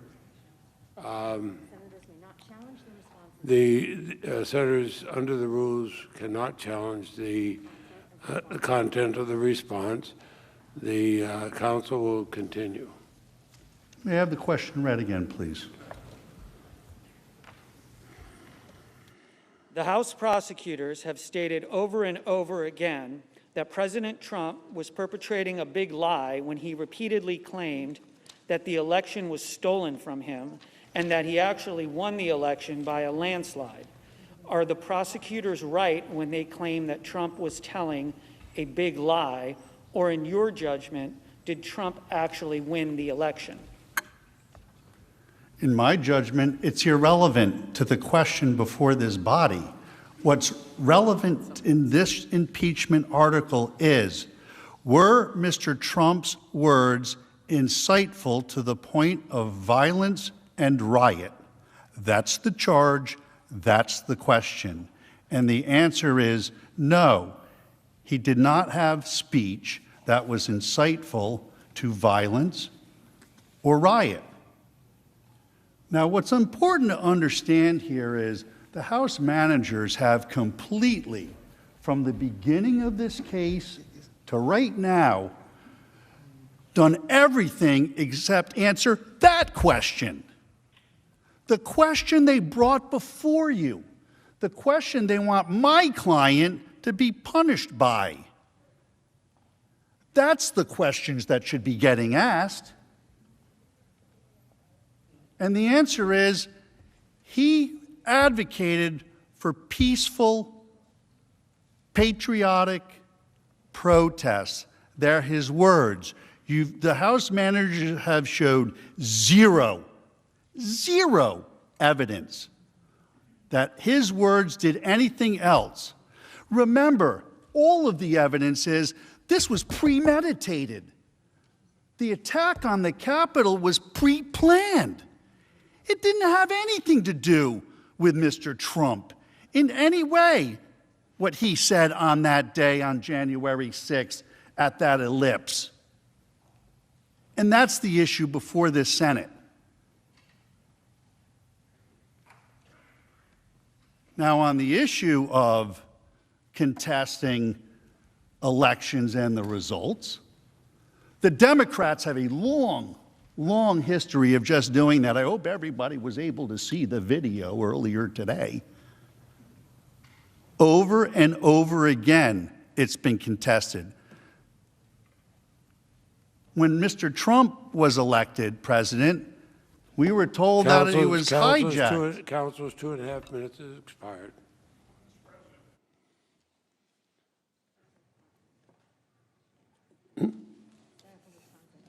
Oh, okay. The senator from Wisconsin. I'm sorry, I couldn't see who was. Understand. I send a question to the desk for both parties. So we'll go.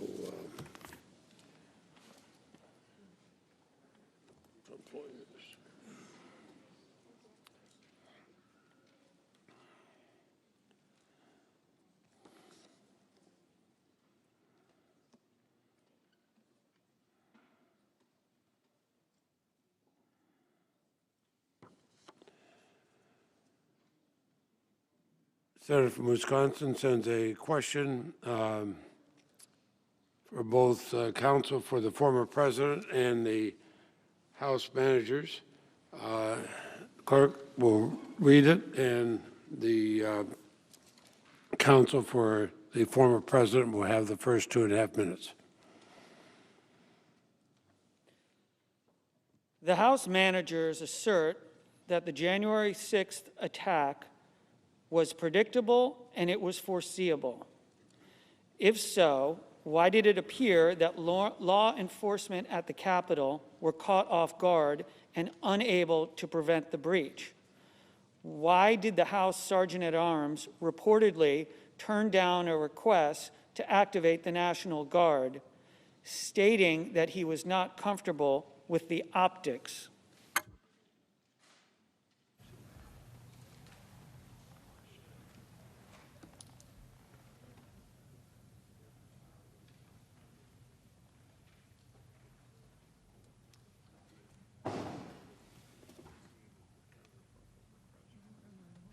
Counsel, former president is recognized.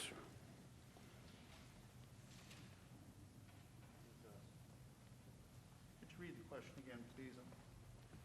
Clerk will read the question again.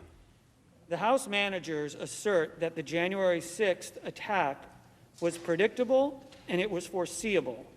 If so, why did it appear that law enforcement at the Capitol were caught off guard and unable to prevent the breach?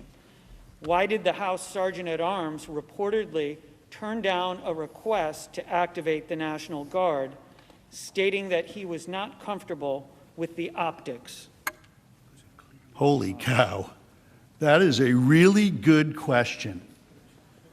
And had the House managers done their investigation, maybe somebody would have an answer to that. But they didn't. They did zero investigation. They did nothing. They looked into nothing. They read newspaper articles. They talked to their friends who know a TV reporter or something or another. But Jiminy Crickets, there is no due process in this proceeding at all. And that question highlights the problem when you have no due process. You have no clear-cut answers. But we do know that there was, I think, a certain level of foreseeability. It looks like from the information they were presenting, some law enforcement knew that something could be happening. In my presentation, we knew that the mayor 2 days before had been offered to have federal troops or National Guard deployed, beef up security here in Capitol Police. That was offered. So somebody had to have an inkling into something. And my question is, who ignored it and why?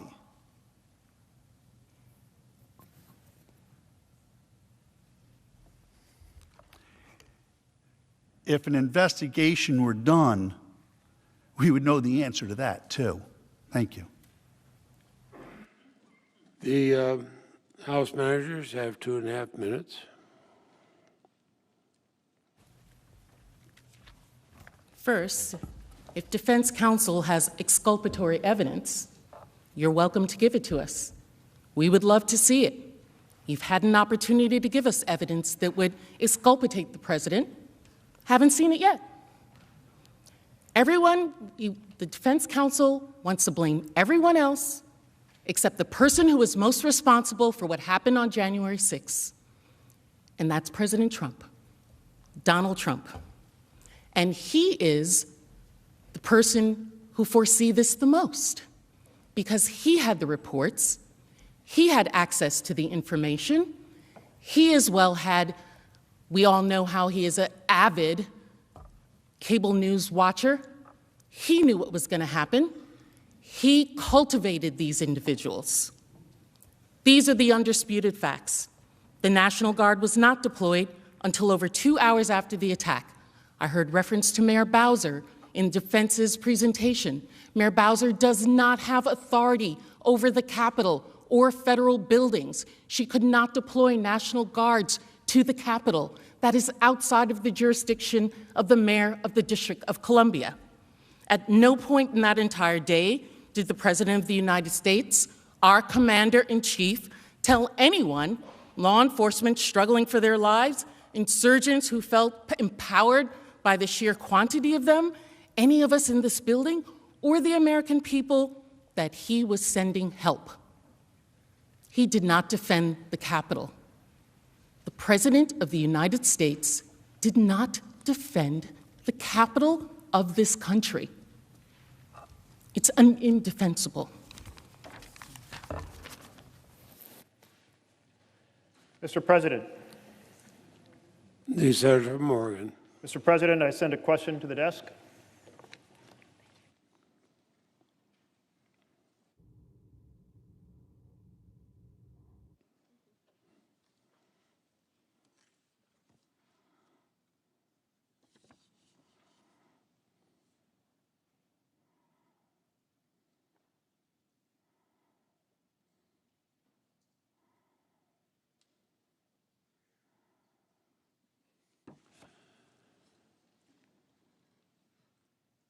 Senator Merkley submits a question for the House managers. The clerk will read the question.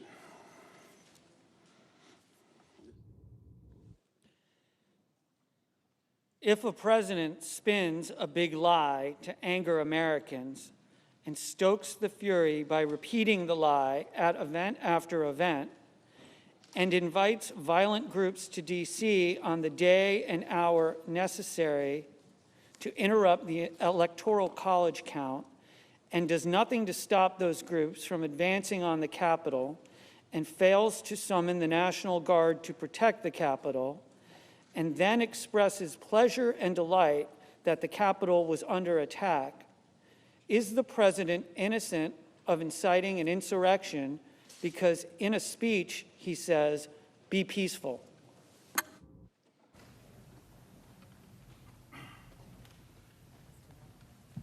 The House managers have 5 minutes.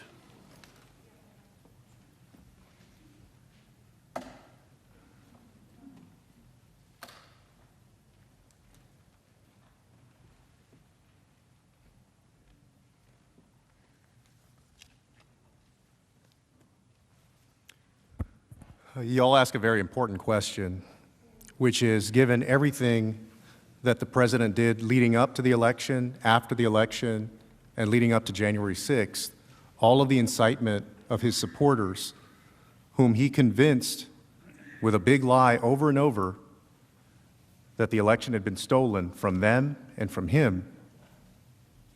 And then once the mob had stormed the Capitol, the vice president was in danger, the speaker was in danger, the members of the House and the Senate, and all the staff here, the janitorial staff, the cafeteria workers, everybody. And all of the hot rhetoric that he spoke with, and then simply a few times said, "Stay peaceful."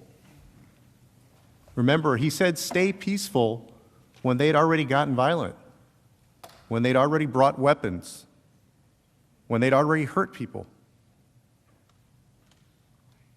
What he never said was, "Stop the attack, leave the Capitol, leave immediately."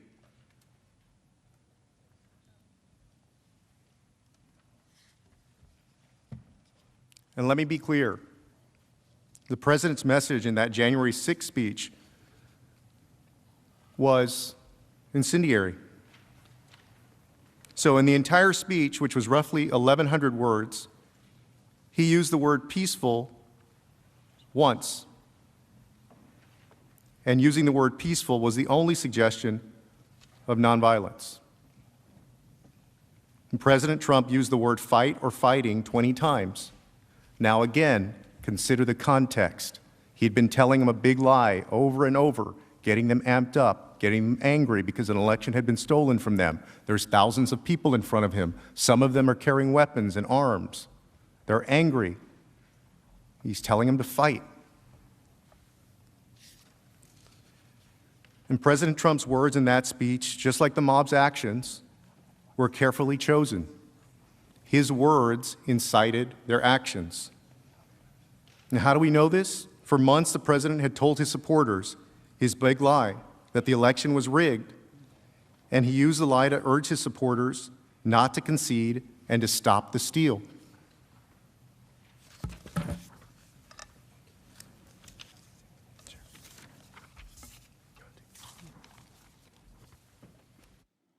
If you rob a bank and on the way out the door you yell, "Respect private property," that's not a defense to robbing the bank. Mr. President. The senator from Texas. Mr. President, I send a question to the desk directed at both sides.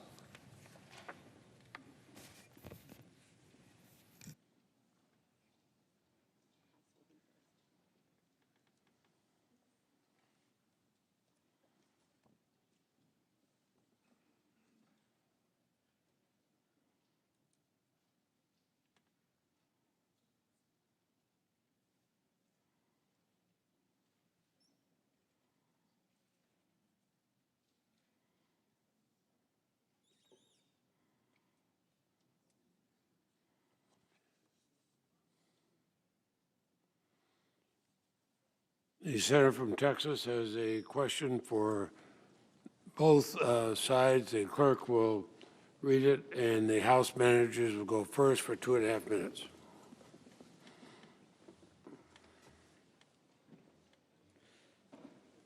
Out of their 16 hours, the House managers devoted all of 15 minutes to articulating a newly created legal standard for incitement. 1, was violence foreseeable? 2, did he encourage violence? 3, did he do so willfully? Is this new standard derived from the criminal code or any Supreme Court case? While violent riots were raging, Kamala Harris said on national TV, "They're not going to let up, and they should not." And she also raised money to bail out violent rioters. Using the manager's proposed standard, is there any coherent way for Donald Trump's words to be incitement and Kamala Harris's words not to be incitement?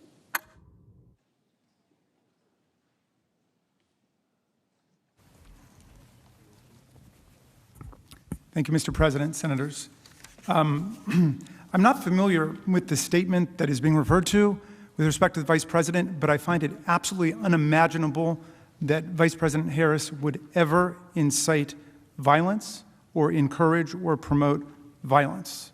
Obviously, it's completely irrelevant to the proceeding at hand, and I will allow her to defend herself.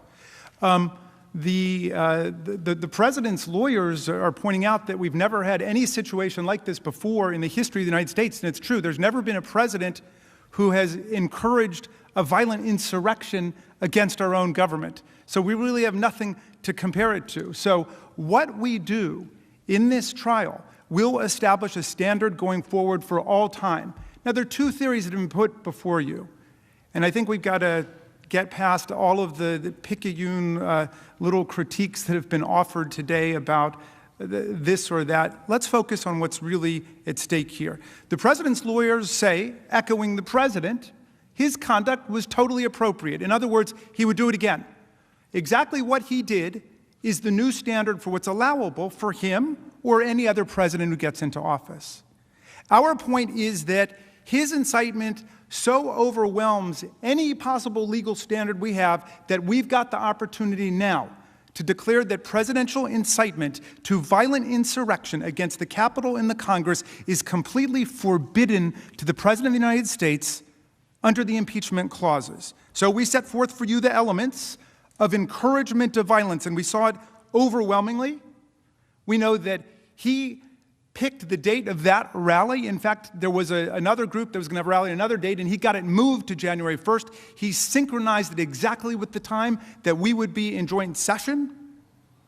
And as Representative Cheney said, he summoned that mob, he assembled that mob, he incited that mob, he lit the match. Come on, get real. We know that this is what happened. And the second thing is the foreseeability of it. Was it foreseeable? Remember Lansing, Michigan, and everything we showed you. They didn't mention that, of course. Remember the MAGA 2 march, the MAGA 2 rally. They didn't mention that. Violence all over the rallies. The president cheering it on, delighting in it, reveling in it, exulting in it. Come on, how gullible do you think we are? We saw this happen. We just spent 11 or 12 hours looking at all that evidence. An intent to encourage. Time Thank is you. expired. Counsel for the former president has 2.5 minutes. Senator Cruz, I believe the first part of your question refers to the newly created Raskin Doctrine on First Amendment. He just in his answer actually gave you a new one, appropriateness. The standard that this body needs to follow for law is Brandenburg v. Ohio, and the test really, the three-part test really comes out of Bible believers versus Wayne County, to be specific. The speech has to be explicitly or implicitly encouraged, the use of violence. In other words, it has to be in the words itself, which is clearly it's not in the words itself. That's step one. They don't get past it. 2, the speaker intends that his speech will result in use of violence or lawless action.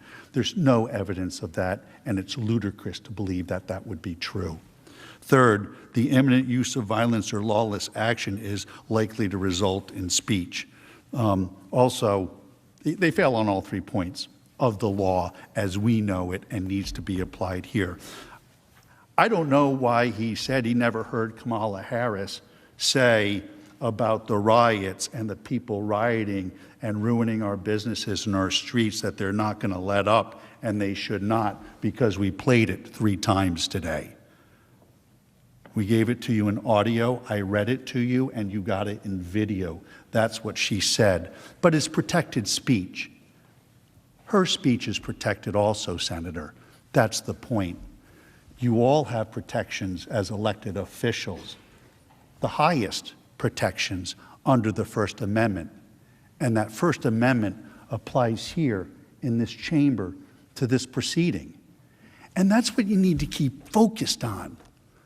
You need to keep focused on what is the law and how do we apply it to this set of facts. It's your duty. You can't get caught up in all of the rhetoric and the facts that are irrelevant. You need to keep focused on what is the issue before you, decide it based on the law, Brandenburg and Bible believers, and apply it to the facts. And that requires you to look at the words. And there were no words of incitement of any kind. The council's time is expired. Thank you. Mr. President. The senator from Washington State. President, I send a question to the desk.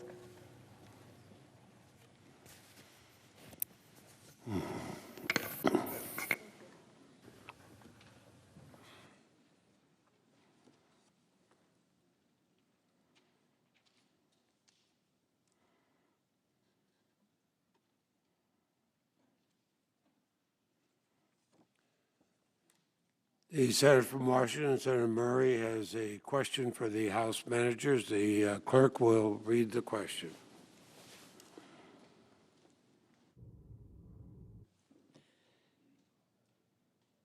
At 6:01 p.m. Eastern Time on January 6th, President Trump tweeted, "These are the things that happen when a sacred landslide election victory is so unceremoniously and viciously stripped away from great patriots who have been badly and unfairly treated for so long." Adding, for rioters to go home with love and in peace. What is the relevance of this tweet to President Trump's guilt?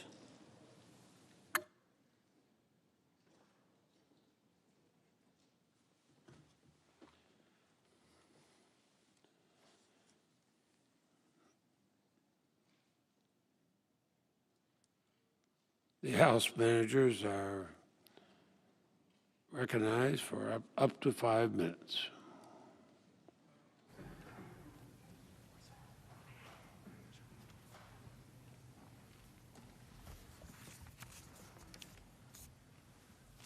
Senators, this was a key quote and a key statement by the President that day, that horrific day. Remember, the Capitol had been stormed, it had been attacked, people had yelled, "Hang Mike Pence," people had gone after Speaker Pelosi, people brought baseball bats and other weapons. Many members of Congress and the Senate and the House were fearful for their own lives. The President didn't call the National Guard. His own administration didn't list him as somebody that they had spoken with to activate the Guard. And he said, "Remember this day forever." So if he was not guilty of inciting this insurrection, if this is not what he wanted, if it wasn't what he desired, by that time the carnage had been on television for hours. He saw what was going on. Everybody saw what was going on. If it wasn't what he wanted, why would he have said, "Remember this day forever"? Why commemorate a day like that, an attack on the U.S. Capitol, for God's sake? Why would you do that? Unless you agreed that it was something to praise, not condemn, something to hold up and commemorate. No consoling the nation, no reassuring that the government was secure, not a single word that entire day condemning the attack or the attackers or the violent insurrection against Congress. And this tweet is important because it shows two key points about Donald Trump's state of mind. First, this was entirely and completely foreseeable, and he foresaw it.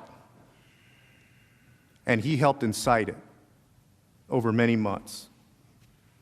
He's saying, "I told you this was going to happen if you certified the election for anyone else besides me, and you got what you deserved for trying to take it away from me." And we know this because that statement was entirely consistent with everything he said leading up to the attack. Second, this shows that Donald Trump intended and reveled in this.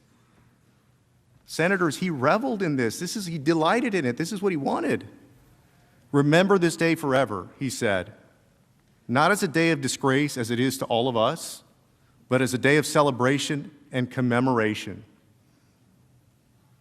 And if we let it, if we don't hold him accountable and set a strong precedent, possibly a continuation later on. We will, of course, all of us remember this day, but not in the same way that Donald Trump suggested. We'll remember the bravery of our Capitol and Metro police forces.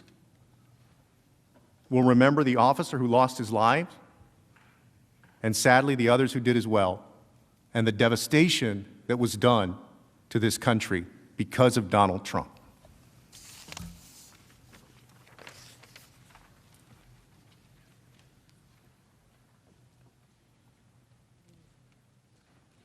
The Senator from Louisiana. Mr. President, I send a question to the desk.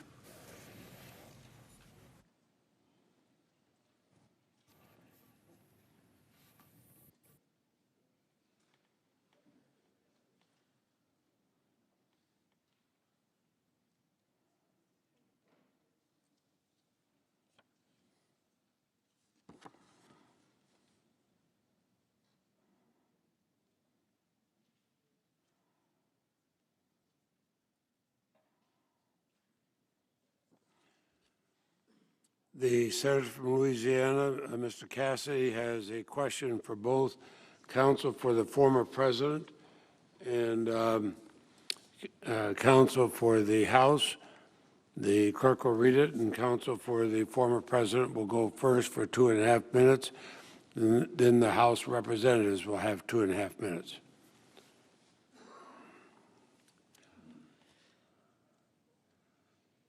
Senator Tuberville reports that he spoke to President Trump at 2:15 p.m.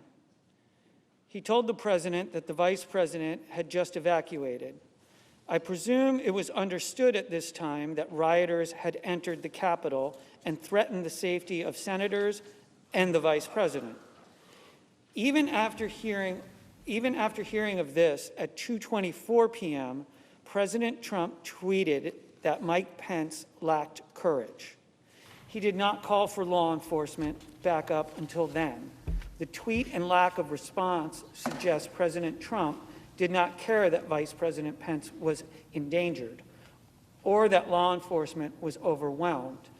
Does this show that President Trump was tolerant of the intimidation of Vice President Pence? Counsel has 2.5 minutes. Directly, no. But I dispute the premise of your facts. I dispute the facts that are laid out in that question.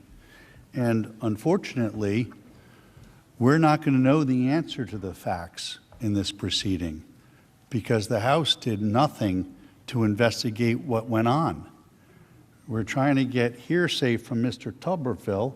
There was hearsay from Mr. Lee, I think it was 2 nights ago when we ended, where Mr. Lee was accused of making a statement that he never made.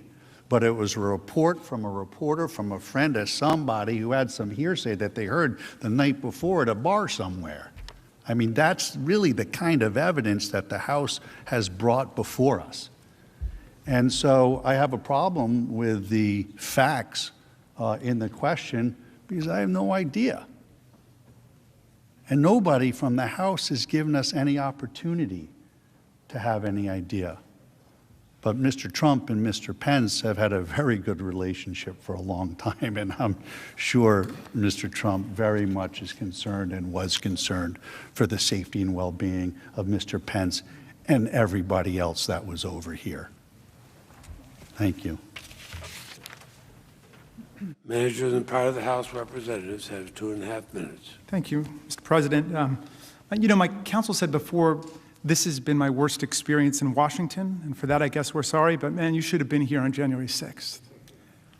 So the counsel for the president keep blaming the House for not having the evidence that's within the sole possession of their client, who we invited to come and testify last week. We sent a letter on February 4th. I sent it directly to President Trump, inviting him to come and to explain and fill in the gaps of what we know about what happened there. And they sent back a contemptuous response just a few hours later. I think they maybe even responded more quickly to my letter than President Trump did as a commander-in-chief to the invasion and the storming of the Capitol of the United States. But in that letter, I said, you know, if you decline this invitation, we reserve all rights, including the right to establish a trial, that your refusal to testify supports a strong adverse inference. What's that? Well, Justice Scalia was the great champion of it.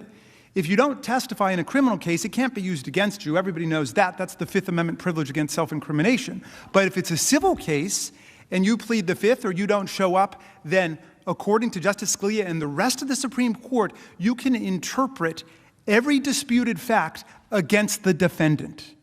That is totally available to us. So, for example, if we say the president was missing in action for several hours and he was derelict in his duty and he deserted his duty as commander-in-chief, and we say that as inciter-in-chief he didn't call off dogs, and they say, oh no, he was really doing whatever he can, if you're puzzled about that, you can resolve that dispute, factual dispute, against the defendant who refuses to come to a civil proceeding. He will not spend 1 day in jail if you convict him. This is not a criminal proceeding. This is about preserving the republic, dear Senate. That's what this is about, setting standards of conduct for the President of the United States so this never happens to us again. So rather than yelling at us and screaming about how we didn't have time to get all of the facts about what your client did, bring your client up here and have him testify under oath about why he was sending out tweets denouncing the Vice President of the United States while the Vice President was being hunted down by a mob that wanted to hang him and was chanting in this building, hang Mike Pence, traitor, traitor, traitor. Time of the managers are up. Next question. The senator from West Virginia. Mr. President, I send a question to the desk directed to the House managers.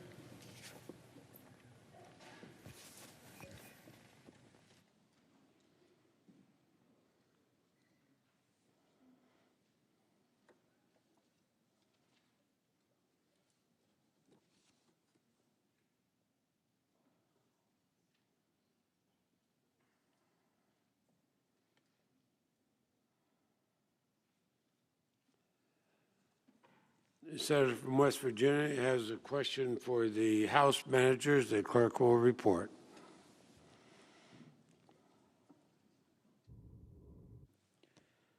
Would the president be made aware of the FBI and intelligence information of a possible attack?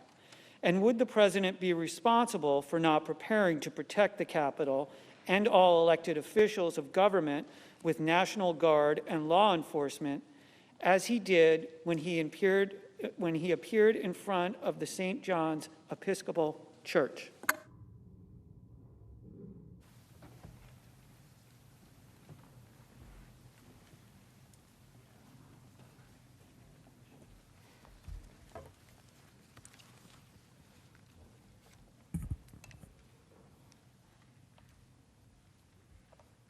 It's the responsibility of the president to know.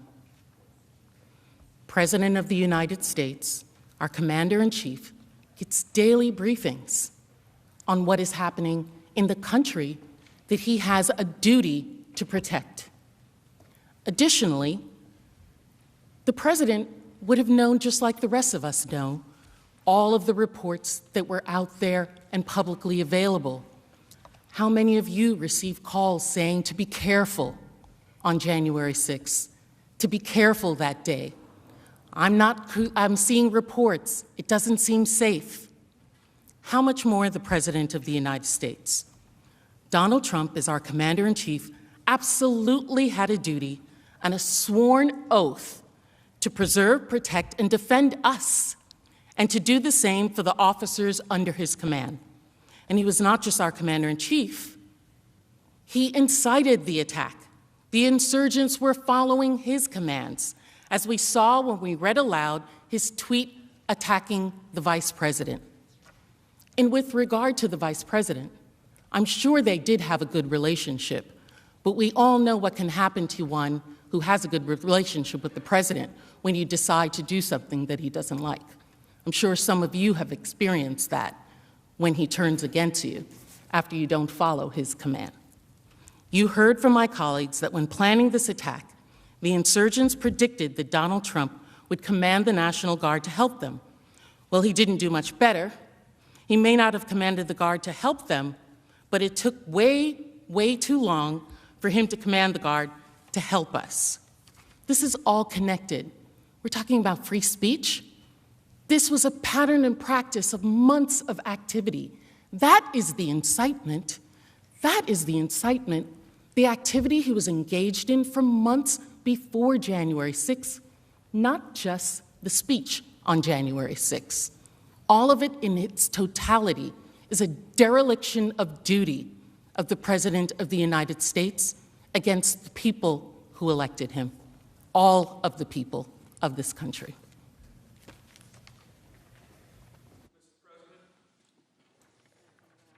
The senator from Alaska. Mr. President, I send a question to the desk for the former President's Counsel.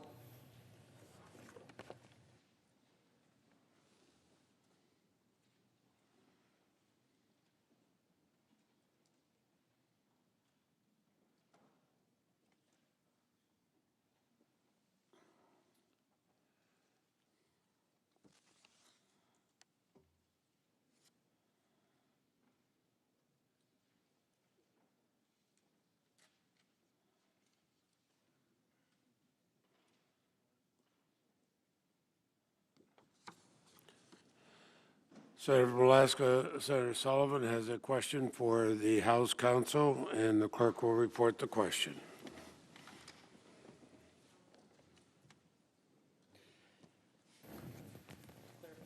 Mr. President. For the former President's Counsel, sorry about that. Thank you, Mr. President. The House manager said yesterday that due process is discretionary, meaning the House is not required to provide, and indeed did not provide in this snap impeachment, any constitutional protections to a defendant in the House impeachment proceedings. What are the implications for our constitutional order of this new House precedent, combined with the Senate's power to disqualify from public office a private citizen in an impeachment trial? Council has 5 minutes. That's a complicated question. Could I have that read again, please? The House managers said yesterday that due process is discretionary, meaning the House is not required to provide, and indeed did not provide in this snap impeachment, any constitutional protections to a defendant in House impeachment proceedings. What are the implications for our constitutional order of this new House precedent, combined with the Senate's power to disqualify from public office a private citizen in an impeachment trial? Well, first of all, due process is never discretionary. Good Lord.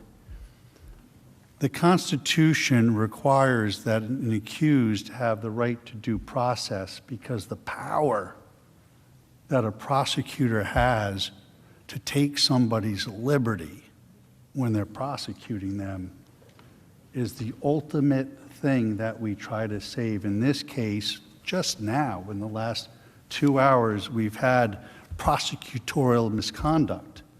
What they just tried to do was say that it's our burden to bring them evidence to prove their case. And it's not. It's not our burden to bring any evidence forward at all. What's the danger? Well, the danger is pretty obvious. If a majority party doesn't like somebody in the minority party and they're afraid they may lose the election, or if it's somebody in the majority party and there's a private citizen who wants to run against somebody in the majority party, well, they could simply bring impeachment proceedings. And of course, without due process, they're not going to be entitled to a lawyer. They're not going to be entitled to have notice of the charges against them. It puts us into a position where we are the kind of judicial system and governing body that we're all very, very afraid of. From what we left hundreds of years ago, and what regimes all around this world that endanger us, that's how they act. That's how they conduct themselves without giving the accused due process, taking their liberty without giving them just a basic fundamental right under the 5th through the 14th applied to the states, due process. If you take away due process in this country from the accused, if you take that away, there will be no justice and nobody will be safe.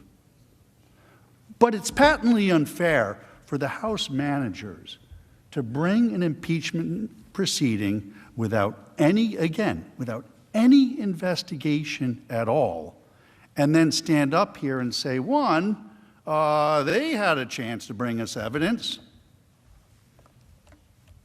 and two, let's see what we can do about flipping around somebody's other constitutional rights to having a lawyer or to having to see the evidence at all. It just gets brought in without anybody, as it was here, without anybody having an opportunity to review it beforehand. They actually sent it to us on the 9th, the day after we started this. So it's a really big problem. The due process clause applies to this impeachment hearing, and it's been severely and extremely violated. This process is so unconstitutional because it violates due process. I'm not even going to get into the jurisdiction part. The due process part should be enough to give anybody who loves our Constitution and loves our country great pause to do anything but acquit Donald Trump. Thank you. Mr. President. Senator from Connecticut. Thank you, Mr. President. Mr. President, I send a question to the desk for the House managers.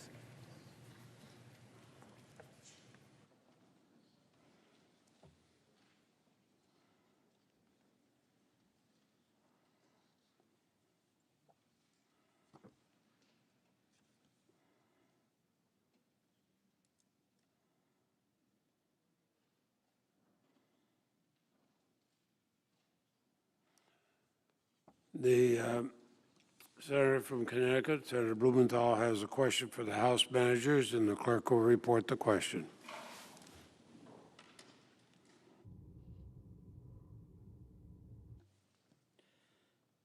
Former President Trump and his attorneys have cited the Brandenburg v. Ohio case in support of their argument that the First Amendment protects Trump.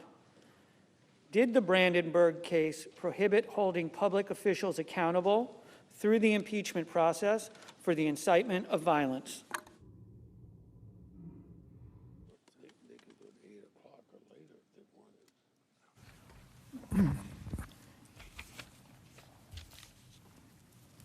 Thank you, Mr. President, senators. So let's start with the letter of more than 140 constitutional law professors, which I think they described as partisan in nature.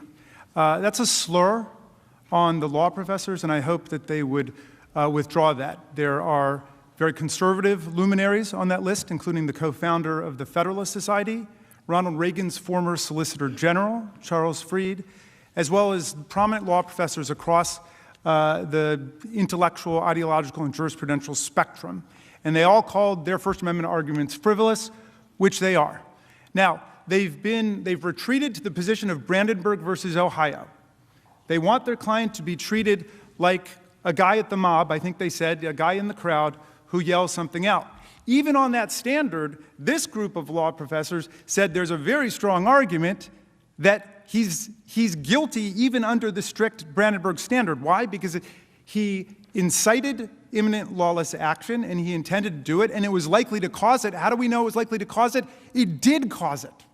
They overran the Capitol, right? So even if you want to hold the President of the United States of America to that minimal standard and forget about his constitutional oath of office, but as I said before, that would be a dereliction of legislative duty on our part. If we said all we're going to do is treat the President of the United States like one of the people he summoned to Washington to commit insurrection against us, okay?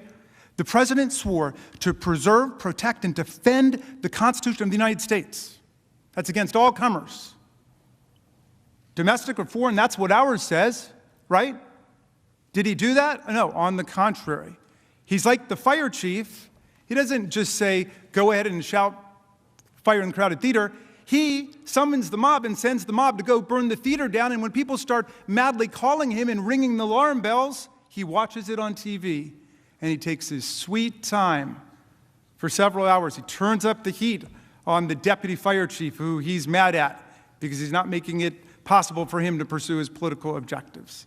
And then, when we say, we don't want you to be fire chief ever again, he starts crying about the First Amendment. Brandenburg was a case about a bunch of Klansmen who assembled in a field, and they weren't near anybody such that they could actually do violent damage to people, but they said some pretty repulsive, racist things, but the Supreme Court said they weren't inciting imminent lawless action because you couldn't have a mob, for example, break out the way that this mob broke out and took over the capital of the United States of America. And by the way, don't compare him to one of those Klansmen in the field asserting their First Amendment rights. Assume that he were the chief of police of the town who went down to that rally and started calling for, a rally at the city hall, and then nurturing that mob, cultivating that mob, pulling them in over a period of weeks and days, naming the date and the time and the place, riling them up beforehand, and then just saying, be my guest, go and stop the steal. Come on. Back to Tom Paine. Use your common sense. Use your common sense. That's the standard of proof we want. They're already treating their client like he's a criminal defendant. They're talking about beyond a reasonable doubt. They think that we're making a criminal case here. My friends, the former president is not going to spend 1 hour or 1 minute in jail. This is about protecting our republic and articulating and defining the standards of presidential conduct. And if you want this to be a standard for totally appropriate presidential conduct going forward, be my guest. But we're headed for a very different kind of country at that point. Mr.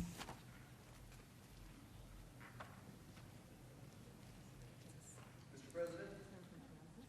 The senator from Kansas. I send a question to the desk.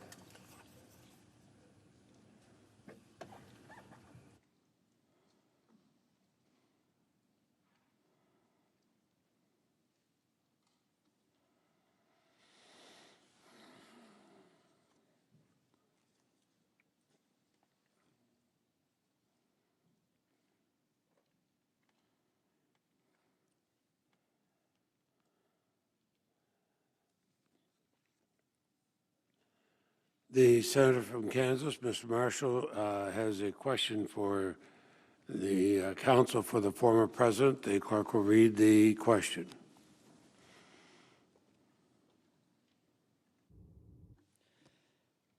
The House manager's single article of impeachment is centered on the accusation that President Trump singularly incited a crowd into a riot.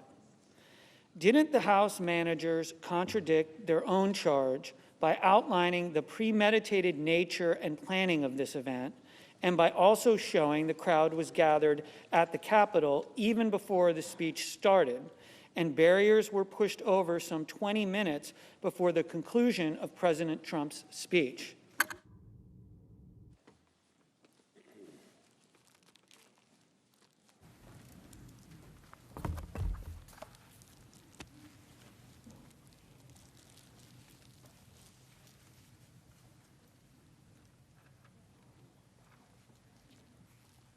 Yes.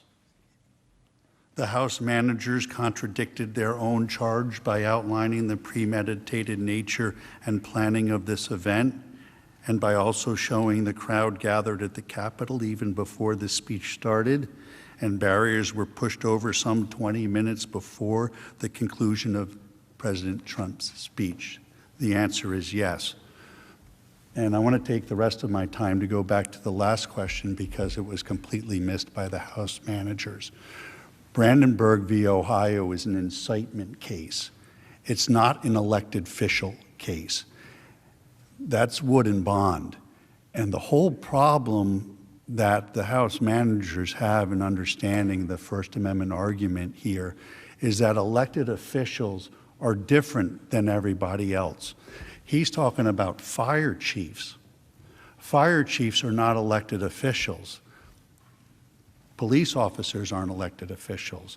Elected officials have a different, a higher standard from the holdings that I gave you, the highest protections, I should say. It's not a higher standard, it's a higher protection to your speech because of the importance of political dialogue, because of what you all say in your public debate about policy, about the things that affect all of our lives.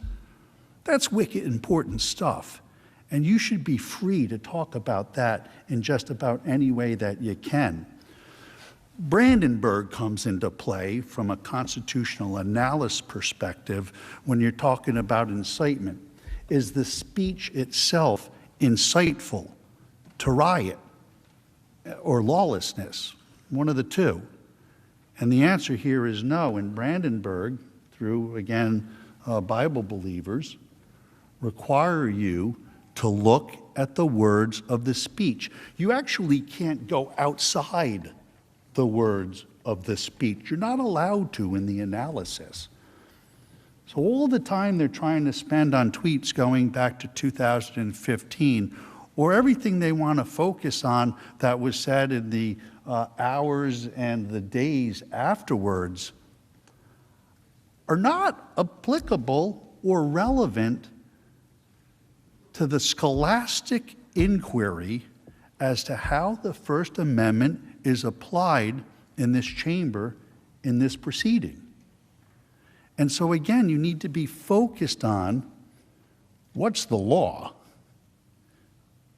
and then how do we apply it to this set of facts? And so it's important to have that understanding that elected officials and fire chiefs are treated differently under First Amendment law.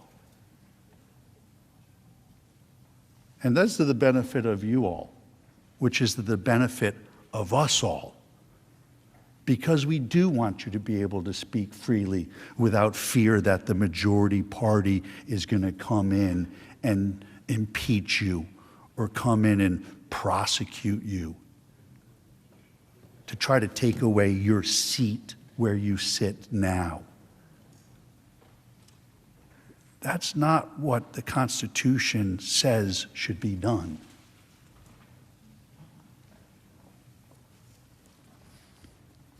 But yes, they do. They do contradict themselves, of course.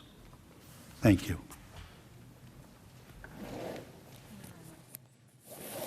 President, The senator from Maryland. I send a question to the desk for the House managers.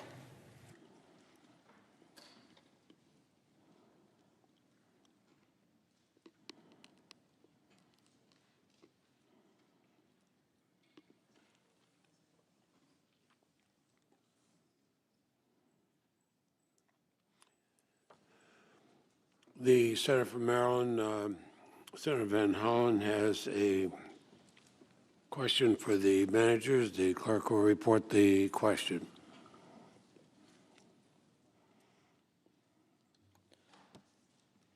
Would you please respond to the answer that was just given by the former president's counsel?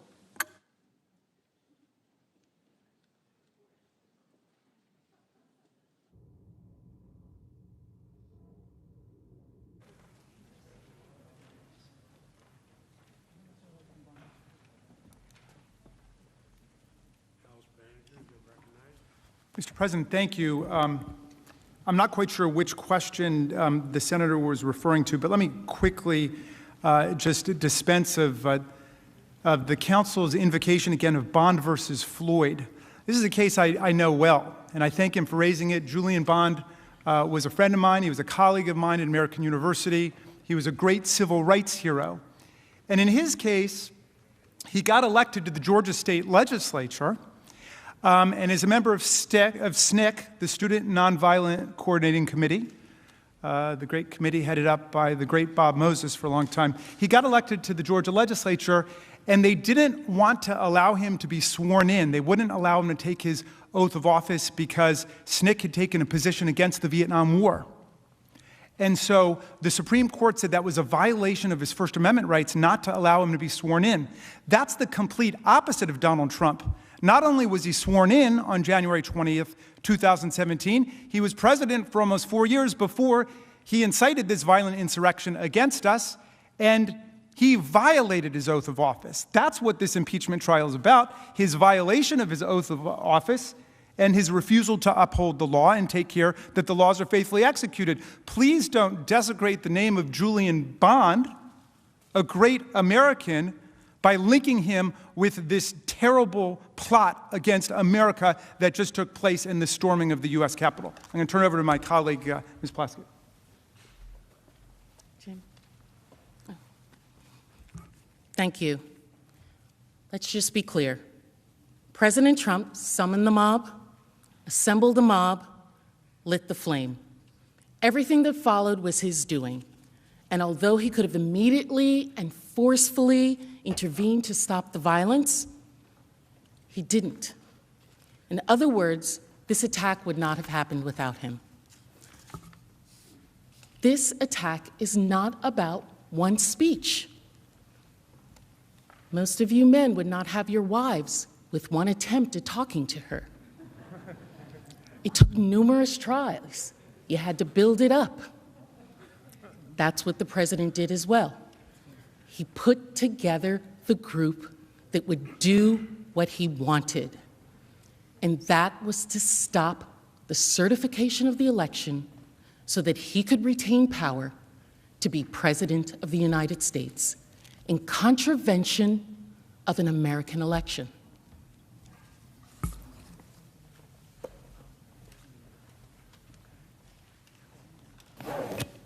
Mr. President? The senator from Florida. I send a question to the desk.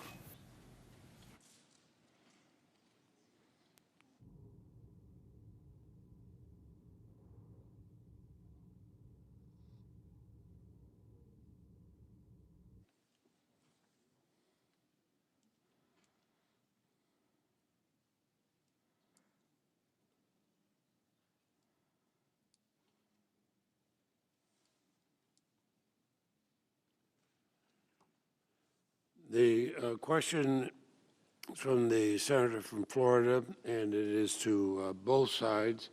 The clerk will read the question, and the House managers will go first for the first 2.5 minutes.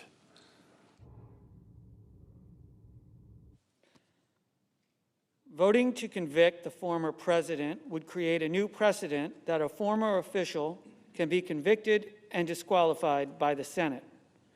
Therefore, is it not true that under this new precedent, a future House facing partisan pressure to lock her up could impeach a former Secretary of State, and a future Senate be forced to put her on trial and potentially disqualify from any future office?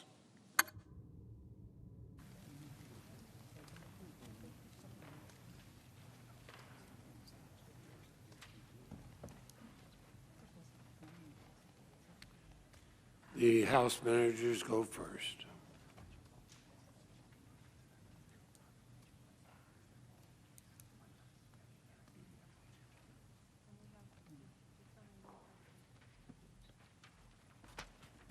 Mr. President, Senators, 3 quick points here. First of all, I don't know how many times I can say it. The jurisdictional issue is over.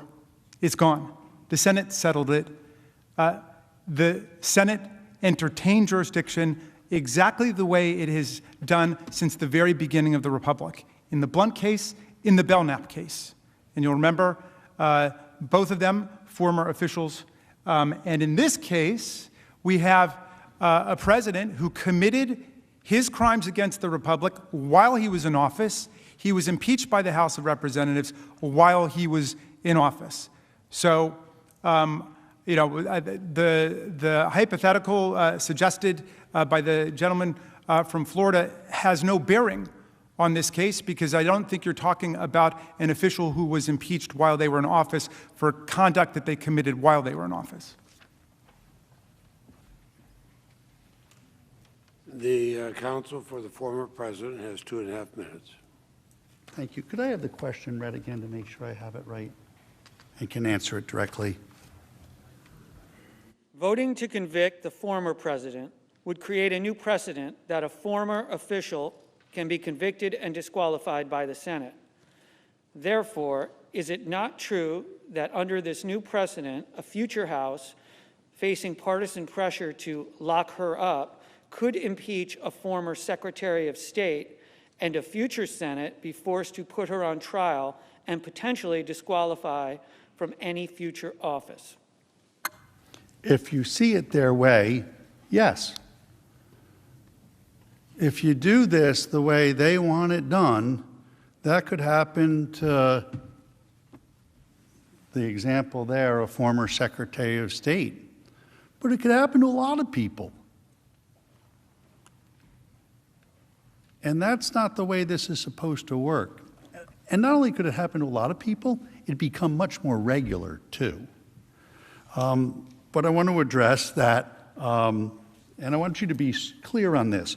Mr. Raskin can't tell you on what grounds you acquit. If you believe, even though there was a vote that there's jurisdiction, if you believe jurisdiction's unconstitutional, you can still believe that. If you believe that the House did not give appropriate due process in this, that can be your reason to acquit.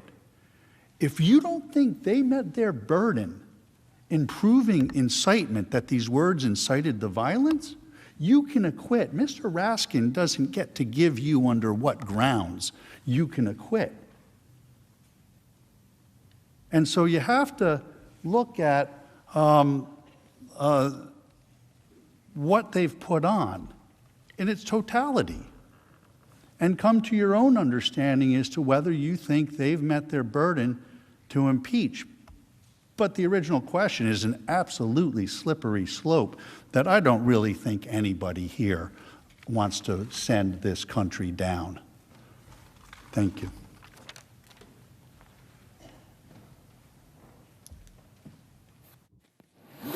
Mr. President, I send a question to the desk. The senator from Colorado send the question to the desk.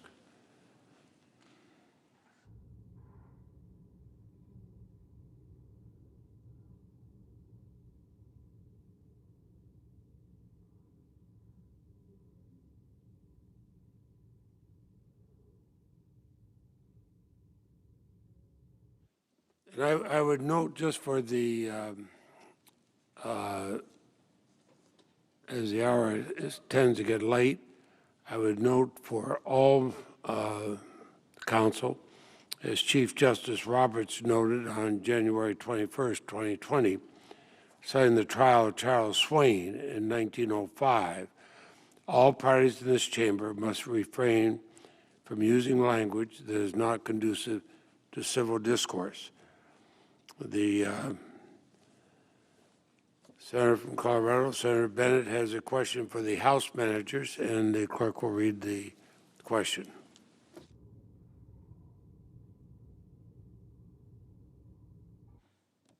Since the November election, the Georgia Secretary of State, the Vice President, and other public officials withstood enormous pressure to uphold the lawful election of President Biden and the rule of law.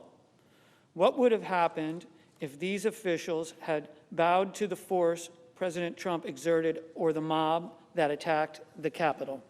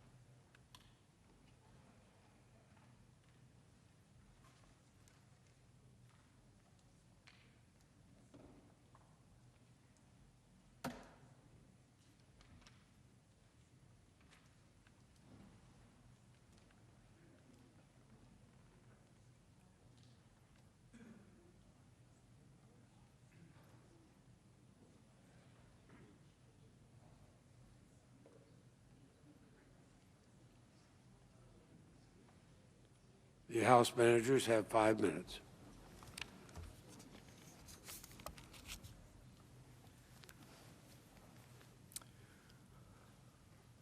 I want to take a minute and remind everybody about the incredible pressure that Donald Trump was putting on election officials in different states in this country and the intimidation that he was issuing.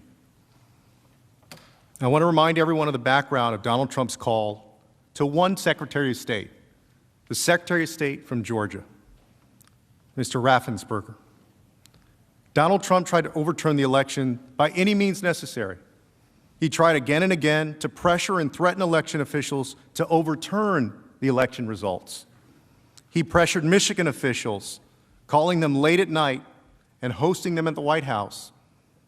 He did the same thing with officials in Pennsylvania. He called into a local meeting of the Pennsylvania legislature, and he also hosted them at the White House, where he pressured them. And in Georgia, it was even worse. He sent tweet after tweet attacking the Secretary of State until Mr. Raffensperger got death threats to him and his family. His wife got a text that said, quote, "Your husband deserves facing a firing squad."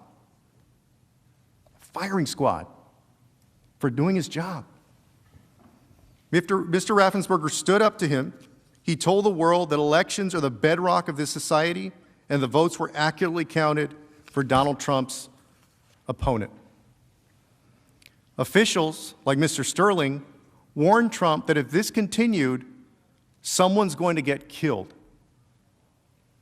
But Donald Trump didn't stop. He escalated it even further. He made a personal call. You heard that call because it was recorded. The President of the United States told a Secretary of State that if he does not find votes, he will face criminal penalties.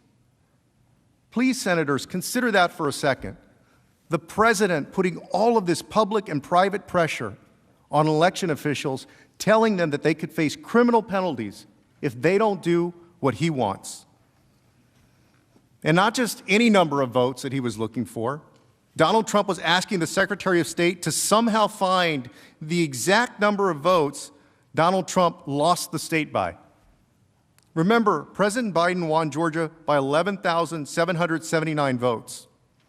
In his own words, President Trump said, quote, "All I want to do is this. I just want to find 11,780 votes." He wanted the Secretary of State to somehow find the precise number plus one of votes that he needed to win. As a Congress and as a nation, we cannot be numb to this conduct.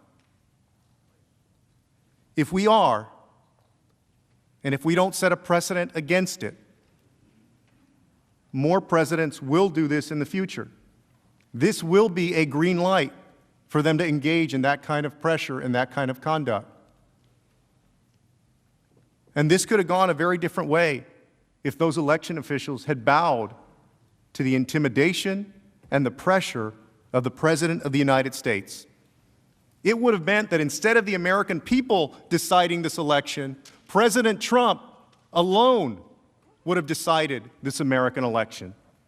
That's exactly what was at stake, and that's exactly what he was trying to do.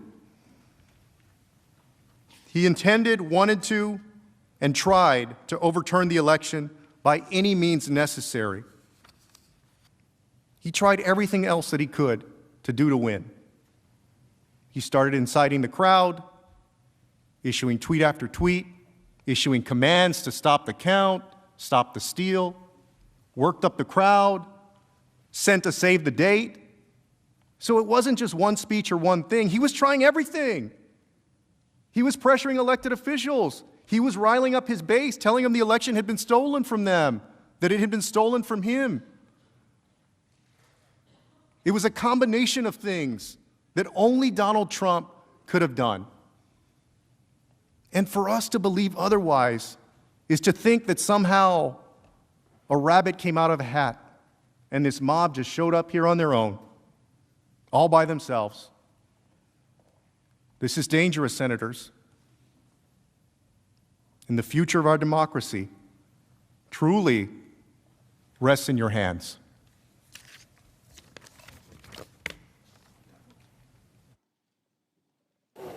Mr. President. The senator from Texas. Mr. President, I send a question to the desk.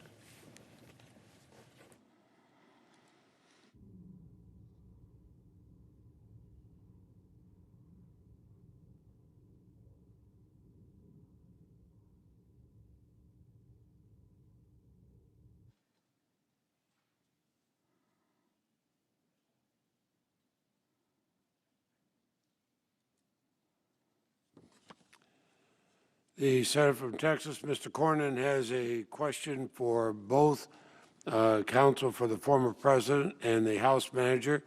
The clerk will read the question, and we'll recognize first the counsel for the former president. The House managers have argued that if the Senate cannot convict former officers, then the Constitution creates a January exception, pursuant to which a president is free to act with impunity because he is not subject to impeachment, conviction, and removal and/or disqualification. But isn't a president subject to criminal prosecution after he leaves office for acts committed in office, even if those acts are committed in January?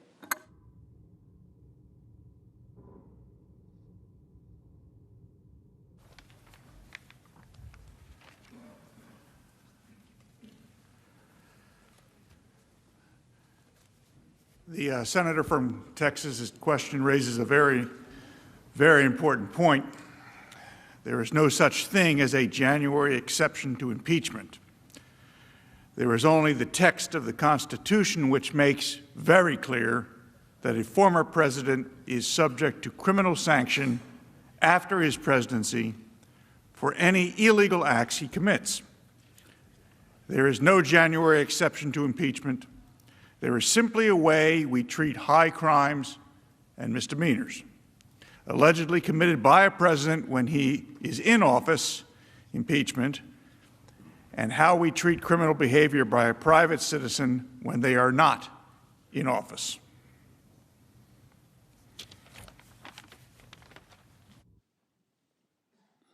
The House managers. Thank you for this excellent question. Wouldn't a president who decides to commit his crimes in the last few weeks in office, like President Trump by inciting an insurrection against the counting of Electoral College votes be subject to criminal prosecution by the U.S. Attorney for the District of Columbia, for example, the Department of Justice? Well, of course, he would be. But that's true of the president regardless of when he commits his offenses in office. In other words, that's an argument for prosecuting him if he tried to stage an insurrection against the union in his third year in office or his second year in office. You could say, well, he could be prosecuted afterwards. The reason that the framers gave Congress, the House, the power to impeach, the Senate, the power to try, convict, remove, and disqualify was to protect the republic. It's not a vindictive power. I know a lot of people were very angry with Donald Trump about these terrible events that took place. We don't come here in anger, contrary to what you've heard today. We come here in the spirit of protecting our republic, and that's what it's all about. But their January exception would essentially invite presidents and other civil officers to run rampant in the last few weeks in office on the theory that the House and the Senate wouldn't be able to get it together in time, certainly according to their demands for months and months of investigation, wouldn't be able to get it together in time in order to vindicate the Constitution. That can't be right.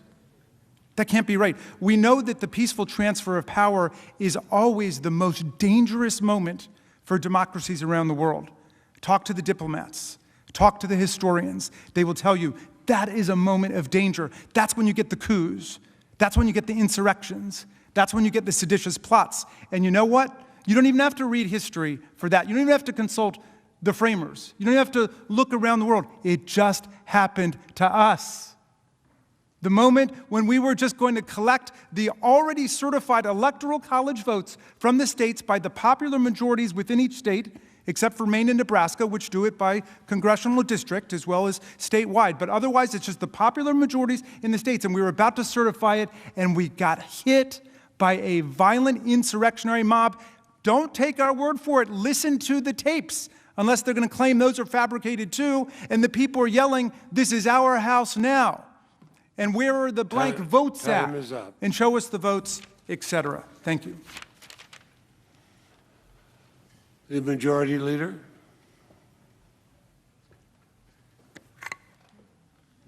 Mr. President, it's my understanding there are no further questions on either side.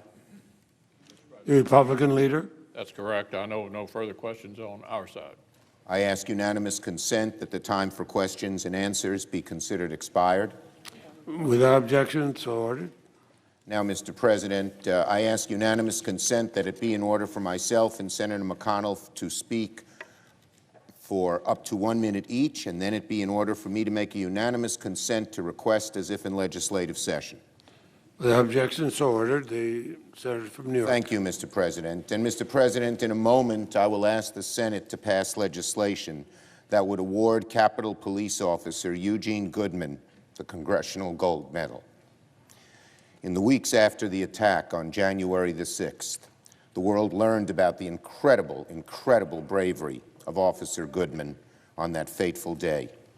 Here in this trial, we saw new video, powerful video, showing calmness under pressure, his courage in the line of duty, his foresight in the midst of chaos, and his willingness to make himself a target of the mob's rage so that others might reach safety.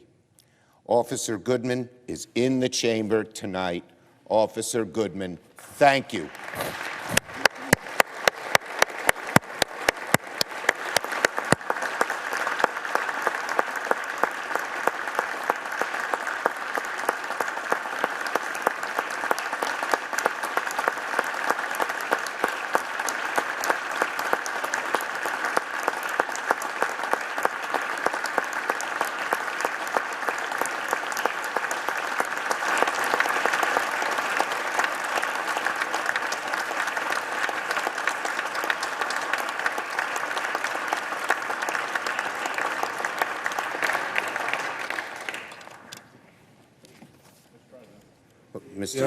Republican Leader McConnell. Oh, I'm sorry. Okay. I just want to say I think we can all agree that Eugene Goodman deserves the highest honor Congress can bestow. But before we move to pass this legislation, I want to be clear that he was not alone that day. The nation saw and has now seen numerous examples of the heroic conduct of the Capitol Police, the Metropolitan Police, the SWAT teams that were with us on January 6th here in the Capitol protecting us. Our heartfelt gratitude extends to each and every one of them, particularly now as members of the force continue to bear scars, seen and unforeseen, from the events of that disgraceful day. Let us give them all the honor and recognition they so justly deserve.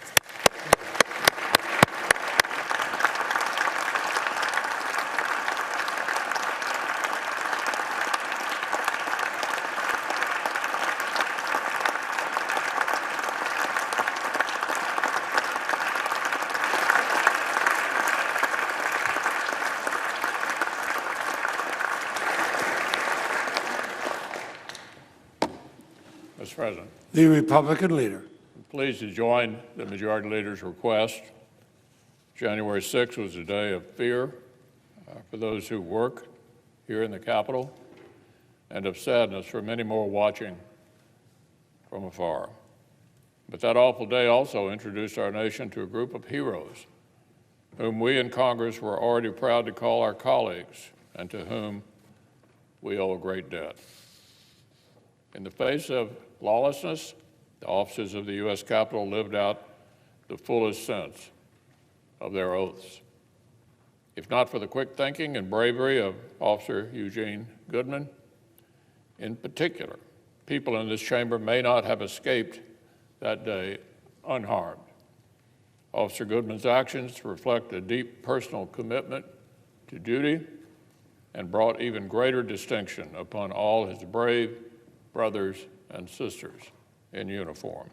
So I'm proud the Senate is taking this step forward, recognizing his heroism with the highest honor we can bestow.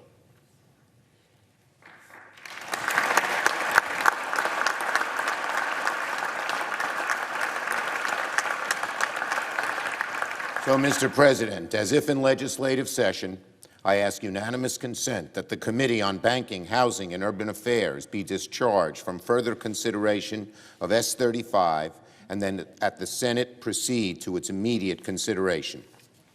Without objection, and the clerk will report. S-35, a bill to award a Congressional Gold Medal to Officer Eugene Goodman.